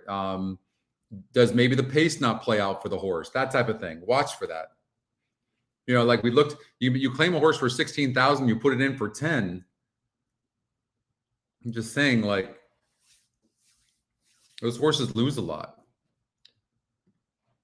Dawa Giek. So this horse was 8-1 on the EquinEdge morning line last time out. The last time it was 8-5 on the EquinEdge morning line. It was 50% and it won by 5.5 lengths. So I would think this is a pretty good favorite here. Pace is good, so it's tactical. It's got a good post. It can get into position from that outside because the horses on the inside, the 1 and the 3, are the fast horses, right? And it's got some class. The 1 horse has some class on that last race, but it didn't run good, so that means nothing. And then the 3 horse also has some class, but all it did was barely win against a 52 group. I would think the 7 looks really good. I don't like the 1 and the 3. They might be in the lead, but I don't like them. Then you have a horse like this, a 60, who did good, did everything it was supposed to do, and now it's 2-1. I think you're looking at what it says up here, 7-2-5 cold. I think it's all chalk at Fairgrounds.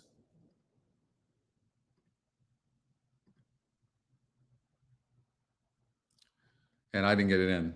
Hopefully you guys were able to get it in.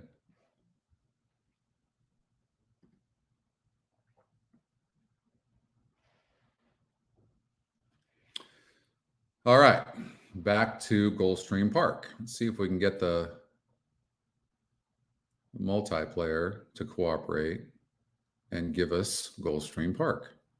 And that's exactly what you get here in the... All right. Good chalk, bad chalk is badass. How good are those guys? Brady Klotz, Michael Samich, amazing. If you haven't seen that show, it's on Thursdays in the afternoon.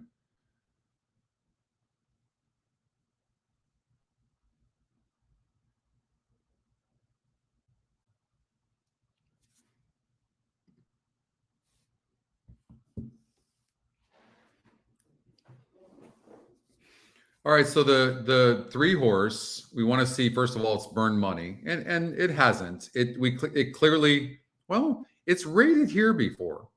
So what happened was it dueled here, but it had an inside post, and it dueled and still barely lost, and that was also going 9 furlongs, although it's bred for it. I'm guessing if we look here, there was a lot of pace in the race. We'll look together, but that's what I'm going to guess. And there was. I mean, the 4 horses fast, and the 4 horse dueled and then stopped. That's nothing to look for. So that horse dueled and stopped. This horse dueled and kept going, but the 4 horse softened up the 3 horse. That's what happened. That's all that happened, right? So I don't really see any red flags when it comes to the 3 horse here. And it looks like this horse is going to have a clear pace advantage. I would think the 3 is going to be very tough to beat, although it's not in the top EquinEdge picks, which is interesting. What I see a lot in this situation is you'll see the top EquinEdge pick and the top win percentage horse, they'll come in first and second. It happens a lot. So maybe do like a 3-4 exacta box. It looks like the 4 has got a little bit more class than the 3, but really not much.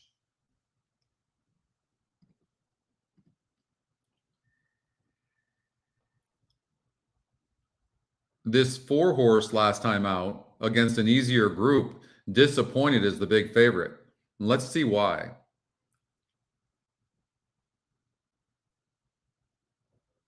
I love how fast we can go from race to race and look at things. In this race here,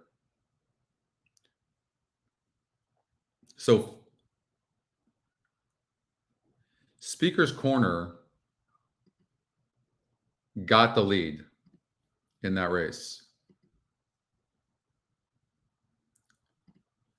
and won that race. It's a very fast horse, even though there seemed to be faster horses in the race. Girolimo's Attack. This horse is just not as fast. It's a little bit fast early, and it could hurt.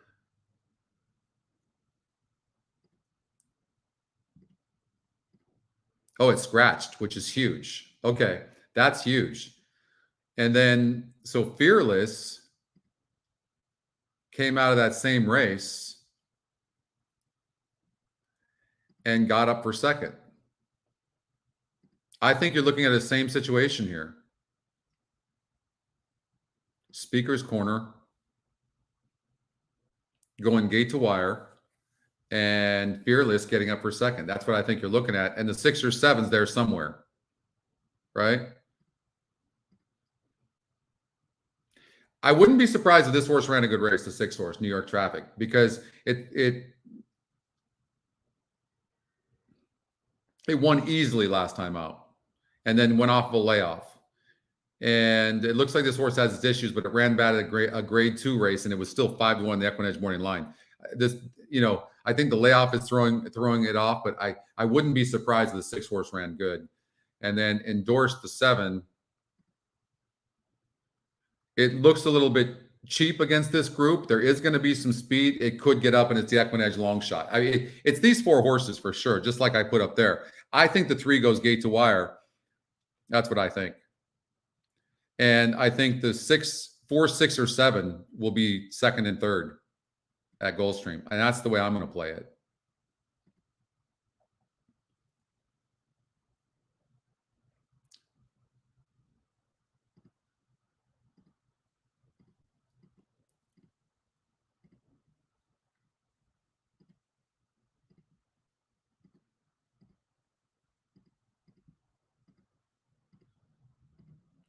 And what we're hoping for is the 7 horse gets second at 12-1. And you could probably do a super effective that same way. But I'm all on the 3.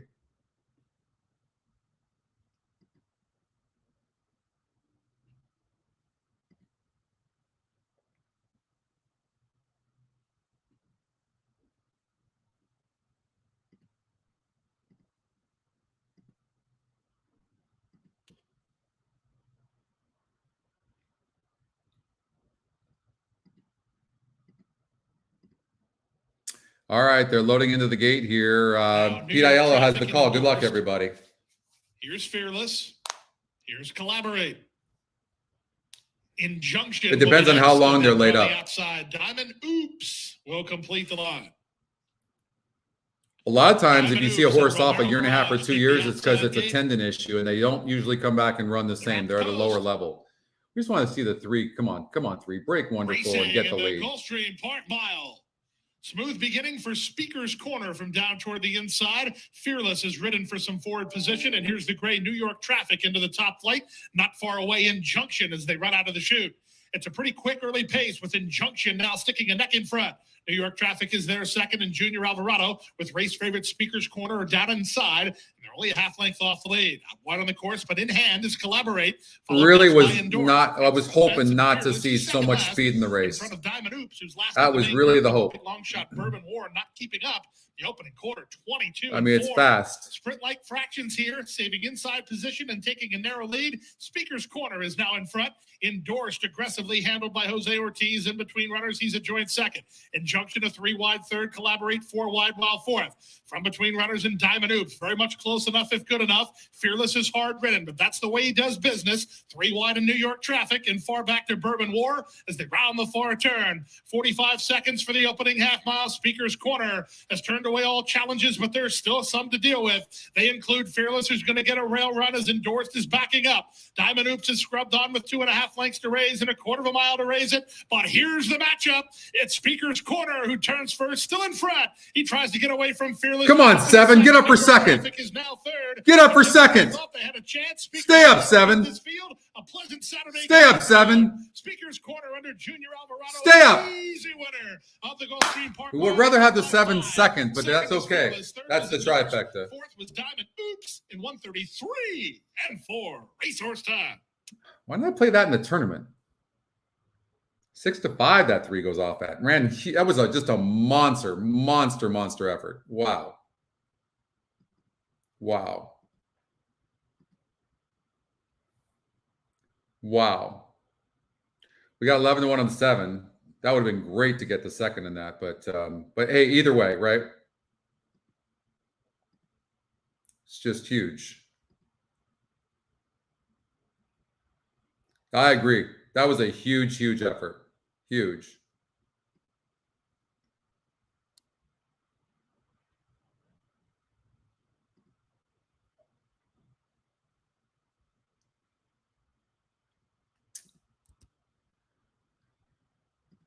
Okay, how did we bet that? I'm pretty sure we got the try, right? So we did the try, 3 with 4, 6, 7 with 4, 6, 7. We got that. We got the exacta, 3, 4, and then bet the 3 to win. Win. Right on. Yeah, that was huge. Big. All right.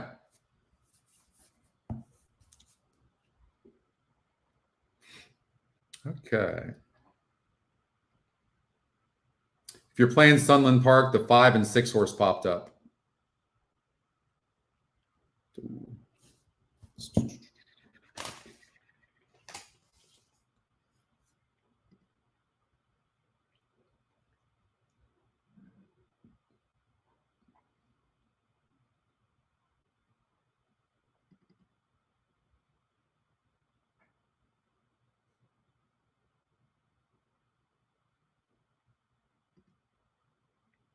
All right.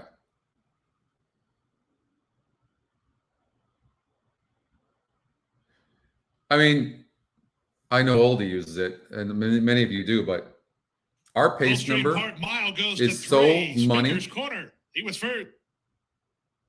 I mean, it shows. You look at the SOR, it's got a good SOR, not the top, but it's got a good one. But like the 9 horse has a 76, but it's not winning against that group, right? Plus, you've got the 4 horse Fearless, which was the EquinEdge second pick. Remember, I said take the top win percentage and take the EquinEdge top pick and then box those. That happens all the time. And then the 6 or 7 somewhere in there. I didn't see how the 6 ran, but the 7 ran third, and that's the one we wanted.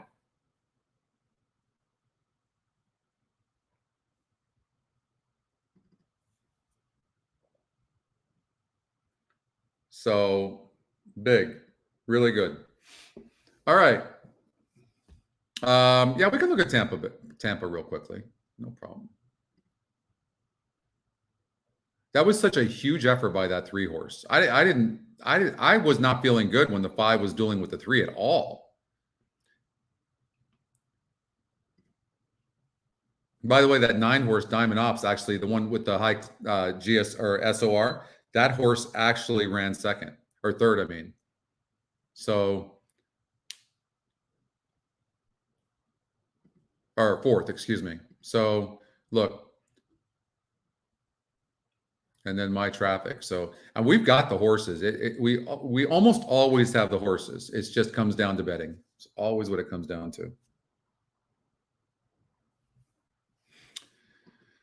Okay, we'll look at Tampa real quickly. Let's see here. Because we got Santa Anita coming up that we need to go and probably play a pick 4 or something.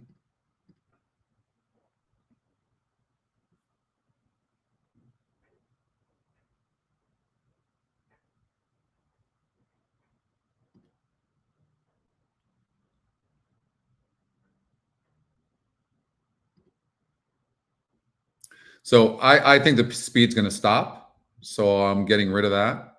I'm going to look and see the style of the 3. Does it need the lead or can it rate? It looks like it can rate some. And hopefully the jockey won't press. So we'll see what Morales does. It can go either way. I don't know what he's going to do. If he told me he was going to sit, you know, maybe 2 or 3 lengths behind the speed because there's so much speed in this race, then I'd be all about this horse. But I don't know that I trust it, especially from the inside. So, you know, how about the 11 horse? No speed, going to get speed, had an awkward start last time out. Been off since September. Like maybe the 11 could run good. 9 unleveraged. I mean, this horse has zero speed. What I want to do is just look at this race and see if there was no pace in the race, and that's why the horse couldn't get up. But it always finishes, and it's very consistent. So we'll see. So we're looking at unleveraged, and there was the 2 horse went flying to the lead and stopped. Okay. The 7 horse, or this horse, it went gate to wire. And then there was no speed after that. And this horse, the 4 horse, got up over the 5. I mean, it seems to me like unleveraged got everything it wanted. I don't know for me. I don't think I love the 9. I think it can be in the money and it could definitely win. I lean more towards it being in the money. And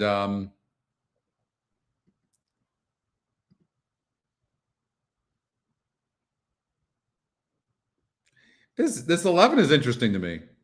Very interesting.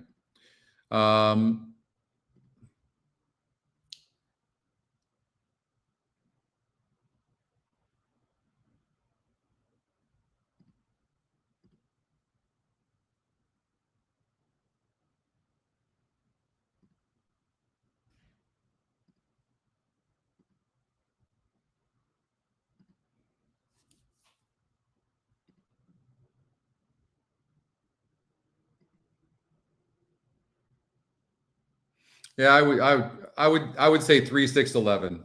That's what I would say. All right. Good luck in that race. I'm going to get back out to Santa Anita.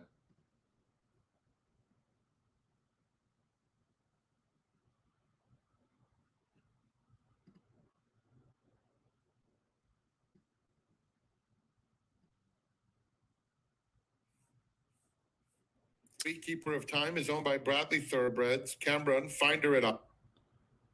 All right, how'd we do here? I want to see how we did. Oh, these paid pretty good payouts. Wow, not bad. All right, how are we doing? All right, I'm doing okay.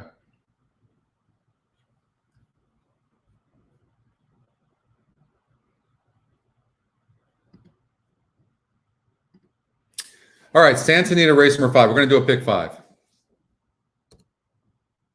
A lot of horses in the race, so I'm going to do a little bit bigger one. And we're hoping we can find some singles. There's some light rain. Thank you, John, over at Santa Anita.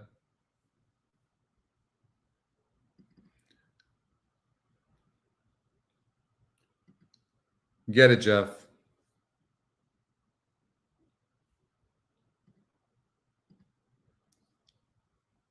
Brad's been coming up with seconds, right? I don't know.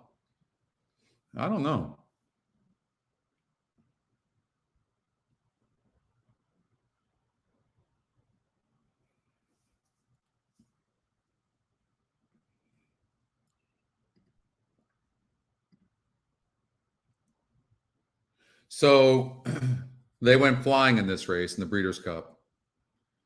And but this horse at 8 furlongs is not as good a horse. I will say that. It's off the layoff. You know, seems to need the lead. in a race where legs galore is fast as hell. I think the 10's we're trying to beat, honestly. It's not that it can't win, and maybe Pratt can get this horse to rate. It did rate here a little bit. Okay, it did. It did rate here. Oh, this is the race where I think they took Umberto off, didn't they? Yeah. See? Yes. So Umberto went crazy last time out. And then the time before that, this horse went gate to wire in the Rodeo, going 10 furlongs. It's going to have to rate here. It's not getting the lead. It's absolutely not. So I still think it's a crapshoot. I think it's, 50-50, but I don't think the 10 has to win this race. I really, really don't.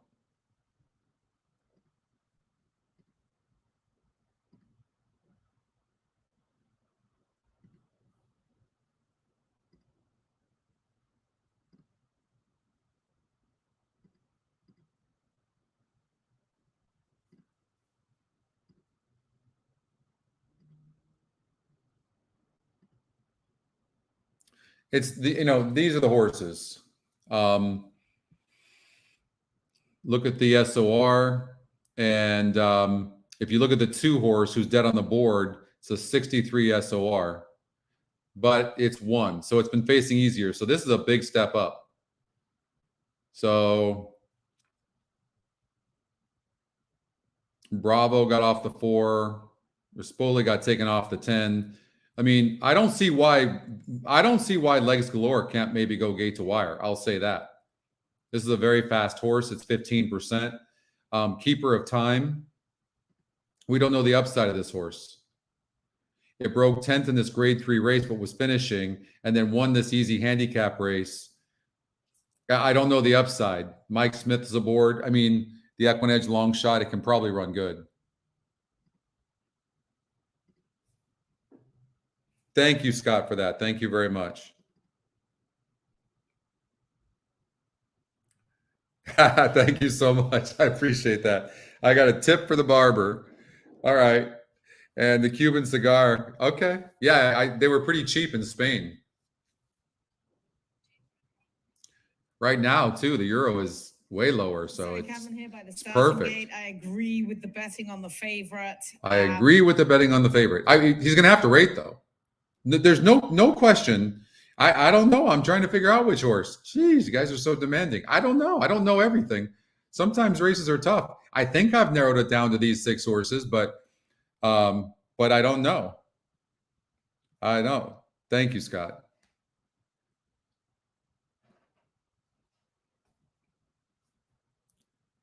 If the 10 goes with the 5, Diane, if that 10 goes with the 5, the 10 will not win this race. I don't believe it will. That 5 is fast and has one way of going, and that 5 is going to the lead. And Gonzalez is aggressive. So, and I will say this: how about this conspiracy theory? What if the 10 does go and the 5 goes? That's a Phil D'Amato horse and sets it up for the 2 horse with Rispoli to come from behind. How about that? Didn't think about that, did you guys? 7-2 on the EquinEdge morning line. It didn't beat much last time, no doubt about it, but we don't really know. We don't know its upside. We don't know its upside. Yeah, that's what I think, John. It's going to have to come from behind. And then so if we can't find a horse to come from behind, then who wins the race? It's got to be. I wouldn't be surprised if this race comes in 5-10.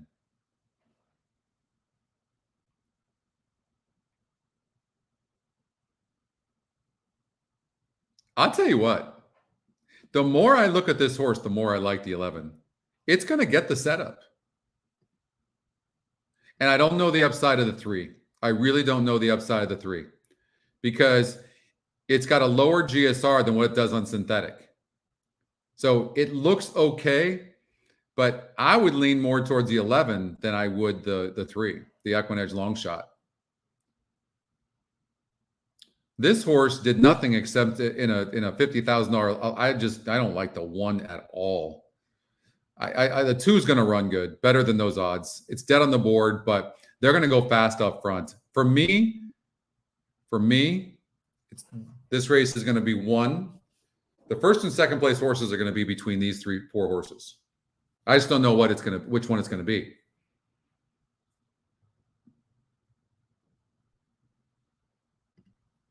All right, let's see what happens. I'm not betting it personally. They're in the gate. That was number 8, Canoodling, a little eager, opening the front of the gate. All right, Canoodling.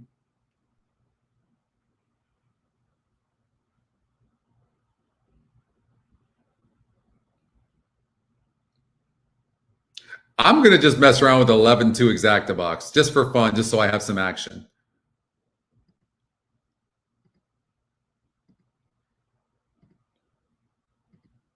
Just in case the speed stops. I'm really curious what Pratt's going to do here, aren't you guys? I'm really curious. Is he going to go? Is he going to try to go with the 5? I mean, I know he knows the 5 has speed, and Pratt is smart as hell, but he doesn't have our pace numbers. Does he actually know how fast the 5 is? Because the 10 is no way getting the lead over the 5. No way. And has that outside post. Set to reload. Diane says, yes, it is. I got $1 that said, Diane, that says the 5 has the lead.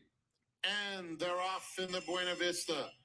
And Legs Galore shoots out of there and goes straight to the front. Tony Ann has some early speed too, and Going to Vegas is able to get toward the inside rapidly and is third and only 2.5 off Legs Galore. Mucho Unusual is on the far outside. Then it's Keeper of Time. Canoodling is off the pace, 7 lengths off the lead. Closing Remarks is just inside of her. Another 2 back to Fast Jet Court, who's 4 in front of Avenue de France and Madon at the back of the field. Legs Galore turns it on early and has opened up indeed, almost 10 lengths. Tony Ann and Going to Vegas are side by side, and Mucho Unusual is 1.5 lengths behind that pair as they head past the half-mile pole. 23 seconds flat. Woo! And then it's another 1.5 lengths back to Canoodling, Closing Remarks, Fast Jet Court, then a huge gap to Avenue de France and Madon. Ricky Gonzalez and Legs Galore well clear. Still a double-digit advantage as Tony Ann starts to cut into that margin a bit. Going to Vegas just outside of her. Those 2 race together. Mucho Unusual is next. Closing Remarks is trying to mount a bit far outside. They turn for home. Legs Galore still with a 4-length lead. Going to Vegas takes second. Mucho Unusual, Tony Ann, a 16th to go. Legs Galore, Going to Vegas, bearing down now. Legs Galore looking for the line. Going to Vegas. Never catching the 5. Legs Galore takes them all the way. 5-10. Going to Vegas. A hard charging Closing Remarks was third. And then the minor rewards among 5 is done? Unusual. I thought so too, to be honest with you. I almost said it, but I'm like, he's got some class as well. So 5-10. That's good. That's good.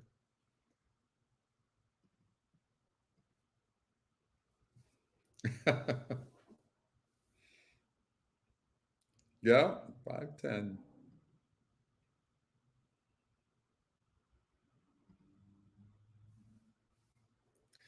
Yeah, no, that's exactly right, Nick. You're absolutely 100% right. You're absolutely right. Number 5, Legs Galore, took them all the way. 10 Going to Vegas second. 1 Closing Remarks third. 11 Mucho Unusual fourth and 8. Yeah, 1 Closing Remarks was coming, but I mean, somebody had to close. Really, look at what we saw with the 2. We saw really low class, right? At least even the 1 horse had a 68 SOR. That's what we saw with the 2. The 2 ran huge, was not good enough. This is not a grade 2 horse. That's all that happened there with the 2. Ran his heart out. But that 63 came back to hurt the horse.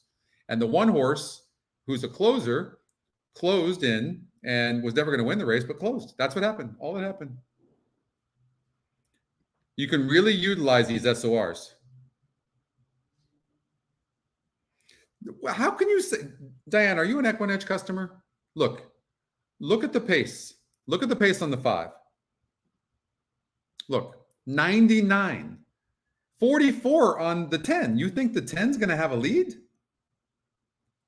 These are the most accurate pace numbers in all horse racing. right here. It wasn't close. And the horse has a 71 SOR, which means, and it's 15% in the race where the top win percentage is 25. You see what I'm saying? So you've got wide open on there and on the win percentage. You have a 99 pace, and then you have a horse that has a 71 SOR. It's 3-1 on the EquinEdge morning line. There's so many metrics that are lining up to the 5 to run good, not to win necessarily, but to run good. That's exactly what happened. I know he won this race, legs galore, but I feel like Gonzalez went way too fast up front and didn't need to. I don't know why he did that. But got lucky.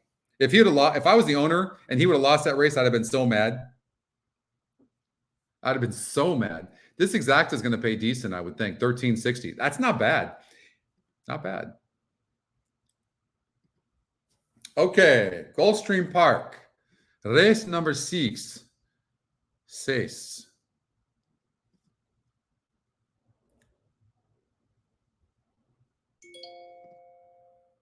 We had fun betting Laurel today, didn't we?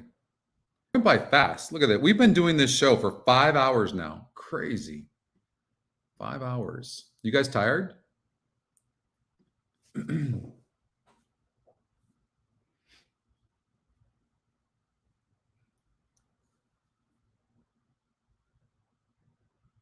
No, I didn't expect that. That's a nice exacta. Oh, no. Well, no.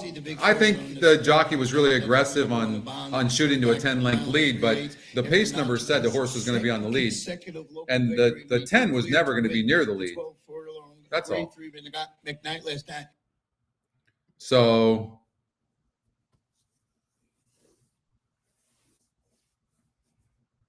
you ready to go, Bill? Bill's got all the energy in the world. All right. All righty then. Let's see. Another grade 2 race. How great is this? This is the Mac Diarmida Stakes. Diarmida or Diarmida Stakes. $200,000 for these 4-year-olds and upward.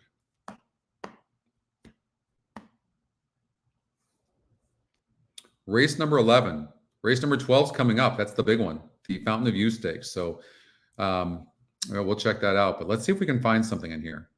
So we talked about this horse already. The 6 is most likely going to try to get the lead because I think the jockey has to know, Le Preux, that this horse can't run without getting the lead. But it's Le Preux. I don't know.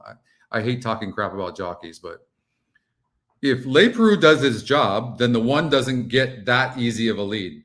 But if the 1 does, well, I eliminated the 4 and the 7 too. Were they fast? Okay, the 4 is fast. 61 needs a lead. Now I'm looking at SOR. Look at the 4. It's got a 68 SOR. And so does the 6 have a 69 SOR, whereas the 1 has a 61, which means that those horses are going to move up in pace. So they could put a lot of pressure on the 1. A lot of pressure. This horse is 3 to 5. If the horse gets an easy lead, it's gone. We can all agree on that. But if it doesn't, now we can get a price. So we're going to get rid of this guy. We're going to get rid of him. And now let's see what we're looking at, because now you can see things a lot clearer. So we're seeing the 11 horse who's going to be wide, and it's got a low SOR, but it does have 17% win. So, and an 8-1 on the EquinEdge morning line, so we can't ignore the 11 altogether. It's a move up in class. The horse barely broke its maiden. And look at, do you think the horse wants long? Look at this. The distances they've run, the first distance they ever put this, no, this got to be a foreign horse, isn't it? No, it's not, is it? Well, it's a Kentucky bred. 11 furlongs on the turf was his first race. And it was an allowance race.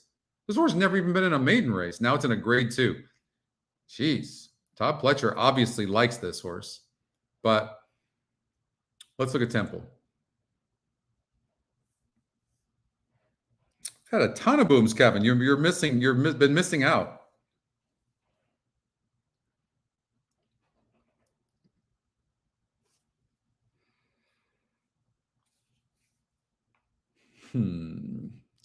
Look, this horse is struggling in grade 3 races.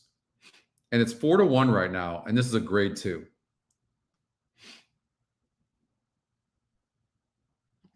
Sham Rocket. Non-graded stakes horses.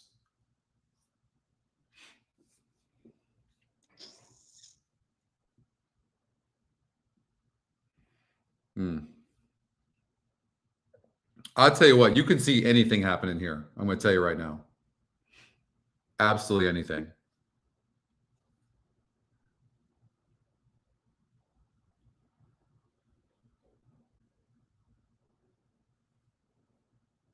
I wouldn't be surprised if the EquinEdge long shot ran a better race today. Not going to be surprised by that. I really like to take lightly raced horses in situations like this that have some upside, not horses that have run and you already know who they are. There is like this grade 2. This would be, to me, a lukewarm grade 3 race, honestly. And it's a grade 2. This is, and look at this. Have you ever seen, I don't know that I've ever seen a grade 2 race and a 68 SOR. That doesn't tell you how weak this field is. So thank you, Craig, very much.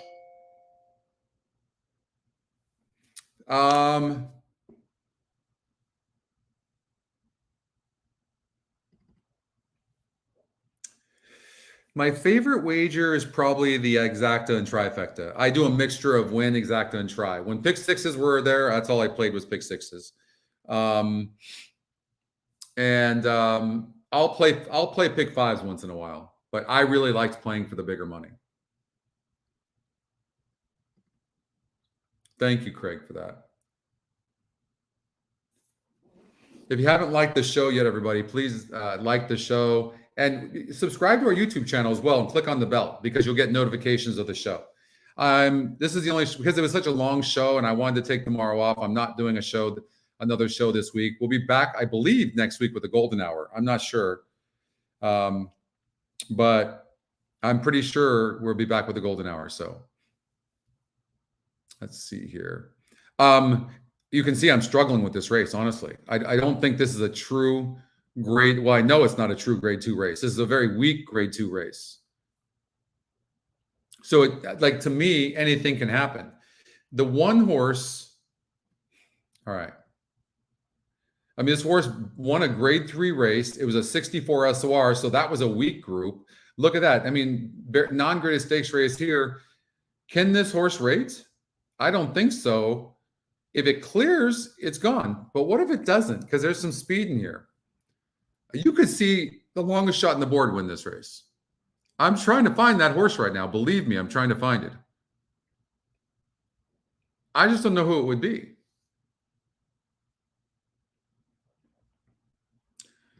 Let's look at changes. Anything with changes? Irad Ortiz jumps on the 11. I'm not going to be surprised the 11 wins. Castellano gets off at the 11 horse after winning for Todd Pletcher and jumps on the other Pletcher horse, the 10, who's EquinEdge's second pick. By default, this is the horse I would take right here, Shamrocket. Shamrocket. The only other bit of information I'll give you is something happened to this horse's form in October, but this horse got third against 11 other horses in a grade 2, the 3 horse, the EquinEdge long shot. So second off a layoff, a weak grade 2 race. I'm going to say 10-3. I'm going to say 10-3. I'm going to do a little exacta box 10-3. Lining up and moving I don't love this race, everybody, but I'm just, that's what I'm going to, just for action, that's what I'm going to do. And I think the 11 might run good. I'm not going to be surprised by that. Temple is the second choice. Shamrocket is the third choice here. 1, 8, and 10. And I'm going to bet a little bit to win on the 10. In the line goes Media Blitz. Just for action. Now, all right. Lure him in.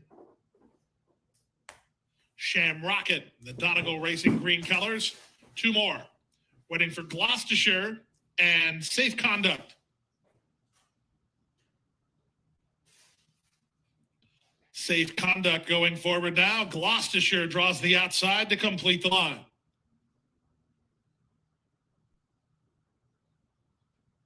They're in the gate. Racing and the McDermott. At the rail, a Bond comes out firing, but he's going to have some pace challengers today. They include Tide of the Sea in Glenn County. Safe Conduct is on their outside. So Jockey Louis Size backs off on this big favorite of Bond. He's sitting back in fifth. Up and by him went Okay, Temple. so what do we talk about? All that Also speed in the race, and the jockey, look at it, and he's having a terrible trip. Does not, and now this horse is behind horses. I'd be shocked if this one horse wins this race. Never done it before. Really got shuffled back now. He's toward the back of the group here. As Safe Conduct wheels in front of us for the first time with a length advantage. Tide of the Sea second. Temple. He's well positioned today by jockey Jose Ortiz. Third, only 2.5 lengths off the pace setter. Saving ground is 3 is saving ground on the inside. 10 seems to have horse.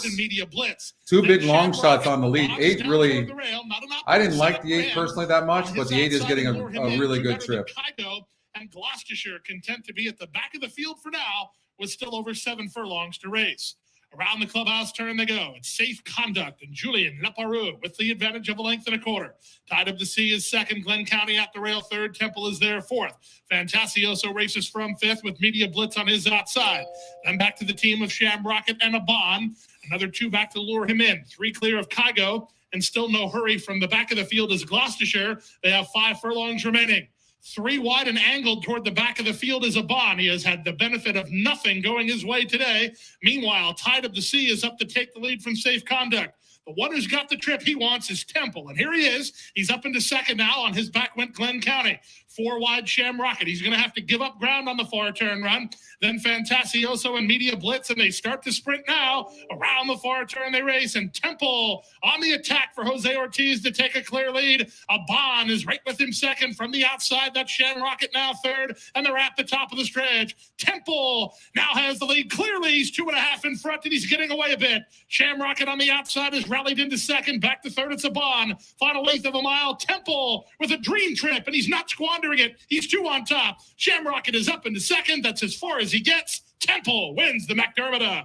Shamrocket was second. Media Blitz third. A Bond at a tactical 8-10. And the only reason we were able to beat a 3-5 favorite, all because of the pace numbers and the SOR together, right? Because we knew, what do we know? We knew these 2 horses were fast. We knew they probably needed the lead, and we knew that they had higher SORs than the one did. And this horse is 3-5. That's how you make money. We didn't make it there. Jose Ortiz won. The 10 ran good, just like we thought, but the 10 was wide pretty much the entire trip, which was a drag. 3 horse had no excuse. 3 horse had a perfect trip, had no excuse. 8-10-9. That's how you can utilize the SOR and pace number together. And then, hey, if any of the top EquinEdge picks are in there and like the horse you like, and then also the win percentages, that's just an added bonus. And same with the GSR.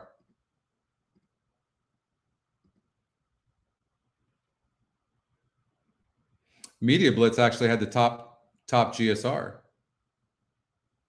So, and on the turf, you should be using that especially. So, you got the 8, Catherine. Nice bet. Nice guy.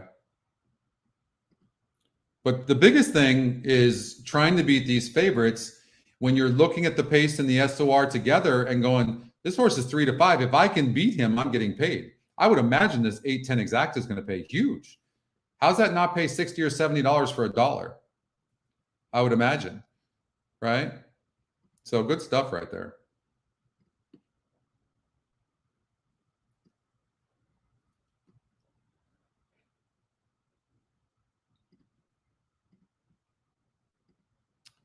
All right, so we're going to get out. We got Santa Anita, race number 3, and we got a big favor. We'll talk about that. Just give me, yeah, $40. Okay, nice. Just give me a few, please.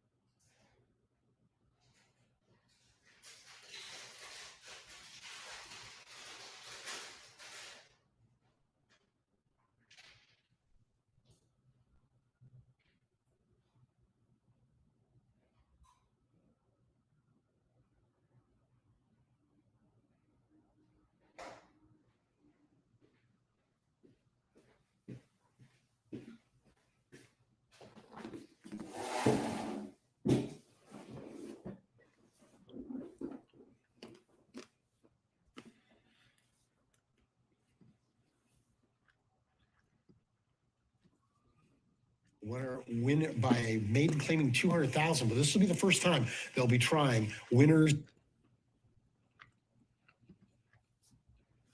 All right.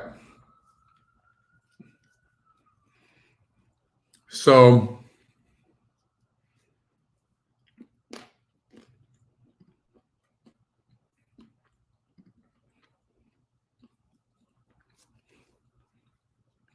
grade 2 race.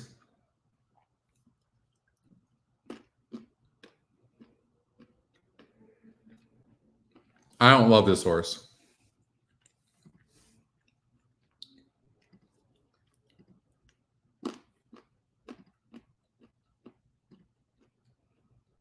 I'm surprised that Doug puts this horse in this race.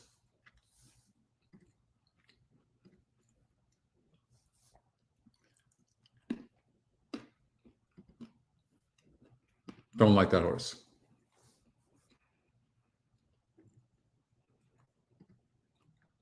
The one horse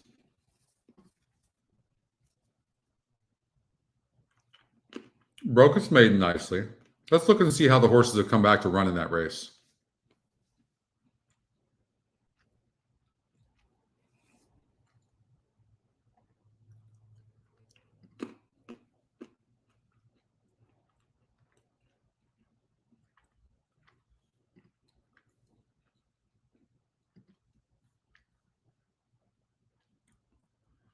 You can see it on the EquinEdge morning line. Like, nobody was really.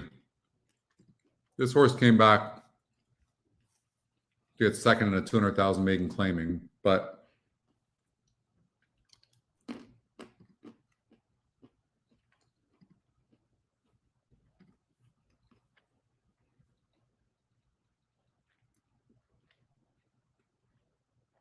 how good's the EquinEdge morning line? 6-1 on the odds makers morning line, John White, which is great, but the horse paid $50. We had it at 25-1.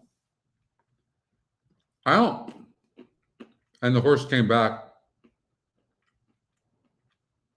to not run good. So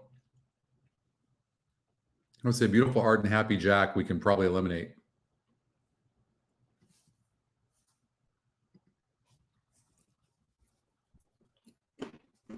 So we're left with chalk. That's the race.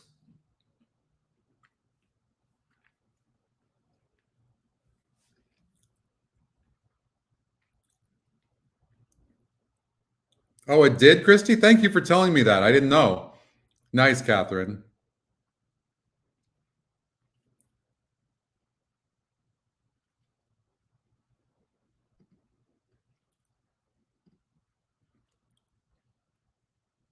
Number 5 in race 7. Yeah, let's look. We can look at that, Diane.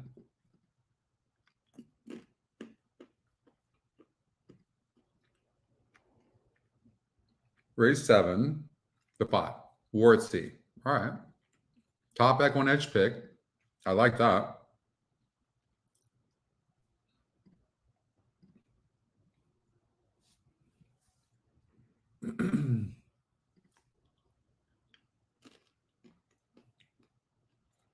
Facing good competition.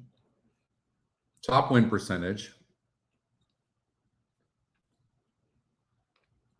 Has decent pace. So the first thing I would look at now, Diane, is I would look at a horse like the one horse, who's EquinEdge second pick, 47%, and is the fastest horse in the race. So I would just look and go, okay, why do I think this horse is vulnerable?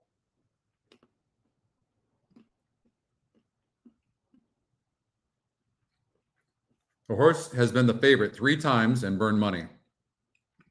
Let's see if Pratt was aboard in those times.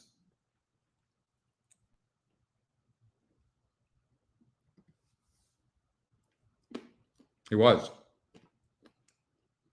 Let's see what happened here. I haven't looked at Aqueduct, Eric. I honestly don't have time to look at it. I'm sorry. We're getting an error in this race. Yeah.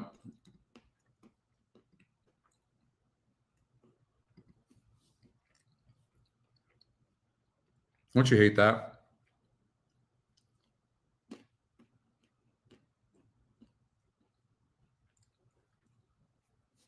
I would say this. What I do see in this horse, Diane, and the one, it just keeps burning money. Like that was an easy maiden group last time out. And this horse is 40 cents on the dollar and gets third. I mean,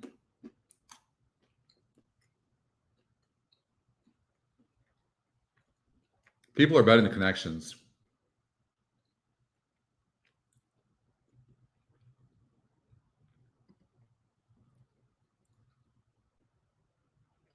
The only thing I will say on the one, that's what I just saw, Karina. On turf, this horse gets a 77 GSR. So it goes up. You do have to worry about that it can run a better race, for sure.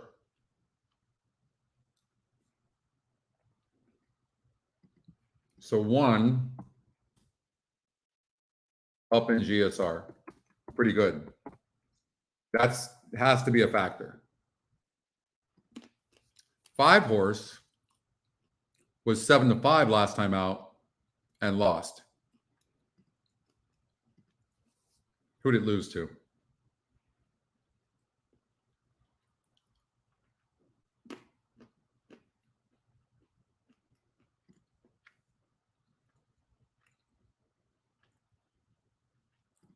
It lost to a horse I eliminated. The GSR on this horse wasn't that great. It was 1% to win. That's not a good sign either. Honestly. I don't know. May try to beat both of these horses. Anyways, let's go back to race number 6.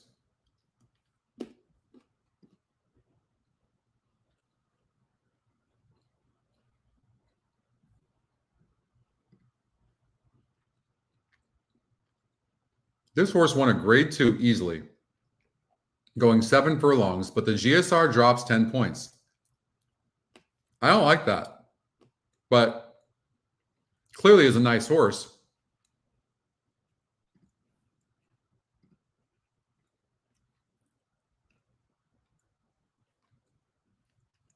I don't know.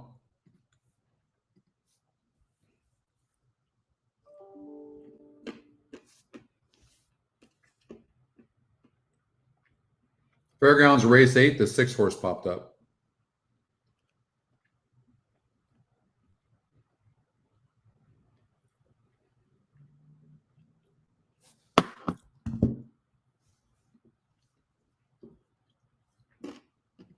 Let's take a look at the link feature with this horse. It was 6-5 to win.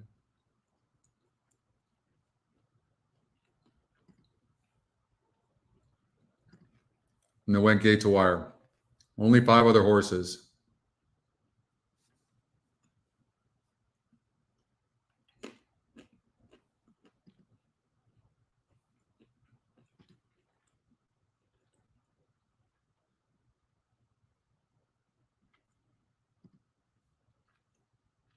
Wasn't much in there.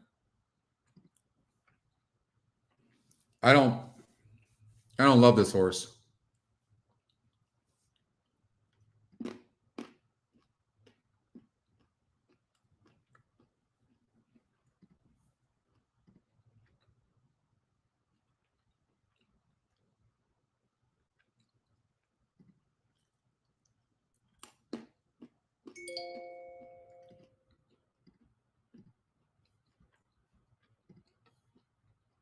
Will drop.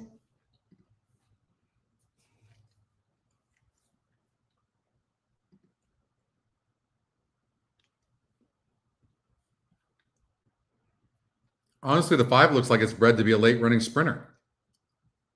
That's what I see. I mean, it looks okay going long. It can do it. I think the 6 is going to be able to overcome the drop in GSR. Because one of its top distances is 10 furlongs and 10.5 anyways. So I think the 6 is going to be really tough to beat. And I do think the 5 is the second horse. And the 3 is probably the third horse. So it's chalky. It's chalky.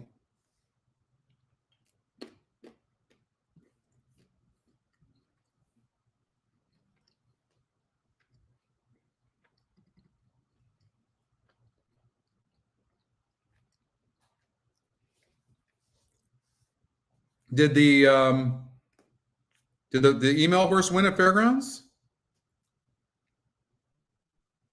Or did not go off yet?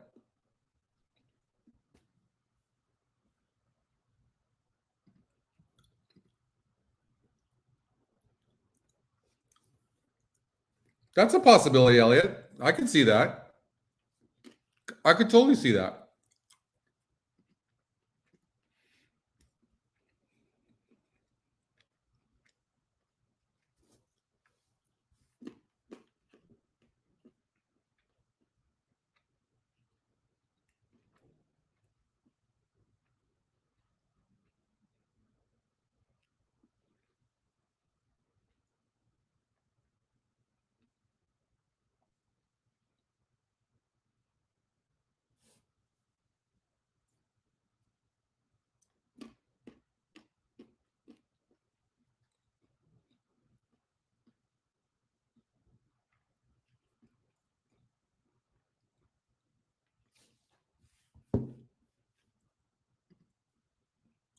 Bidden Kingdom sprints quickly, and Armagnac the pace hot and heavy early on.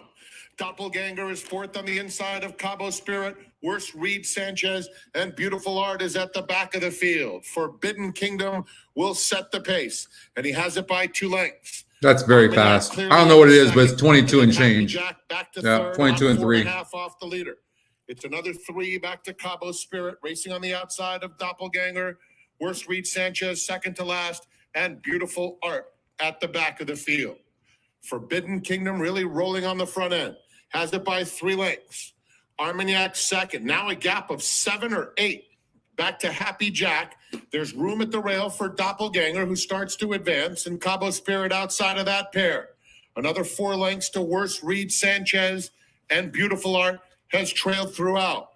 3/8 of a mile to go in the San Felipe.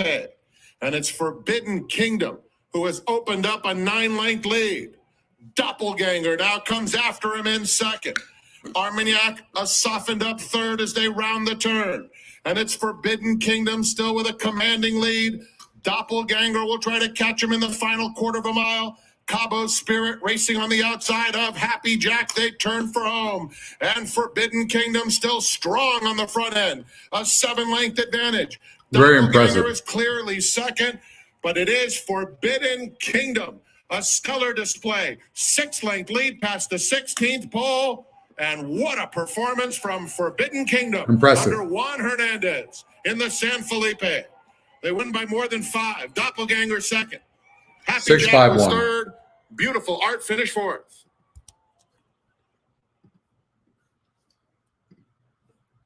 How's that? 6-5-1. EquinEdge picks cold. Pretty impressive.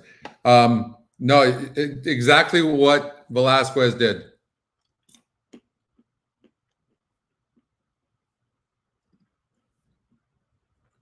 No, it didn't matter.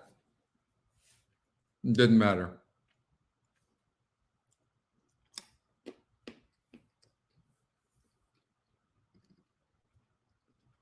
He did.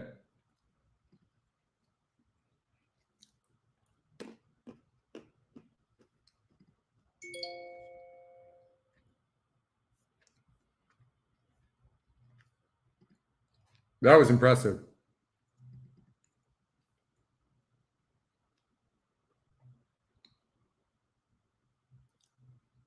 Wouldn't you know, though? Wouldn't you love for them to train this horse to be able to rate some? You know, but all right.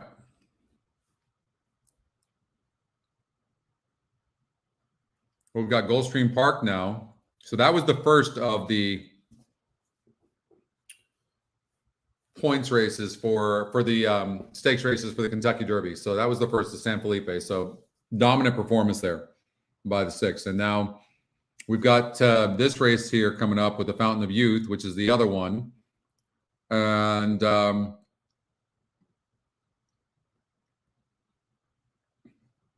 let's handicap it.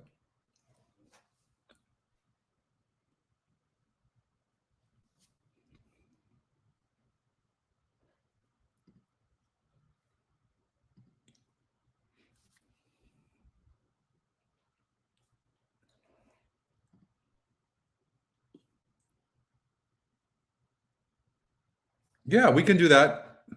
After this race here, we'll go back to Santa Anita and we'll look at that.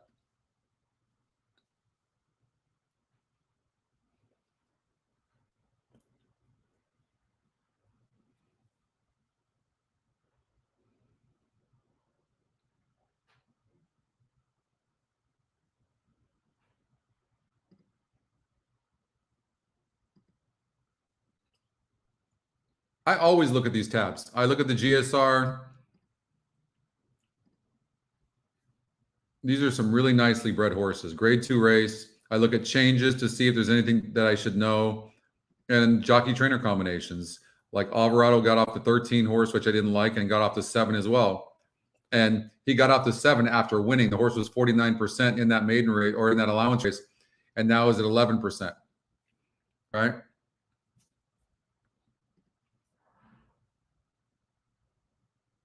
So we know that he thinks the 9 is better than the 7. You're not taking the jockey that just won. You're not taking him off. I can tell you that. This horse ran 4th in the hopeful grade 1 over at Saratoga. Been off since September for Bill Mott. Something happened to this horse because this horse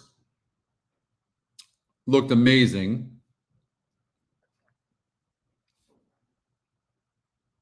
But Bill Mott just brings him back here. He's been probably prepping him for this the entire, obviously, because he probably would have hoped to get a race in prior, but you can't say this horse can't win for sure.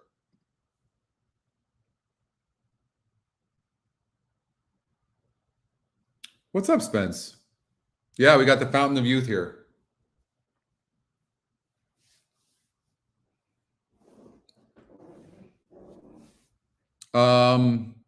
The leaderboard, Trish, I got out of there, so I don't know. We can look at it. Hold on.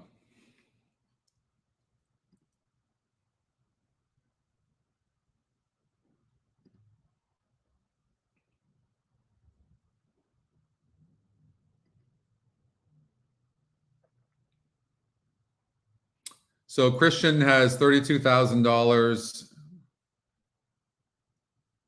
Dave Portnoy of Barstools is at 9,000 in 5th place right now. Nice handicap. Vic Stauffer, who's a very, very good handicapper. He's up there. See if there's anybody else we know. Evan Traumer is a very consistent handicapper. He's at 4,300. Tim Yoler, my friend Tim, he's at 3,000. Christy Moore, 2,500. Frank Mustari, of course, the father of Justin, who won the NHC last year. Some big-time people. They got a lot of people in this tournament. 176 entrants, 176. That's pretty amazing. There you go. Christian in the lead. You're an 80th, Nick? Go get him. Take a risk.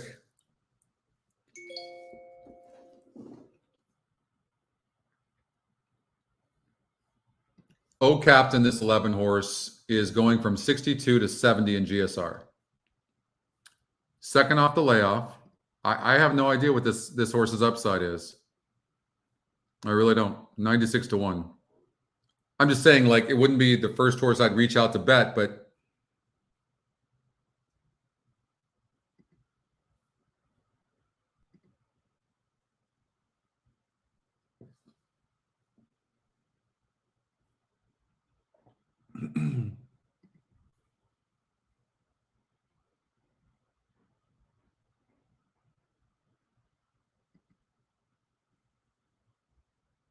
I thought this was a pretty impressive effort for the 2-horse simplification.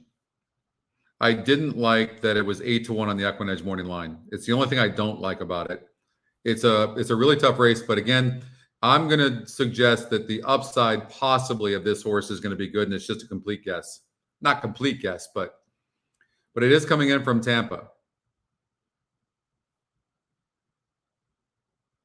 Let's see who it faced.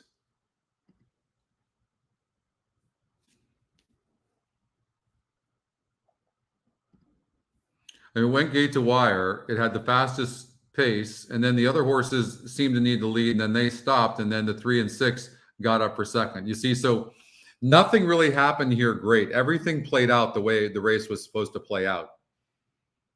It did. That doesn't mean this horse can't win, but it didn't beat much. This horse got the pace set up, and the Union came back to run really crappy. I mean, at the same level. So, and was 24% in the race we're looking at, and then came back at 8%. So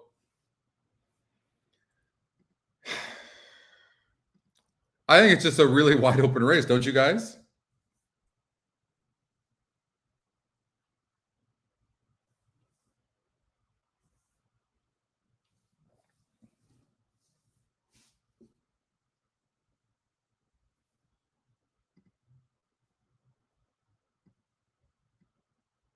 But second was Dean's List. So I know that horse was well received. I really, really wish. I mean, it's just a beautiful race, and I can't wait to watch it. But I don't know. I think maybe the 8's getting overbet possibly just from winning like that and by default. Honestly, even though I don't like the EquinEdge morning line on the 2, I would bet the 2. That's what I would bet. And I have a feeling, in this, I liked the 4 early on. I would come with a 2-4-8 or 2-4-9, excuse me. I think I would even, I would try to bet against the 8. I'm going to trust in Bill Mott here, and then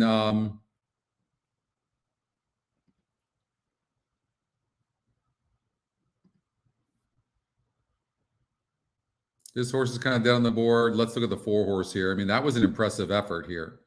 I mean, and this horse has a 78 GSR, Paco Lopez, Kelly Bream. I mean, the connections are not getting this horse bet, but I would suggest that maybe the 4 is a horse you have to look at.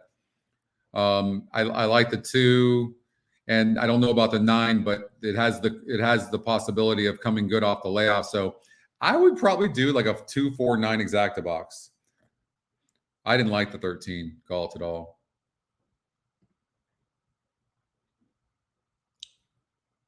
That post from where they're starting is absolutely atrocious. Absolutely atrocious.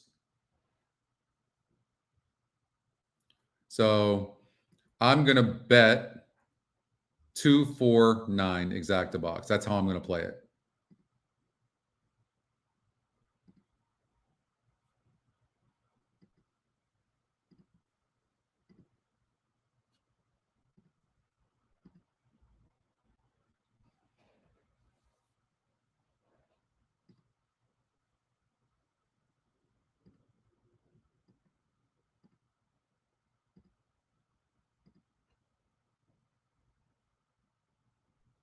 And the only, if it wasn't for the EquinEdge morning line at 8-1, the 2 would probably be, I would probably like single a horse like that and take a chance.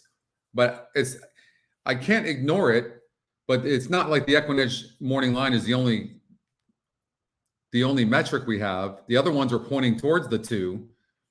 A lot of them are. But the thing is this horse our EquinEdge morning line has never liked this horse. Never. Never. I think I would go for the 2. Something about that horse that the EquinEdge morning line doesn't like. It's 3-1 right now. I have a feeling this 2 is going to run good. It's tactical as well. You know what? I'm gonna hit that thing.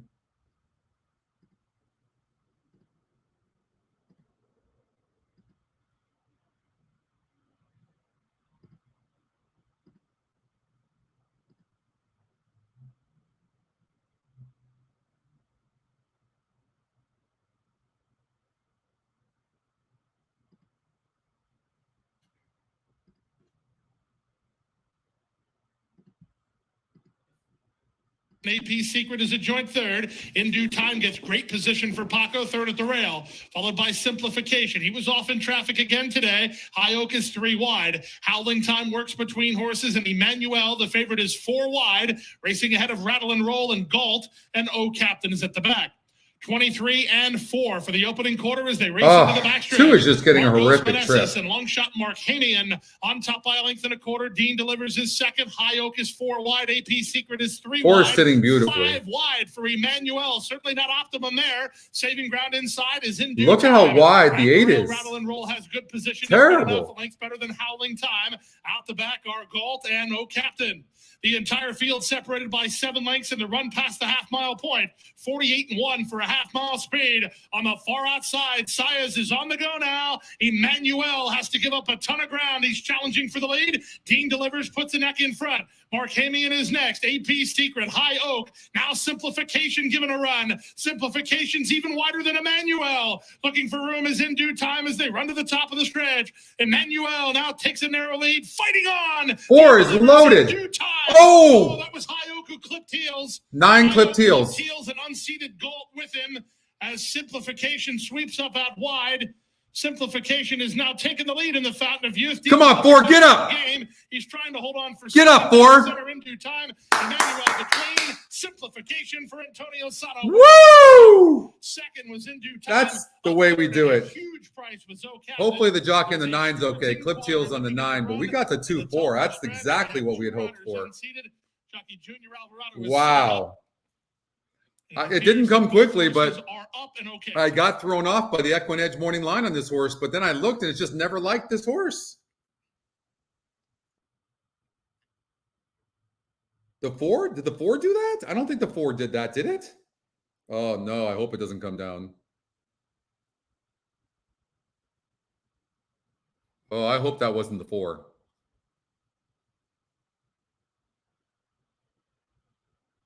Did the 4 do that?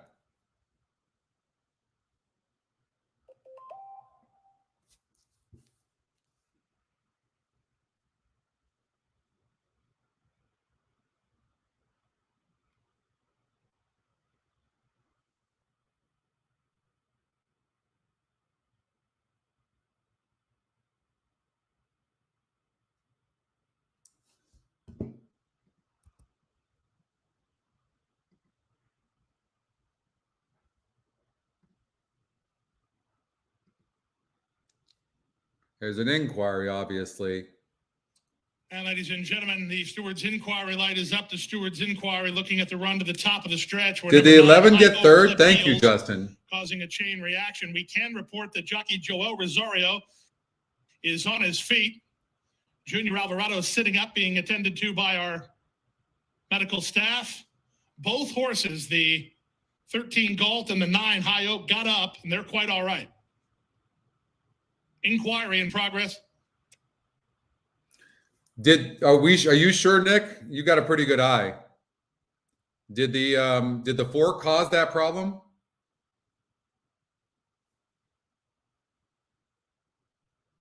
I knew that 11 was going to run good, you guys. God, I knew that 11 was going to run good. Number 4 In Due Time was second. Number 11 O Captain finished third.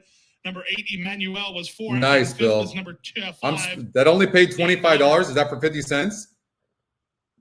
80 to 1 shot for third, and it pays 25.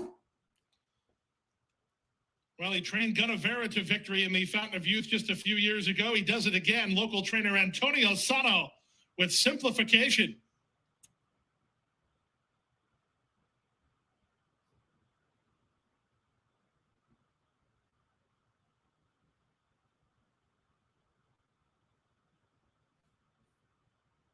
Nice, Karina.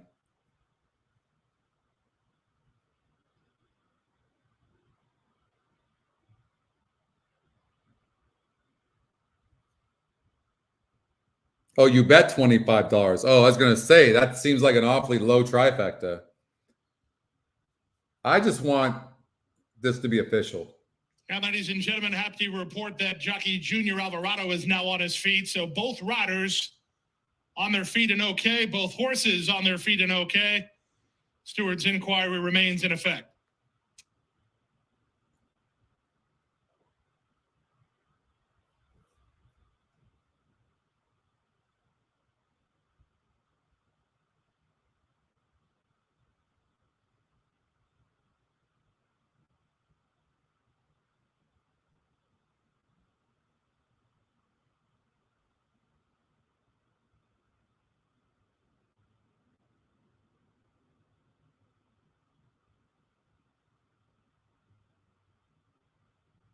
Now returning to the winner's circle, the winner of the 12th race, number 2, Simplification. Simplification, a 3-year-old son of Not This Time, out of Simply Confection by Candy Ride, bred in Florida by France Wiener and Erwin Wiener, owned by Tammy Bobo, trained by Antonio Sano, the winning jockey Jose Ortiz. Simplification, your Fountain of Youth Stakes winner in 1:44 and 4 seconds. Okay, good. Thank you, Noel. God, I didn't play the trifecta, but I'm glad some of you guys did that. That 11 horse at 80-1 running third makes me happy because I thought I saw something, and I'm really happy that horse ran like that. That's awesome. Now just call it official because I've got an exact on the 2-4.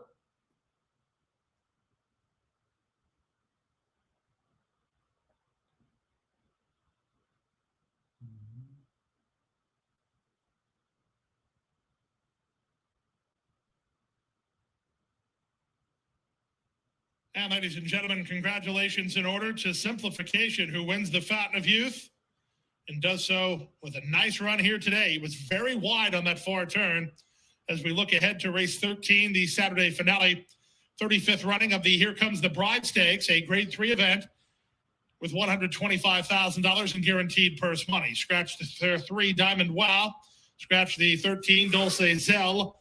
Field of 11, Win Play Show, Exacta Quinella Trifecta, Superfecta, Super High 5 possibility.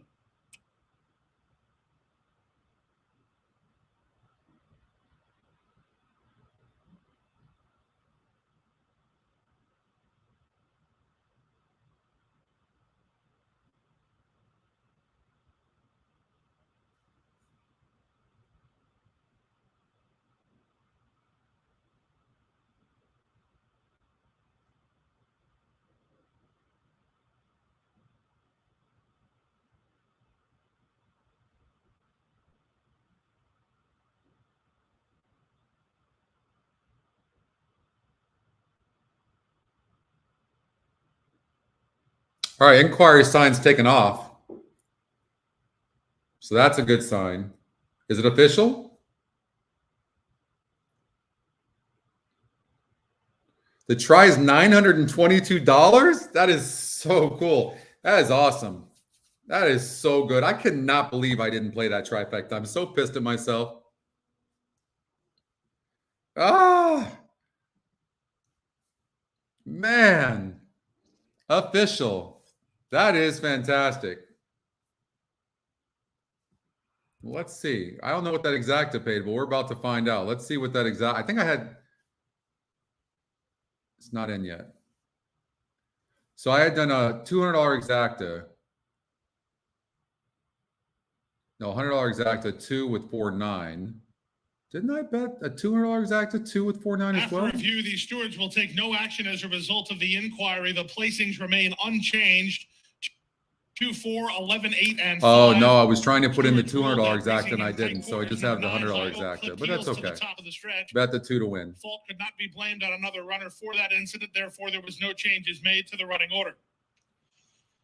Prices in a moment. The 13th race is next. The Here Comes the Bride Stakes. It's on the turf at a 1-mile trip. 3 and 13 are out. 11 will go. Okay, let's get out to Anita.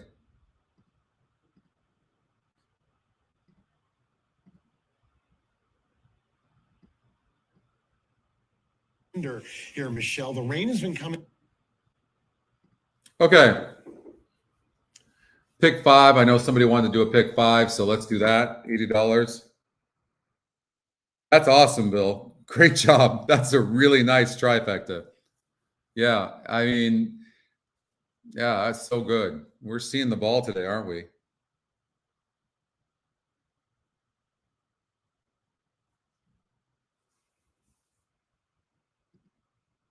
Sorry, I kind of waited a little bit last minute on that, but I was thrown off by the 2-horse in the EquinEdge morning line. But then you see how I kind of processed that? I looked and I'm like, man, it's never liked it. And then horses always run good. That's the first time I've done that, actually. I'll have to do that more often. Whew, good stuff. All right. The 1 is up in GSR. It's 47%. It's top pace number, and it's got a good SOR, and it's going up from 68 to 77 in GSR. Going on the turf for the first time, Flavian Pratt. I mean, I would, but we talked about this horse burning money. The more I looked at the 5 horse, the more I looked at the 5. You got it, Angela. The more I looked at the 5, the less I liked it. And I know you guys like the 5 a little bit, but I'm kind of leaning against the 5. I didn't like the race it came out of, but it is EquinEdge's top pick. The only thing I hate normally horses like this one. Only reason I can, 1, I don't like anything else in here, and 2, it's going on turf for the first time. But 3 to 5 for a horse that's burned money as the favorite 3 races in a row is nuts.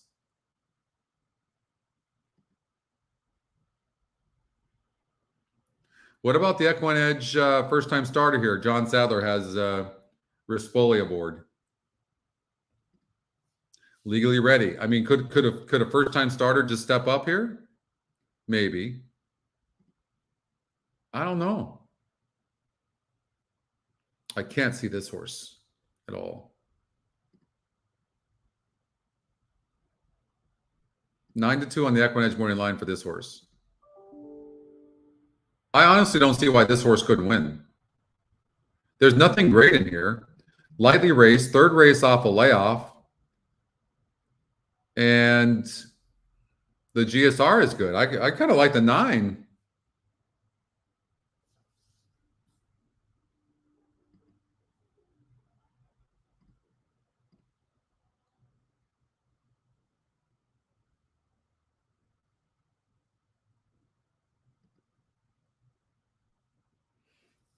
This isn't the worst long shot in the world to maybe be in the money, like 3rd or 4th spot, the 3.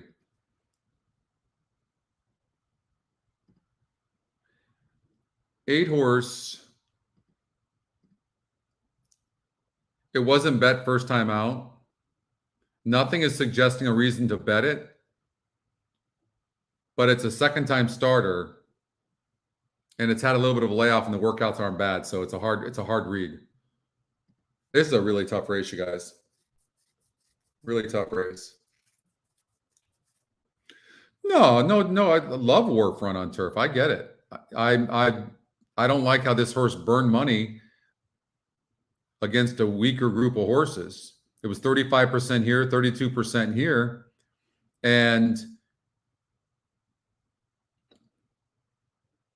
but there's not much in here, Diane, right? There's not much in here. Hey, Joe.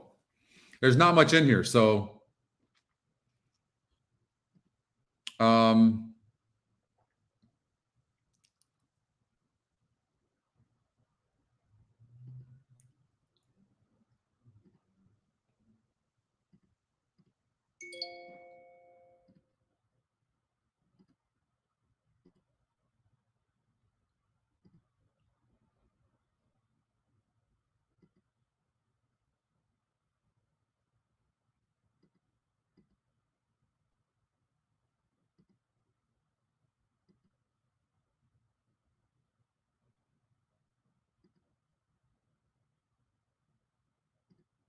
much time do we have?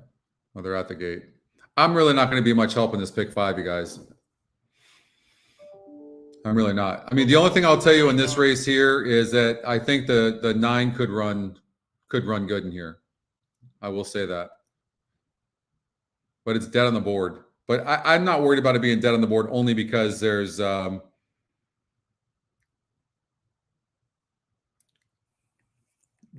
1 and the 5 are going to take so much action, right? So in this situation, if they're vulnerable, then the 9 horse could win the race for sure. The first time starter 7 horse might run good. And they're off. Quick beginning for War at Sea in the center. Here's Got Thunder. And the favorite Got Thunder will make the pace. Tuskegee Cat takes 2nd, followed by War at Sea. Legally Ready is moving up on the far outside. Down at the rail, ball. Yeah, it's been a good show. Good show. Hard Thank you for all the likes, everybody. Thank you very much. Behind this group is Lil Bro Coop, who's racing 2 lengths in front of Barnfield, and Toro Hero is at the back of the field. Onto the backstretch they go, and Legally Ready opens up 2.5 lengths now. God Thunder will sit in second. 1.5 lengths to Tuskegee Cat third. Then Warren C, who covers up Baldoro down at the rail, and in between those two, Lil Bro Coop is trying to advance. Toro Hero and Barnfield at the back of the field. 6 lengths covers them, 3 furlongs to run. And it's Legally Ready, the leader. Now God Thunder goes to put the pressure on, 1/2 length behind in second. Outside of that pair, Tuskegee Cat in third. Lil Bro Coop is racing in between horses. Here's Warren C advancing steadily with a 4-wide bid. Toro Hero, Baldoro at the rail, and Barnfield trails War at Sea, making a menacing move on the outside as the field turns for home. Up to take the lead, Tuskegee Cat battles on. At the rail, it's got Thunder, Baldoro, Lil Bro Coop, a 16th to go, and War at Sea is just cruising late, has a 1.5 length lead, a late search from Baldoro. No, 5's going to get it. War at Sea wins it. Baldoro was second, just in front Good of call, Lil Bro Diane. Coop. I'm happy Then it was for you. I'm glad you Tuskegee got Cat that. and Toro Hero. I mean, the one horse, how much money has that horse got to burn, even with Pratt aboard, right? Can't use that horse. That horse is unplayable unless it's in a claimer. Thank you so much. Thank you so much, Linda. Same to you. Thank you so much. War at Sea was first, photo for second. Angela had that 2 horse. Wow, nice single. Nice single of the 5. Diane called that. She liked that. She liked that 5 all along. Last couple of hours, she's called that. Look at that 1. Look how far back that 1 is. Disappointing.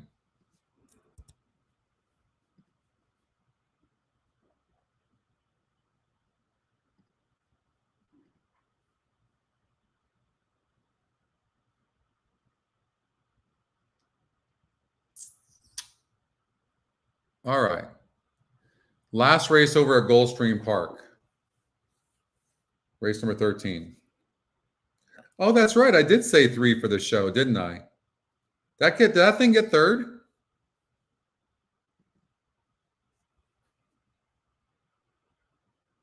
Forgot about that. Thank you for reminding me on that.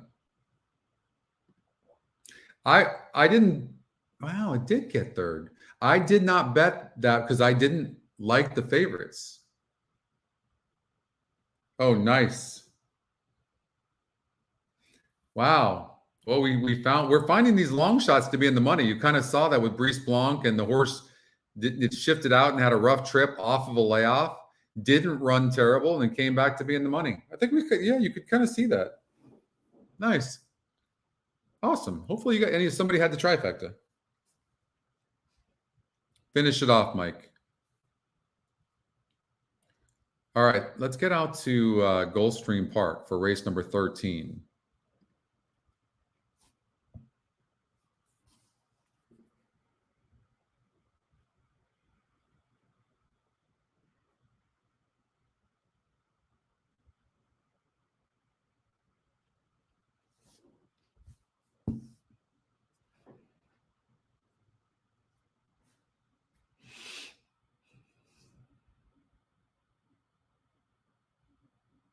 So these are the horses I thought could win the race. There's other speed in here, so don't look at the pace necessarily.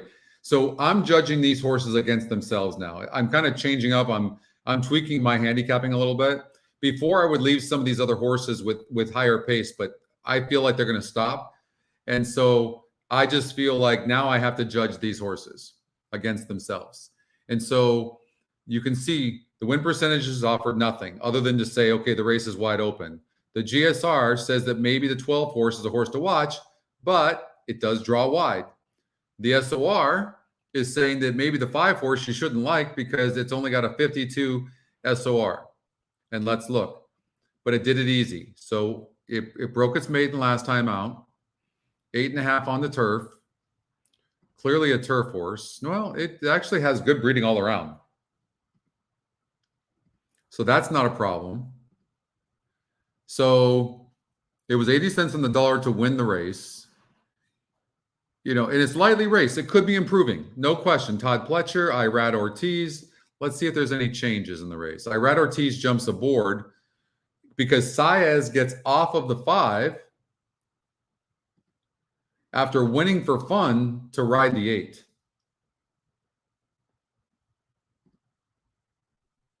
I mean, he won a grade 3 with the 8.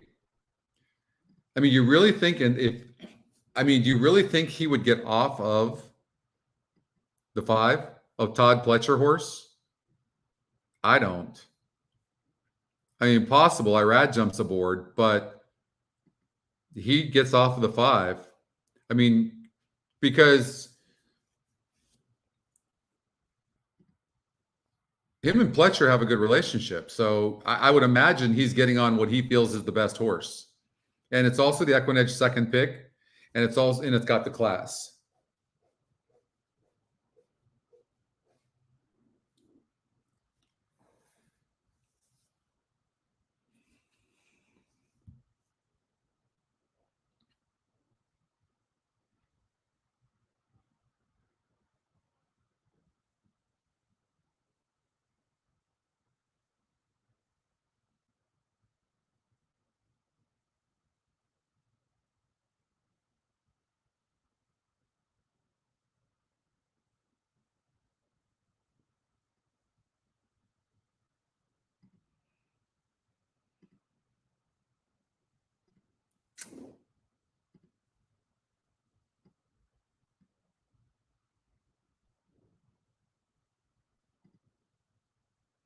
Let's take a look at these horses real quick.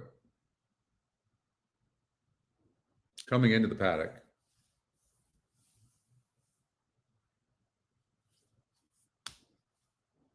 I'm not sure. I haven't heard. A lot of people at Gulfstream Park.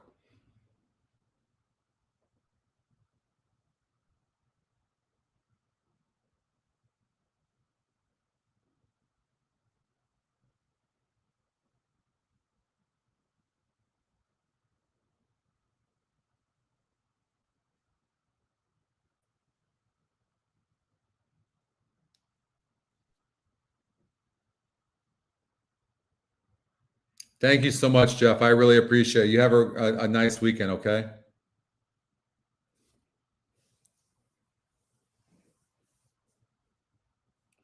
All right, Stephen. Get it. Ashley likes the 4-2, 12-8. 4-2, 12-8.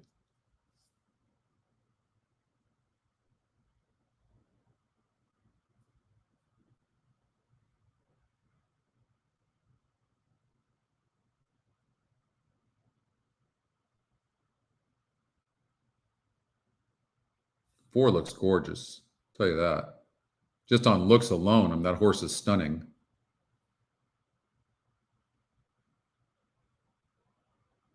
Ashley's a very good handicapper as well.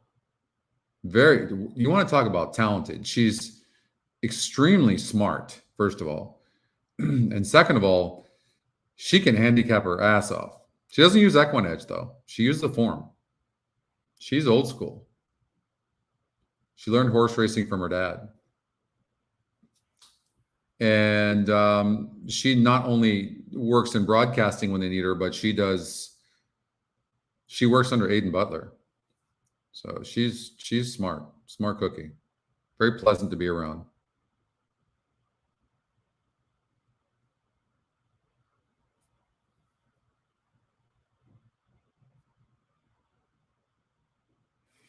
Two looks okay. Four just looks like $1 million.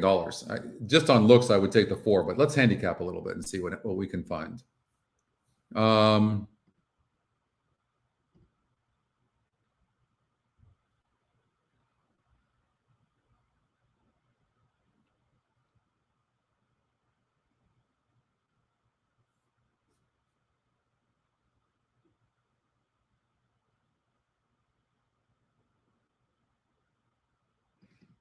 Say that. I'm not sure what you mean, Jared. Say that again. One leg and pick 5 to go.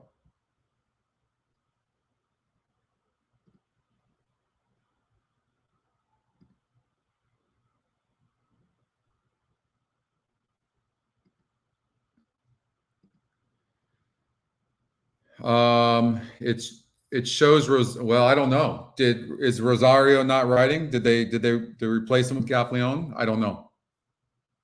They didn't say anything. Let's refresh and see if the system catches it. Let's see here. No, nothing's changed. Rosario's off. Okay.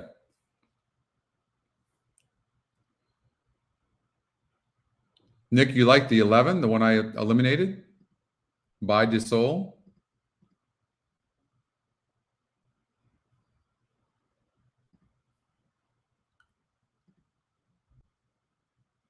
I might have prematurely eliminated this horse, actually. Ballet de Sol. I actually might have. Lightly raced. Pretty much second off a layoff. No world beaters in here, although this is a stronger grade 3 than we've seen. We saw, what, a 64 grade 3 earlier? SOR? I mean, that's weak. This is a stronger race for sure. No question. These are decent horses. But yeah, I could see where you would like the 11 horse.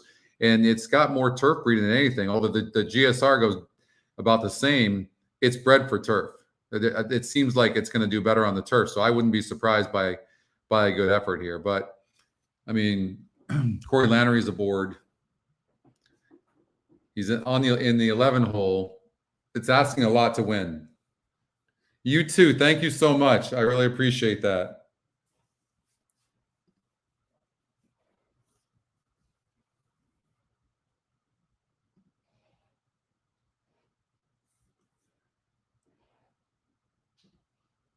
That's a lot of money, Jared. Jared, I'm rooting for you. Believe me. You know me. I'm just handicapping the race. I think it's going to be very difficult for 11 to win. I think the 11's more looking at a minor spot is what I think. They didn't say, Bill, who's riding the 12. Not that I heard, anyways.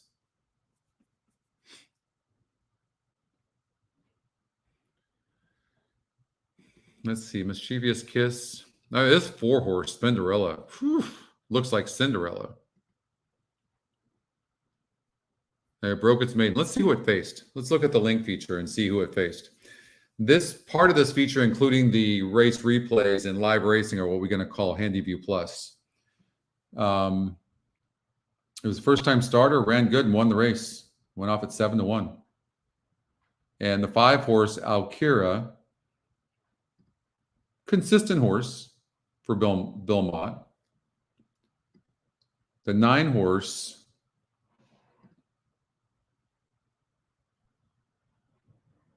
ran similar to what it did the time before that. Lost by 5.5 lengths and then 2.5 lengths. So Alkira is a decent horse. I'd say first time out, Spenderilla did well and won in hand. So and looked $1 million. I think the 4, the EquinEdge long shot's the horse to beat. I like that it's 7-2 on the EquinEdge morning line. I like it's the EquinEdge long shot. I like the GSR at 77. I think the 4 is the horse to beat. Spenderilla. I'm going to put my money on Spenderilla. By the soul. See, I'm going to try to beat a horse like the 11 just from the post. I think the 11 can be in the money, and then this horse barely won last time out against an easier group of horses in this grade 3. Although Saya stays aboard. So if I don't love the 8, which is okay, it's okay, then I'm trying to beat the 5 for sure. And then I would try to beat the 11. I'm talking about on the win. I'm just talking about the win spot right now. The track diagram's wrong, Kevin. We're working on that. There's a few track diagrams that are wrong, but we'll have those fixed probably in the next month.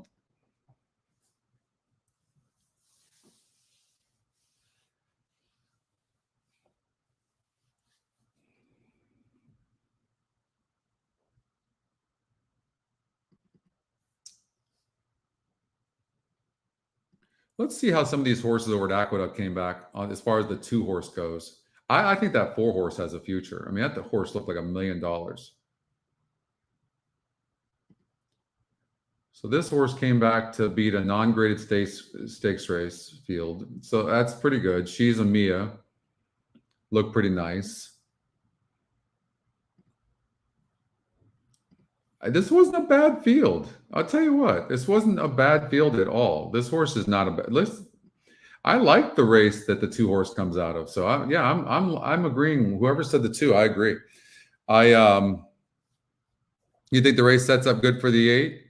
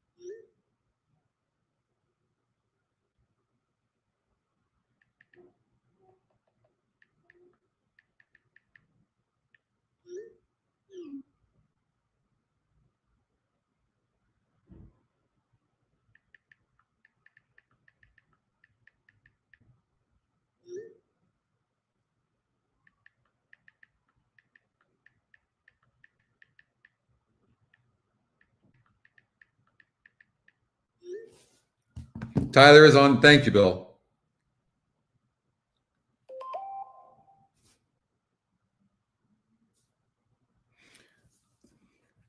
Let's see here. So Apollina.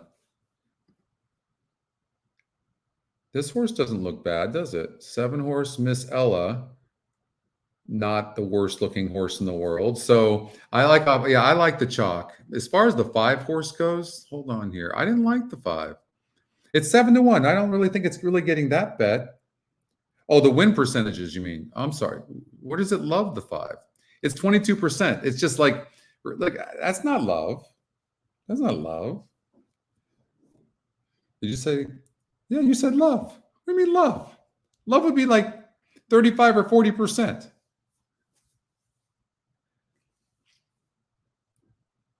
You can't love something at 22%. I think it just, the horse won. It broke its maiden. I mean, the 5 can win. I'm just following the jockey, and I think the 8 can run good. I think the 4 is the real deal. I like 4-2-8, and I'm confused by the 12. I don't like the post at all. At all, do I like the post? And it barely won in that non-graded stakes race. This is this is a grade 3. It's not that no grade shakes. Rosario gets off. I don't love the 5. The 11, I don't like the post. I think the race is between. I like the EquinEdge long shot. 4-2-8. But I will say this. Thank you so much. Of course, it's my pleasure. Thank you guys for staying along. Okay, Bill, we'll see you later. Thank you. Diane making the point of the pace. You can see I've got that note here. A lot of pace in here. A lot of these horses down here I eliminated. There is a lot of pace. I mean, you can't say the 12 can't win. I'm not saying he can't. I just don't love the post, but we saw a horse win from that. I think that post. Oh no, it was on the straightaway. I think on the dirt, wasn't it? The 12 horse one, but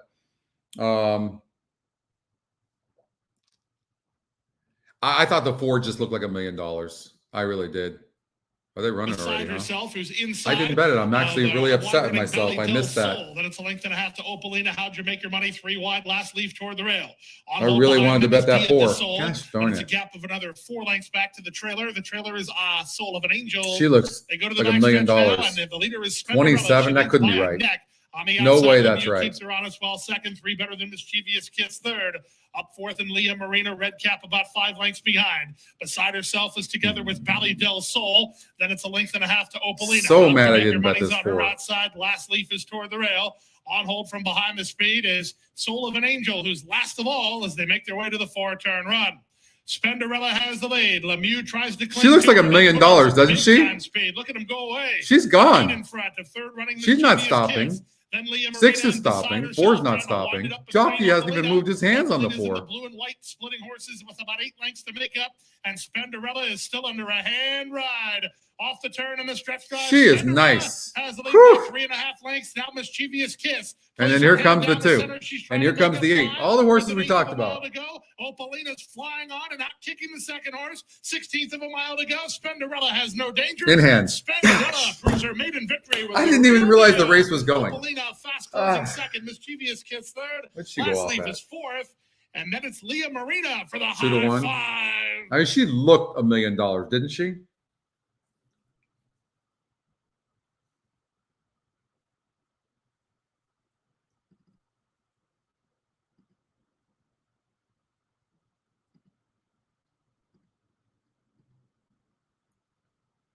Ah, ah.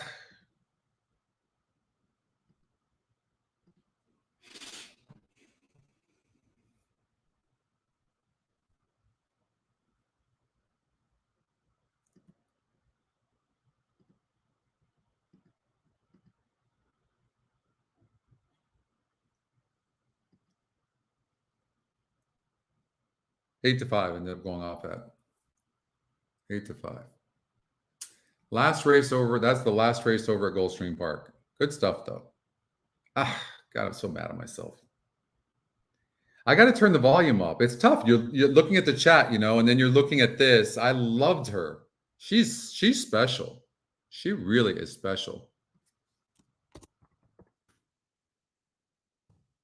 You're gonna see big things from her. Watch.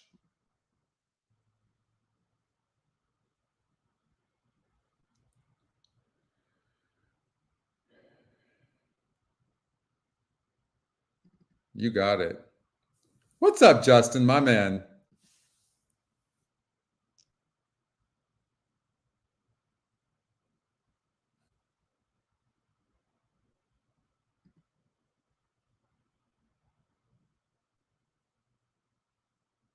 We're killing it today.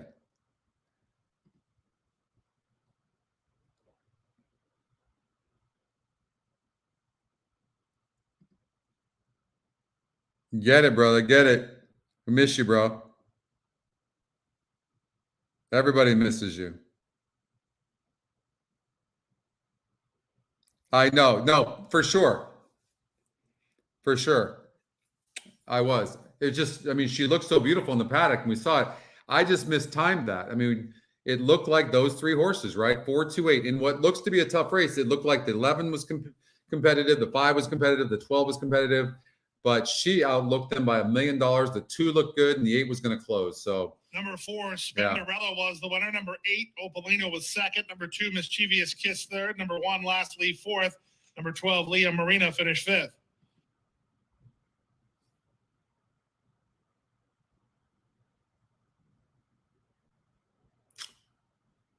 I like her. I think we're going to see some good things to come from her. I think she'll be a grade 1 winner. Spenderella. She's beautiful. Look at her. Great demeanor. Look at her. Jeez.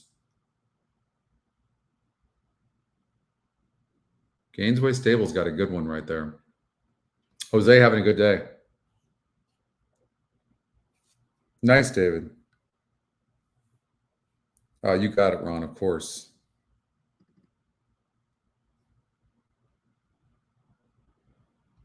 I know. You are, Nick? Where are you at, Nick? Where are you at in the tournament?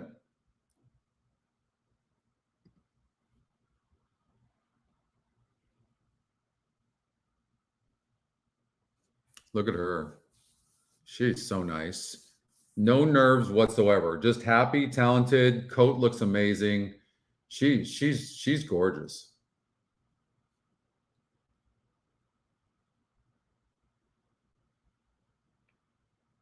Oh, thank you so much. I really thank you for saying that. It really, when people just kind of come out like that and say stuff like that that aren't really part of the chat, it means a lot to me. So I really appreciate you taking the time to say that. Thank you very much.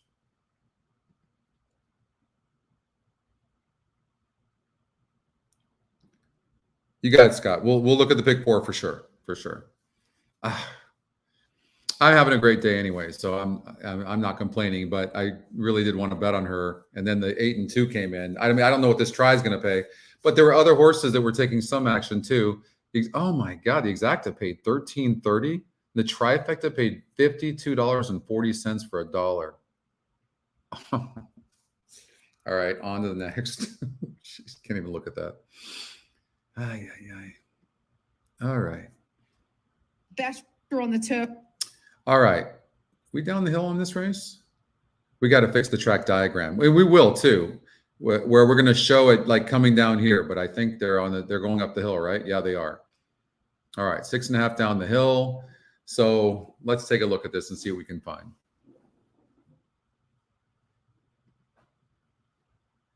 Yeah, right? Nice exacta.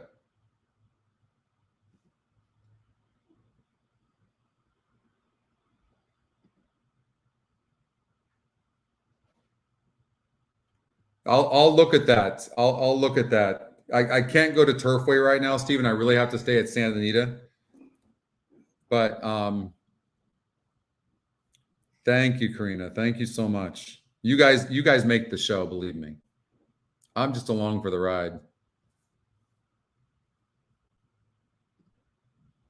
It's this group of people, men and women, just make it so good.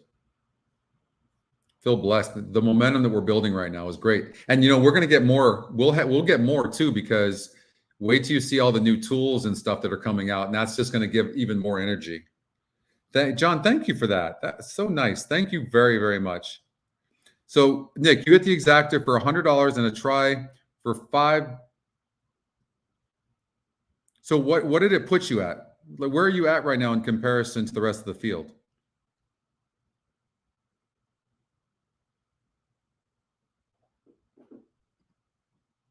John, thank you again for that. Okay, down the hill.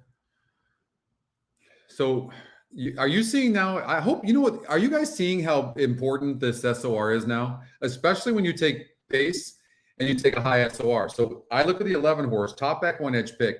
It's got a 90 pace. It's got an outside post, which I like, but it's also got a 65 SOR. Right? So a lot of stuff is pointing towards this 11 horse Honey Jar. But you see how fast we can do that?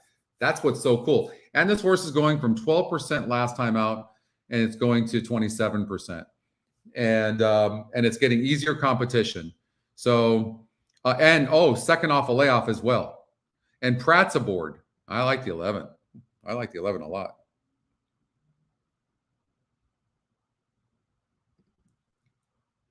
What's up, Manny?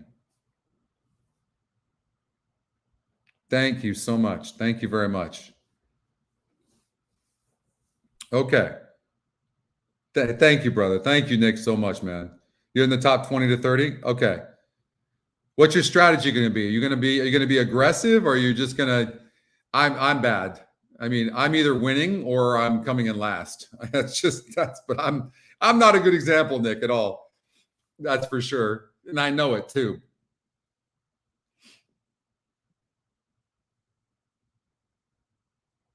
Jerry, that's still good.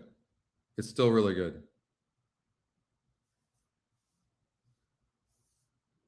Go get him, Nick. Come on. Bring it home. We're rooting for you.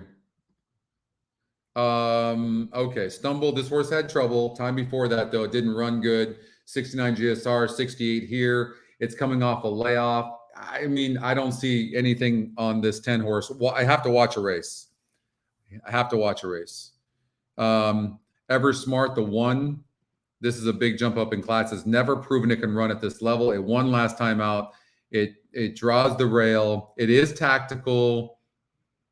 It went off at 15-1. I don't see the horse winning, but it's 9-1 in the EquinEdge morning line. I think the horse can run in the money. I think the 11 is going to win the race. I hate to take chalk, but I genuinely think that's the best horse. This horse was off slow last time out. Drew the 6th hole, broke 9th. It's not the best breaker in the world, and still got 2nd against what arguably was a better field last time out. I think this horse is the EquinEdge long shot, and I think it could come back to run. And it's got a really good SOR as well. A lot of times, okay, so then when I like horses like the 11 and the 6, they're also in the top EquinEdge picks, And when you do the GSR or the SOR, they're in the top 4. So now I'll look at the other 2 that are in there. I look at the 12, draws wide, got bet first time out, going 8 furlongs, been off a layoff. Good connections. I got to watch the race, though. I have to watch this race, especially from that 12 hole. The 8 horse, that's Amade. This horse was 5-2 last time out, was going and then just stopped to go 8th. It beat a field before that was 62. I think this field came up decent. I would probably lean against the 8. I think it could run okay. I really like the, and how about the 7 horse, the EquinEdge second pick, 5-1 and now 17-1, 61% last time out, now 12%. I don't like the 7. I really do like the 6 and the 11 best. I do. And then look for some bomb to come in for 3rd. All right, going into the gate. Going in.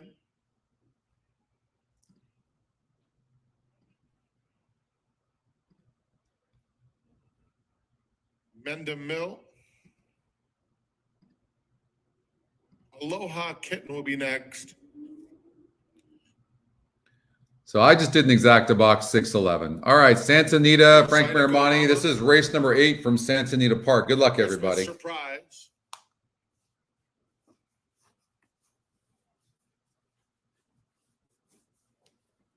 Seven. I agree, Elliot. I think this. I mean, that 6 looks really beautiful. Alone. 11 looks great. Looks happy. Second off a layoff. Gets Pratt on the outside. Pratt's kind of been struggling today. I think he gets off the schneid right here. I think the only horse that beats him is the 11. We'll see. Ultimate High. Mare going in. Thrump's Dream to the outside. Thrump's Dream walking in. All set. And 11 broke beautifully. Doesn't need the lead at all, but gets in a really good position. And there's Mendham Mill up to take the lead. Another 3 rushing up. Take second. That's Amare. 6 is in last right now. Down on the inside comes Ever Smart. Taming the Tigress is racing in mid-pack, followed at the rail by Ultimate High. Christmas Surprise racing on the inside of Thrump's Dream. Then at the back of the field are Zydeco Mama and Cologne. Down the hill they go. And it is Mendham Mill dictating terms. Leads it by almost 2 lengths to Honey Jar in second. Then comes Thrump's Dream getting back into the race third. Another Eddie is down along the inside. Christmas Surprise in the blue cap is wide. Also in the mix is Aloha Kitten as they cross the dirt. Mendham Mill, Honey Jar coming back smartly, and on the outside of them, here's Thrump's Dream. Honey Jar, Thrump's Dream. That's Amare is finishing well on the outside too. And from the back of the field, Cologne is starting to roll late. A 16th to go. Honey Jar, Thrump's Dream. Get up, 6. That's Amare. That's Amare or Honey Jar. That's Amare gets up to beat Honey 8. Jar. I think Oldie called the 8. 8 ran good. Good call, Oldie. 8-11. That's Amari. 9-1. Lead between horses last time out, and this time goes off at 9-1. EquinEdge morning line 9-1. Rispoli. Ran good. The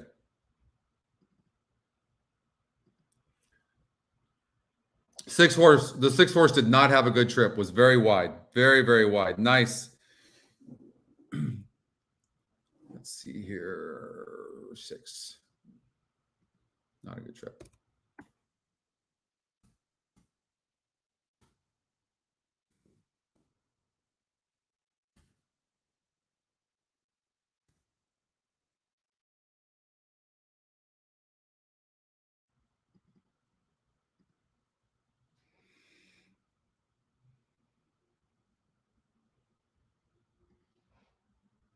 I love downhill racing. Absolutely love it.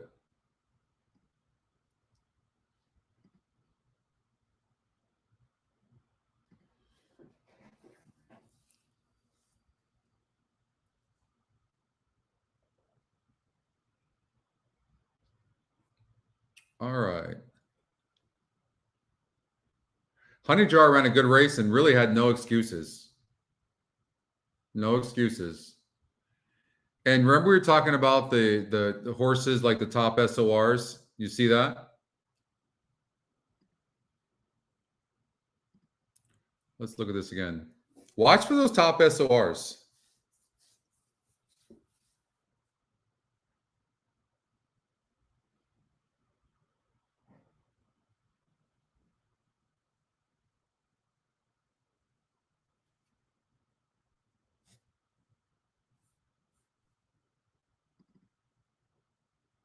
Yeah, we can do that.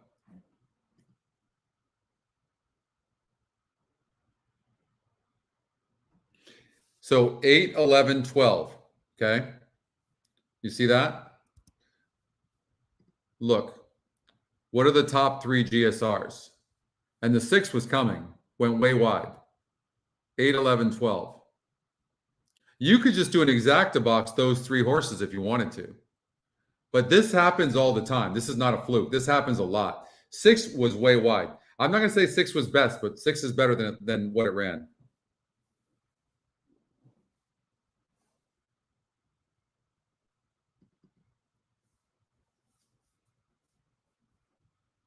Did we hit that pick 5, Mike?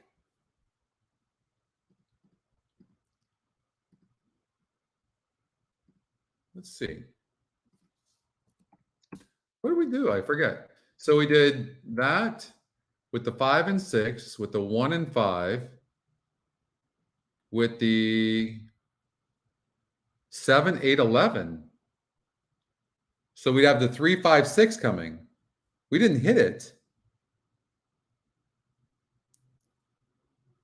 Right? So we still have one more race to go. Right? But that's the ticket right there. It was a $72 ticket. So we need the 3, 5, and 3, 5, or 6 to win the race. And then we hit the pick 5.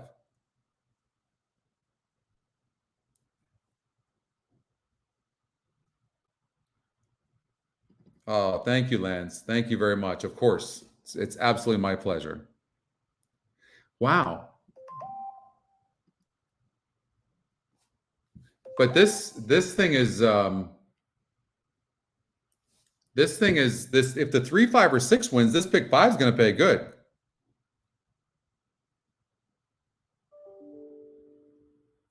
Right? But no, but that's okay. Look, do you have this, Mike? Are you alive in this?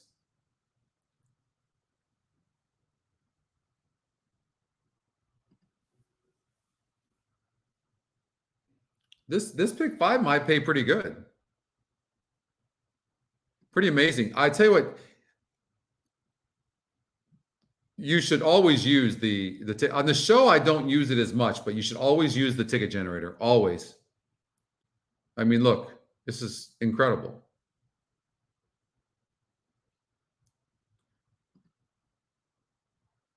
Look what we did. This is crazy. Look at this, guys. We used the 1, 5, 10, 11 in race number 5, the first leg. Look at the top 4 horses, 1, 5, 10, 11. In this next leg, we only used the 5 and 6, came in 5, 6. And the 1 horse, the EquinEdge long shot, got 3rd. Next race, we used the 1 and 5. The 1 was a dog, just like we talked about, and the 5 horse won. And here, we used the 7, 8, 11. They came in 1st, 2nd, and 4th. It's pretty cool. It's really neat. It's so easy to see after the fact. That's why you have to make good decisions, but still pretty amazing. And we're very likely to hit this pick 5. And I'm curious what it's going to pay. Let's see. 3, 5, and 6.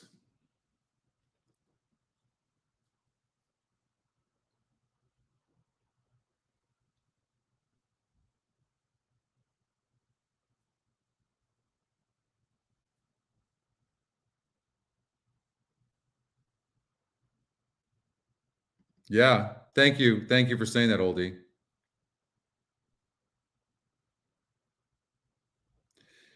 If you ever see that, go to the intercom button and tell Brad. That's weird.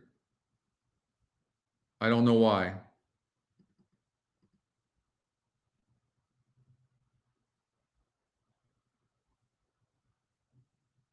You're not showing Will Page yet. No.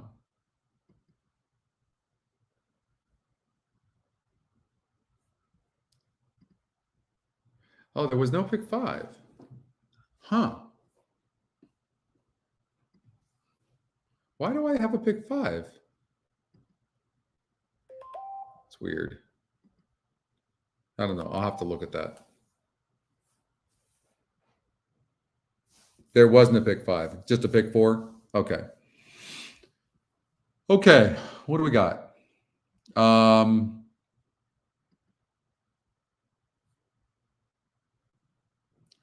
Remington Park, race 1, first time starters. And we can show this as well, right? We've got Remington Park. We can show live racing at Remington.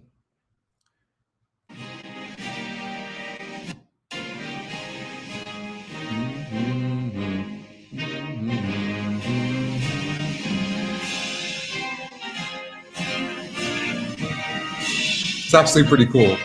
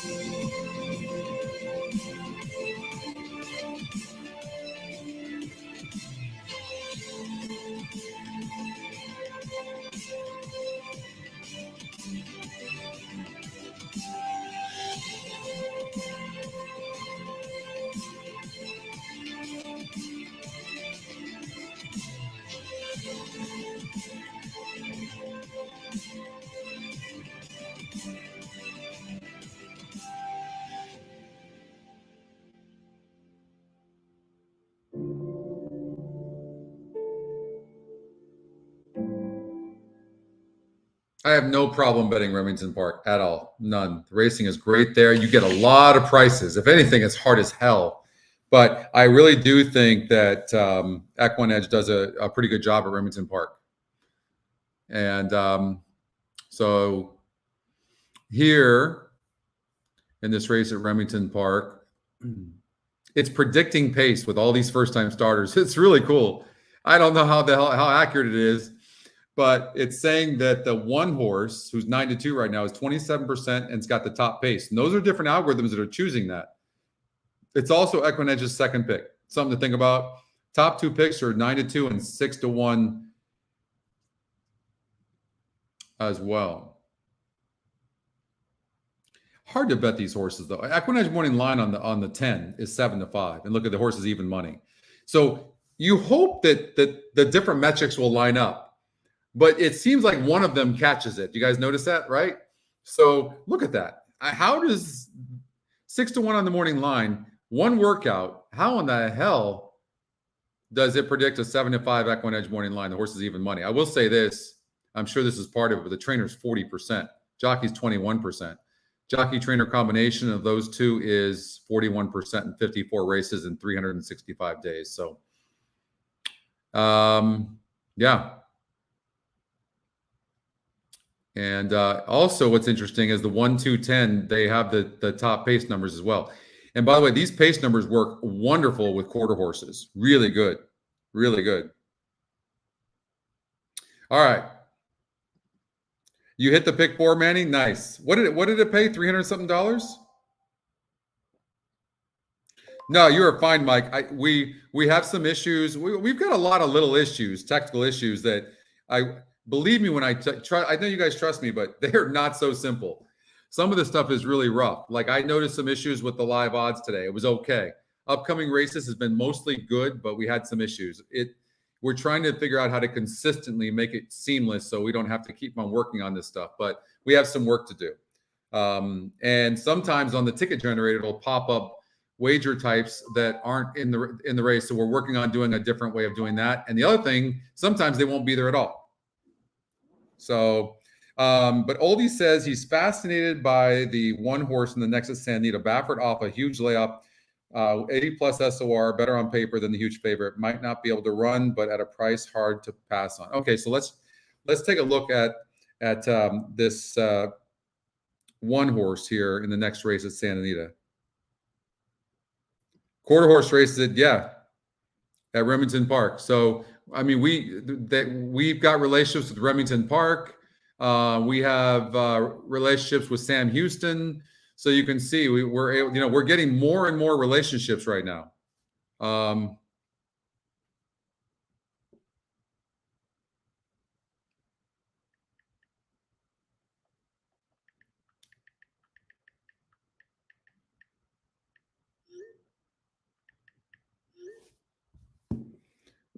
Remington's great. Yeah, I honestly don't think that's always the case, but I can understand why you'd say that. Chuck, thank you so much. Thanks a lot. Really great to have you. Thank you. Okay, let's look at what Oldie's talking about at Santa Anita.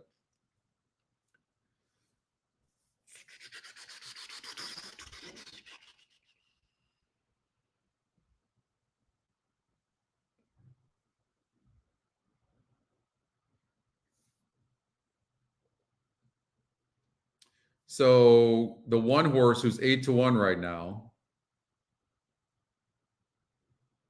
second off the layoff,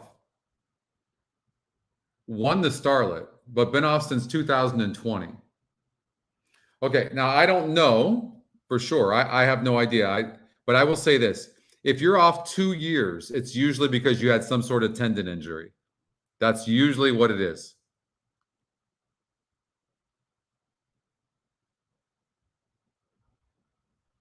And when you do, almost never do you come back the same horse. And you should go online and look up tendons. They're like little strands, right? And they break apart and they're never fully the same. They come back and you can run and have a career, but it's going to be very, very difficult. The fact this horse is 7-1, it's going to be very difficult for this horse to win this race. I mean, she would absolutely have to be an absolute beast. She hasn't run since she's 2 years old. And she's supposed to beat a horse like as time goes by. I mean, that's asking an awfully lot. It really is. I don't think so. Works are always sharp for Baffert.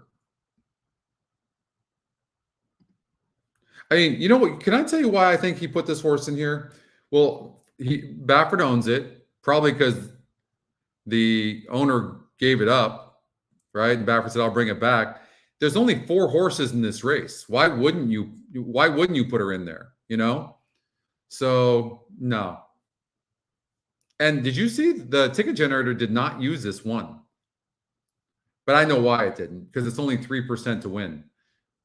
So yes, it's 2-1 in the EquinEdge morning line, but I think more than anything, I think that the win percentages are going to tell the story here with this horse. I really do. You've got a 39%, 26, and 30% respectively in the 3, 5, and 6. And this horse is 3%. It's not in the top EquinEdge picks. It's not an EquinEdge long shot even. So I'd say no.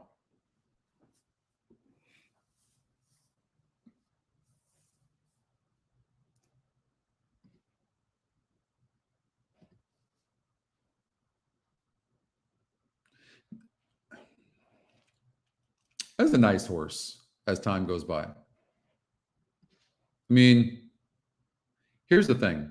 Again, this is a 78 SOR group, current race. That's not that great. It's okay. It's an okay. You usually see, you know, 80s. But, I mean, the horse won a grade 3 pretty easily. No doubt. The last 2, it's won. In the Breeders' Cup Distaff, the horse didn't run a lick at 20-1, 30-1.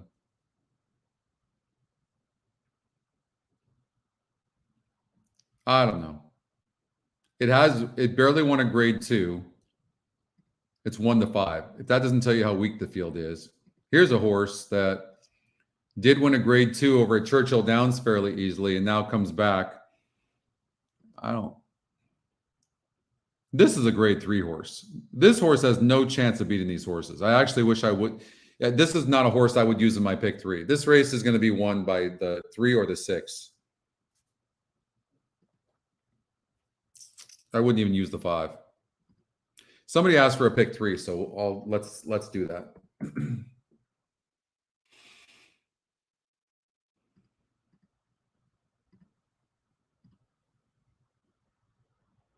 Hey, Ken.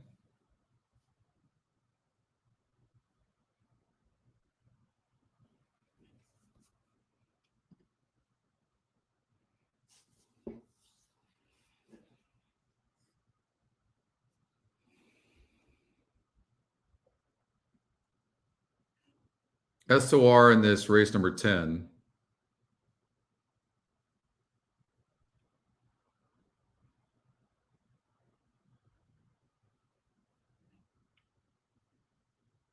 Wide open in the win percentages. It just looks like a wide open race. Space Traveler. I mean, look at this horse. No speed, burned a lot of money. But, I mean, it's faced some really nice horses. It's a tough race. Tough race.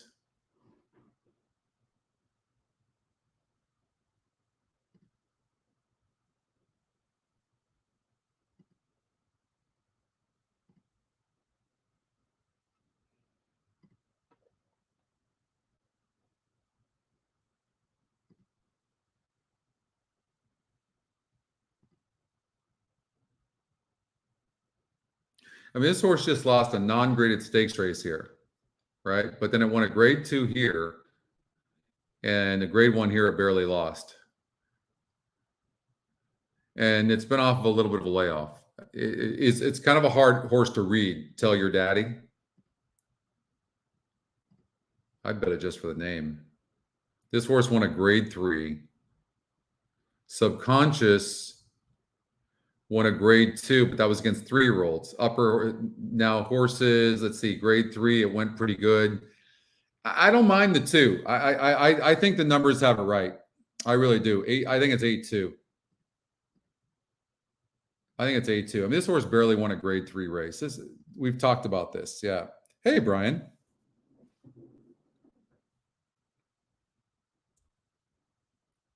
Oh, thank you, Ken, very much. Thank you very much. I really do think it's these horses here. Can Rispoli go gate to wire with this horse? I'm looking. If he sends aggressively, no, he can't go gate to wire. It's a 35. Baltus takes over on this 10 horse. And it's the EquinEdge long shot. 8 has no speed. This horse almost won a grade 2, but it wasn't on turf. It was on dirt, but this is a better turf horse. Last year won the Hollywood Derby, but as a 3-year-old. So it's hard to say what this horse will do. Oh man, this is a tough race. It really is a tough race.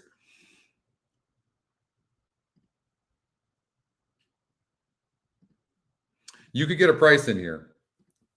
I think Space Traveler wins the race, but it has no speed, none. But it seems it's, well, is it the class? No, there's some class in here. You know what? I would just do an all in that race. Oh, well, the horses I'm using here. Yeah, too tough. It's really tough.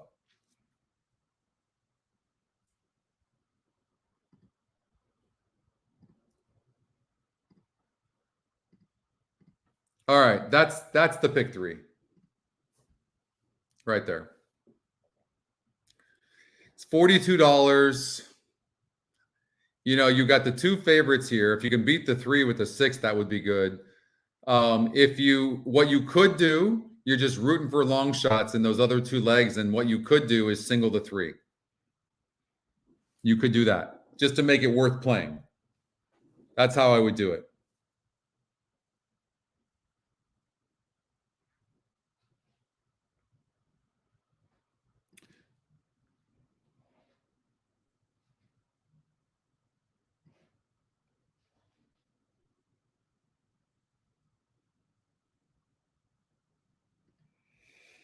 So Turfway race 1 and the 4-1. All right, so we'll go there real quick. Let's see if we can answer that question.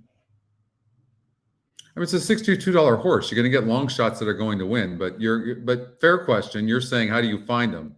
Well, one, you look at the favorites, and you can see a horse like this, 60 cents in the dollar, loses by 4 3/4 lengths. It was 2 lengths in front here and loses. I mean, this is an absolute, and it's a 7,500 claimer. You know, try to beat a horse like that all day long, right? This is also a non-1 is a 2 lifetime, 24 races, 1 win, 19 races, 1 win, 8-1 in the EquinEdge morning line from a 7-2 odds makers morning line. That's how you find a horse like this. If there's going to be a long shot that's going to win, it'll be in a race like this. Absolutely.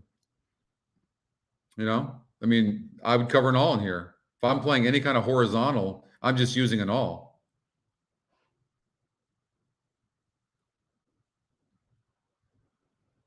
That 4 even had the lowest SOR. Yeah, it's ugly. That's just an ugly race altogether, right?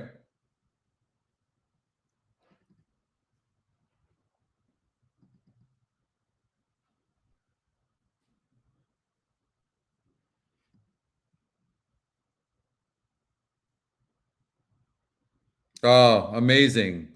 The Pacific Classic was just an incredible race, beating all those boys, and she did it easily. In race number 10, I want to make sure we don't miss this race. 3 minutes. I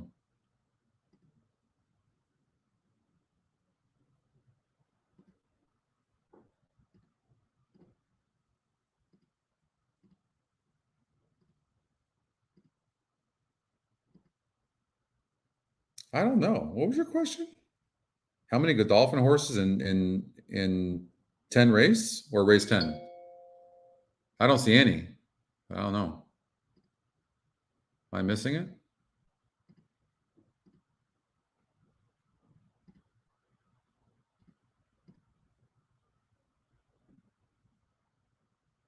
No, that's all good.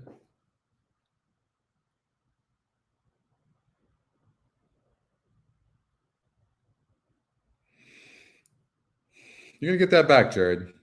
You've been handicapping really good.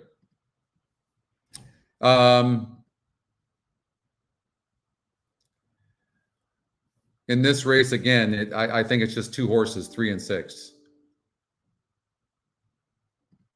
So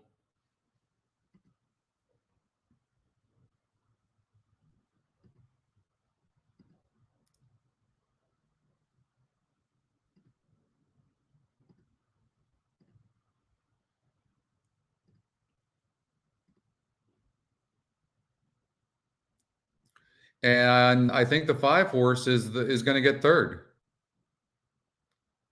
Miss Bigley. I don't even know if is there a trifecta in the race? Yeah, they are. 3, 6, 5. I'm just going to try to beat the 1 altogether.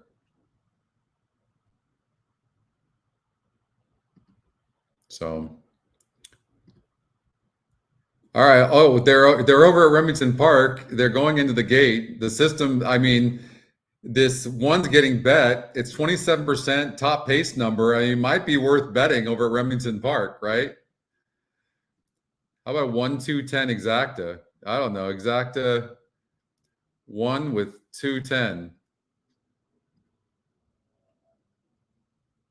Win 1. Why not? We want action, don't we? All right. Hopefully they go into the gate fast. They're almost at the gate. Let's see what happens here. Class 10, number 10, give me the dice. Give me the dice. All right. Come on, 1. Break out this gate good. All in. 1, 2, 10. They're off for the first of 12 Saturday Oklahoma Futurity Trials. 10 broke good. Start inside. Wasting light is right. 2 is really. It's gonna be 10-1, 110. Give me the dice has the lead with 100 yards to go. Wasting light chasing along with famous Glory Rider. Wasting light pushes forward, but 10-1. give me the dice gets it done by a neck. Give me the dice on top of the opener. I mean, how's that, right? Good stuff. 7-5 on the EquinEdge morning line. So you've got, and then the 1 horse was 27%. You're gonna find the winner somewhere. First time starters, and you get that information. If you don't have this information, I don't know how you even play that. All right, good stuff right there. Let's get out to Anita Park and let's just see if this 3 can win this race. And Stumbled in the Beholder Mile. En Voutante came out smartly as time goes by. Was last out of there, but is rushed up now, and 4 of them are across the track. So Varda hugs the rail, and as time goes by, is right up alongside. 3 stumbled. Miss Bigley No doubt about it. between Took a horses bad now. step. As time goes by, goes on to lead by herself. En Voutante 3 wide. As time goes by, gets an easy lead past the 6 furlong pole and opens up 3 lengths. The other 3 right across the track with Miss Bigley in between horses, Varda at the rail, and En Voutante outside of that pair. Field heads toward the half-mile pole in the Beholder Mile. And as time goes by, dictates her own terms and widens with every stride. She's in front by 4 suddenly. Miss Bigley and Varda side by side, and En Voutante is by herself and already about 10 lengths off as time goes by. 6 is not running. Pour it on. As time goes by, clear Come on, by 6. 5. Miss Bigley now clearly into second, Varda, and nothing yet from En Voutante. What's going on with this 6? And as time goes by, sailing along with a 3-length cushion. Not running Miss at Bigley running all. a good race in second. Varda, they're at the top of the stretch as time goes This by. 5's going to beat 2.5 this 3. That length lead. stumble's going to Valiant cost this performance 3. and a serious one from Miss Bigley, who's within 2 lengths coming to the 16th pole. As time goes by. Oh, she's called all on to heart. finish the Nice job. heart. Miss 3-5. Bigley gallant in defeat. As time goes by, beautifully bred. And another fantastic Oh, thank you, Evan, performance. very She much. wins the That's Grade really 1 kind of Beholder you. Mile. Best Miss to you. Bigley, Varda, and En Voutante. All right. Well, 3 stumbled, still ran good. And Frank Miramani with the call. And I did not bet that good.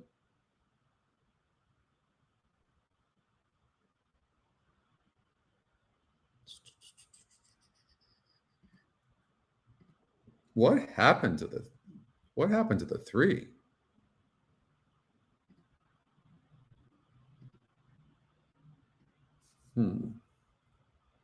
Not the 3, but the 6.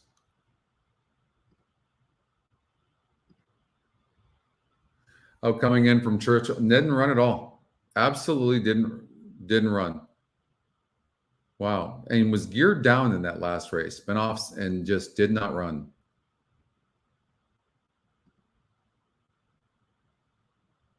Huh.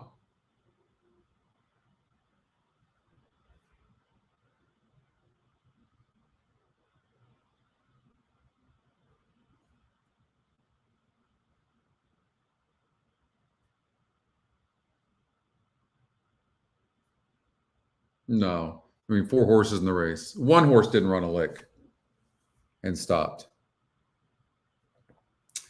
All right, you guys, I'm gonna call it here. It's been a lot of fun.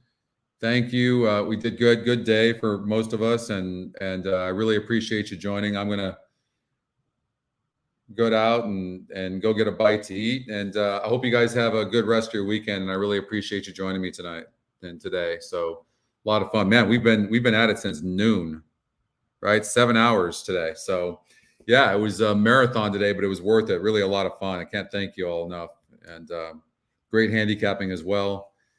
And yeah, we'll see you next week as well. We got, I think we got the gold. Well, either way, we'll do one show, but we might have the golden hour. I can't remember. Christy, John, Scott, thank you. Evan, thank you very much. And amazing community. Gary, Lance, Curtis, Angela, can't thank you all enough. Jared, and Eric and Dan, really thank you very much. Okay. And we will see you next week. All right.